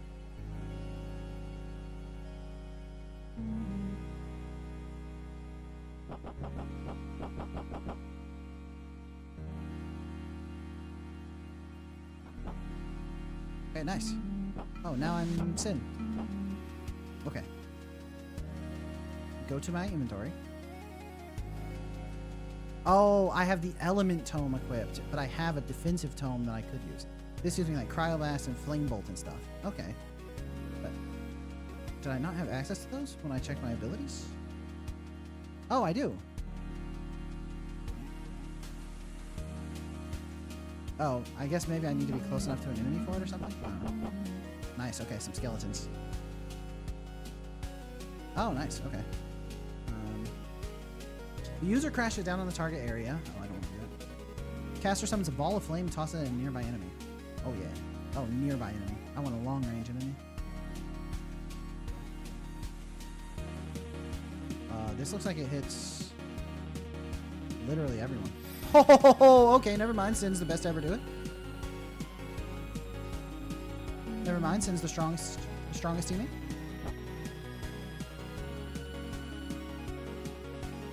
Okay, Melody. She has like defensive stuff, but she also has a gun. So how defensive can she be?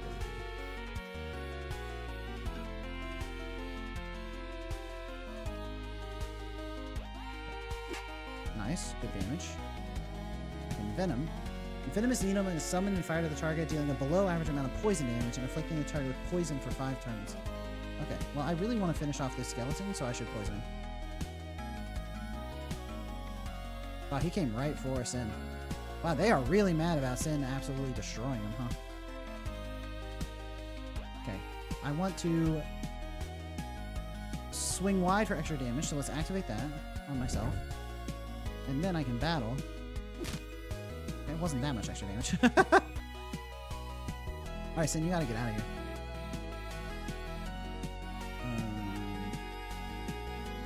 Save Sin! Okay, basic movement. No, no, no. No, no, no. No, no, no.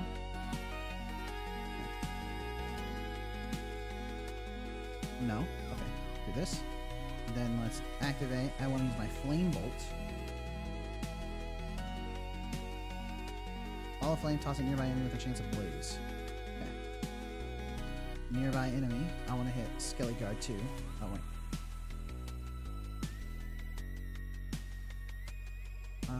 Okay, push 1, blizzard. Okay, I didn't go far enough away. Let's move another one away. Ability. Oh, I still didn't go far enough away. Oops. I thought I could use my movement like one at a time, but I can't.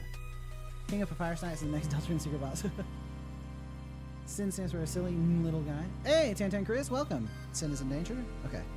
Sin might be in danger, but even more danger are the skeleton guards. Pop! Nice. Okay, we have some abilities. Let's move down here to join the squad.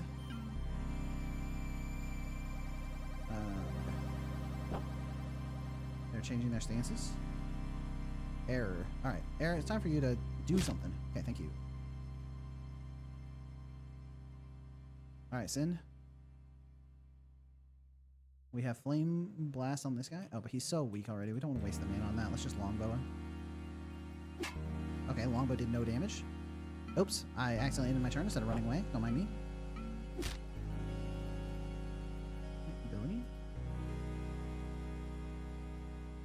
Cast Heal on Sin. My turn? Okay, Error can take it. Error is a strong boy. Pop. Nice. Boom. This game is like 90% amazing. Nice. Okay. How much health does this fool have? Oh, he's like full. He's like full. Okay. So I want to hit him with... Oh, dang it. I hit the wrong button. That's not good. Turns out you really got to hit the right button. I can cast Heal on myself. Nice. Alright, and then let's you battle. Let's focus. Oh, nice. Good crit, good crit. Alright, Sin, we're going to move so that you can try to use like a flame bolt or something. Oh, 15 damage. Okay. So Sin's basically the best to ever do it, huh?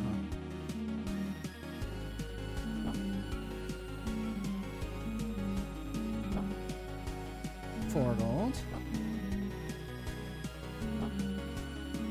Ah, I can go stand on the present to open it, I see.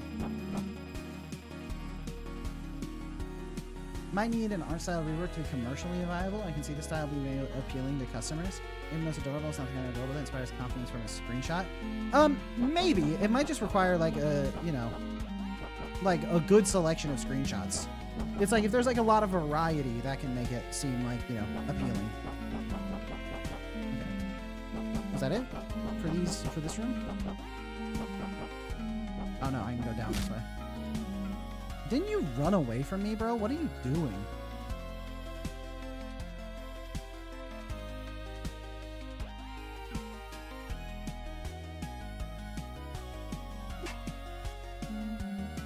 Where are you at, Air? I think there was a pop-up that I just didn't read right there. Air, are you good?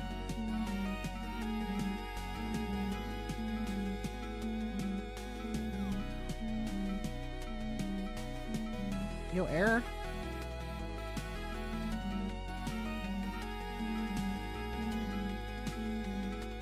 Error.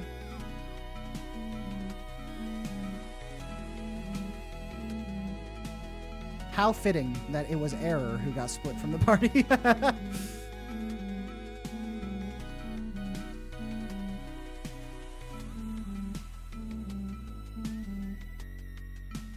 Yeah, Vari is right about the mixels. People usually will, like, throw a fit about that. Oh! You can switch with tab. Nice, okay. Then I want to be leading as Error the whole time, huh? He should be in the front.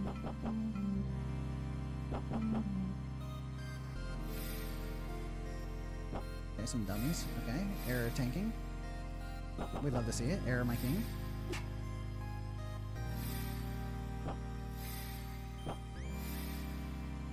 Okay.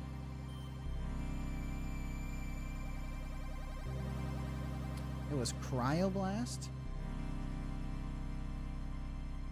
Hey, check this one out, idiots. Boom.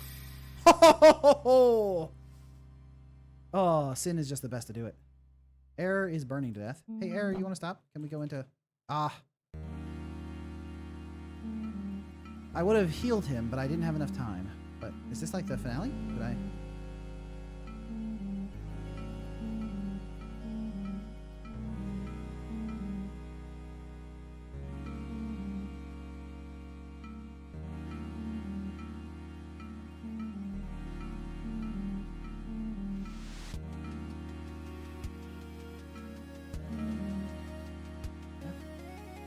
I don't see... There's no, like, etc. option. Okay, nice. Who needs a tank when you got Sin, bro? He'll just blow everyone up. He only has 3 MP left, so I'm sure he's fine.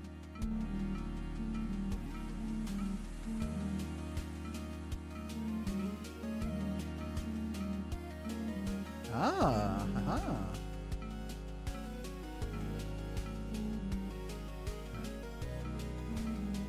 There we go. What we got there?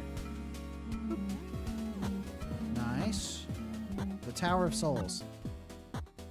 Well, I don't think this is going to go particularly well for our squad. I know what to do here.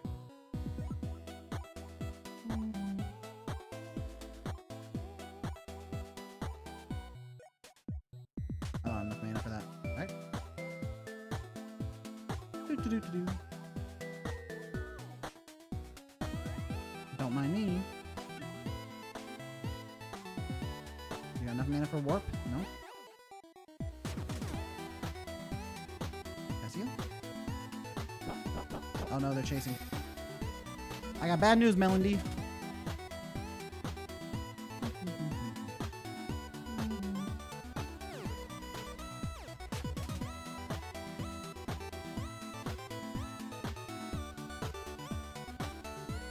Alright. Melody, you might be dead here. Melody is cooked, true. Good night, Melody. Don't mind me. Oh. I can't take the escape portal. Well, they forgot about me.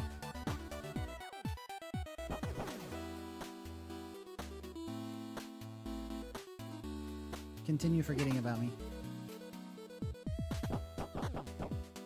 She remembered about me. I got 3 MP.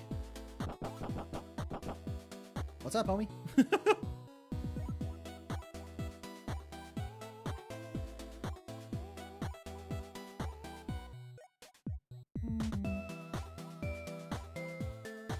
Boom.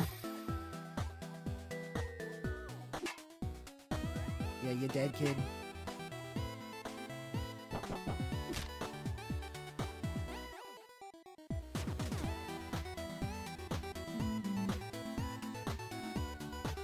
Oh, she's so cooked.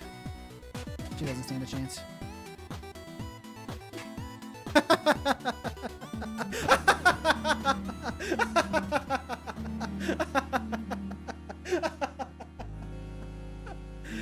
Sin is just the best to ever do it, huh? Doesn't get better than Sin. That's why you sacrifice Melody to heal Sin back up. Because he can carry. Because he can carry. Yeah, Sin, Sin is the party leader for sure. Nice. All right, cool. It's 4 p.m. already, thanks. So that's the end of the stream for sure. But before we end the stream, we got to do feedback. We got to do some feedback. So one thing for sure is it's a little bit hard to get used to the WASD movement, like on the off axis. That's something that maybe I would just get used to if I played this for a longer period, but definitely it's very jarring at first. And I kept like needing to redo my moves. Also, having an end turn confirmation, like a button where I can choose to end my character's turn, because every time I accidentally ended my character's turn, I felt pretty bad about that. So, like when I pressed Q to end the turn, if it popped up like end this character's turn, like you could even have some logic in there where it's like if they've already used all their actions, yeah, if you've already used all your actions, then it just ends the turn. But if you haven't used all your actions, it like confirms. That way you can't accidentally do it, or at least it's one step removed from accidentally do it.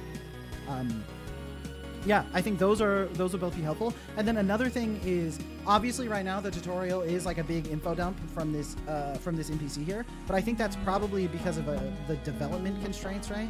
I'm imagining. Oh, thank you so much. Okay, can we get some +2s and crabs in chat and just all kinds of stuff for okay? Let me hit a heart on that super chat and let me hit a +2. Yeah, I don't imagine you want to start the game like this for like, you know, the full build, because I imagine there's like story and stuff that you wanna get across. But yeah, it's like if you were doing this like the story version where you meet the characters one at a time and you slowly learn the mechanics and slowly get equipment, then I think that would be fine. For testing purposes, just getting the info dump makes some sense. So, but yeah, it's definitely something you want to spread out, be a little more tutorialized, because right now it's just like a lot at once, which I think you're already aware of, given the fact that like you had the NPC say that it's a lot at once. But just something to make sure you're thinking about is like, what is the startup process for someone who's just joining the game. I never looked through the strat guide. Yeah, I was a little bit afraid of looking through the strategy guide because I didn't want to overload myself even further, you know? I was like, I already have a lot of information in my head. I don't want to like look at something and like forget the stuff I just read. But now I can go try out the strategy guide. Let me see. F. Switch back to Sin. And then F. And then Item. And then strategy guide. And then use it on myself. The official strategy guide. Welcome to the world of Weird and Misadventure. Strategy guide for the game, because I need to make some form of tutorial for it. Don't currently have any idea for what I want to do for that. So this, I'll give you just the controls and a bit of info on the stealth and combat overall. Yeah, see, this is even more like info. Like these are like, this is a lot of information. It would be good to like introduce this, you know, one at a time, as it like matters, and then you can always look at the strategy guide to help up. To help you like relearn stuff. Like for example, the party splitting thing, when you like press F and press L and like tab to switch up, You could, like, when you first meet the second character, like, one of them's, like, in jail or something, and you have to switch between them and navigate out of them, so the players get really comfortable switching around, etc., etc. Yeah, information overload's a constant issue. Yeah. Especially for, like, an RPG like this, especially one that has a lot of, like, dense mechanics, a lot of, like, stuff that you want the player to know. A really good way to break it down is just to introduce everything, like, 1 or 2 at a time when the player needs it, so that they have the context of what they need to know, right? It's like when you first get Sin in the party and you first want to start using a spell book, you give him a spell book that has, like, 1 spell in it, and it's a big AoE, and immediately he fights an enemy. That has, like, you fight an enemy that's like a bunch of little weak dudes. So you're immediately incentivized to use your big AoE, you get rewarded for it, and then it feels really good, right? It's like when I killed all the training dummies with my, like, Blizzard spell, that was a really good thing that could be tutorialized to teach players how to, like, use their spells. And basically anything you need the player to do, you can tutorialize like that. Because right now, as the game is, it's like so much information. And I think that much information, that many systems, that many mechanics all working together can make for a really fun game. But it's the sort of thing where you want to make sure the player can take it all in. So what are the core basics we need? I think that would be a good step, is like breaking it down into, like, what do you need to play the game? Where it's like where you start as Melody or whoever you want to be considered the main character, and then you play through, you do a little bit of story, right? And then you learn the mechanics one at a time rather than being dumped, so that you can, like, get them in context of what needs to happen. Core basics is you have a long tutorial that teaches everything one by one. Yeah, more or less. But you want to make sure that the tutorial doesn't feel like you're not letting them play the game. You want to let them play the game and introduce the mechanics as they become relevant, so that they can learn them in context, right? You don't want them to feel like, okay, can I just start playing the game? Which is what sort of happens with, like, when you have this much text ahead of time. It's like I was reading it, and at some point I get to the point where, like, all right, let me play the game. Feed front, I like text. Yeah, also I didn't figure out to press tab to switch characters until way too late, which is something I probably should have experimented with, but I was already hitting a lot of buttons. But yeah, overall, I feel like the characters are nice, the music is really good, and the systems you've built, like, seem like they all work and are, like, fun to play with. I think really your big hurdle that you need to work on is the intro to the game, to the game, and the tutorialization to let players play with those fun systems. You have plans of being able to choose how much tutorial you get. Yeah, and you can do that by actually, like, exposing, like, by hiding the fact that they're choosing. You know, it's like, if they understand the mechanics well enough, they can get through a section, like, that would otherwise be a tutorial-like section, right? You can skip over if you already understand it. Otherwise, you get put down a separate path that is more tutorialized, right? Where it's like, there's, like, an enemy that's, like, tough to beat or something, or, like, an enemy that requires you to cast a spell to get past him, or like a door that you have to use, like, a firebolt on to break, something like that. And if you don't do that, there's a second path that you can go through that sort of lays out how you need to cast a spell, so that when you come back around, you can break the door or whatever, that sort of thing. You also struggle a lot with level design. Yeah, that's fair. Level design is tough. Vari, the way I do this is to make levels or gameplay bits with the express goal of teaching the player something about the game. Yeah, I think the I Go Take a Poo is, like, a perfect example of, like, well done tutorialization. I never was overloaded with the mechanics, and by the end of the game I was, like, flying around, wall jumping, dashing, doing everything that, like, that she wanted me to, and, like, playing the game exactly as she intended, because of the fact that everything was introduced one at a time in context, and I never was overloaded with information. So, like, I Go Take a Poo is a fantastic example for tutorialization. I got to play the game instantly, but you're gonna need to rewatch this later to fully comprehend. Yeah, for sure. Definitely watch the way that I, like, when you go back and when you watch the gameplay of me, see, you can look at the stuff I was struggling with in the menus and the stuff that wasn't obvious to me, and, like, all the things that I wasn't quite grasping. Those are the things that you want to make sure that you explain during the, like, tutorialization process. But yeah, awesome. All right, thanks everyone for tuning in. Hope you enjoyed the stream. Hope you enjoyed the feedback, and it was fun. And I am gonna go eat some sushi with Insandio. So oh, Rogue Melee, is the community game playing a weekly thing? Yes, you have a chance to be played next week. We're coming back next Saturday. We're going to be doing more games. And then the Saturday after that, we're going to be playing Silksong. Oh, and also, Peak tomorrow on Insandio's channel. If you want to watch me and Insandio play Peak, check it out. So, talk to y'all later. Peace.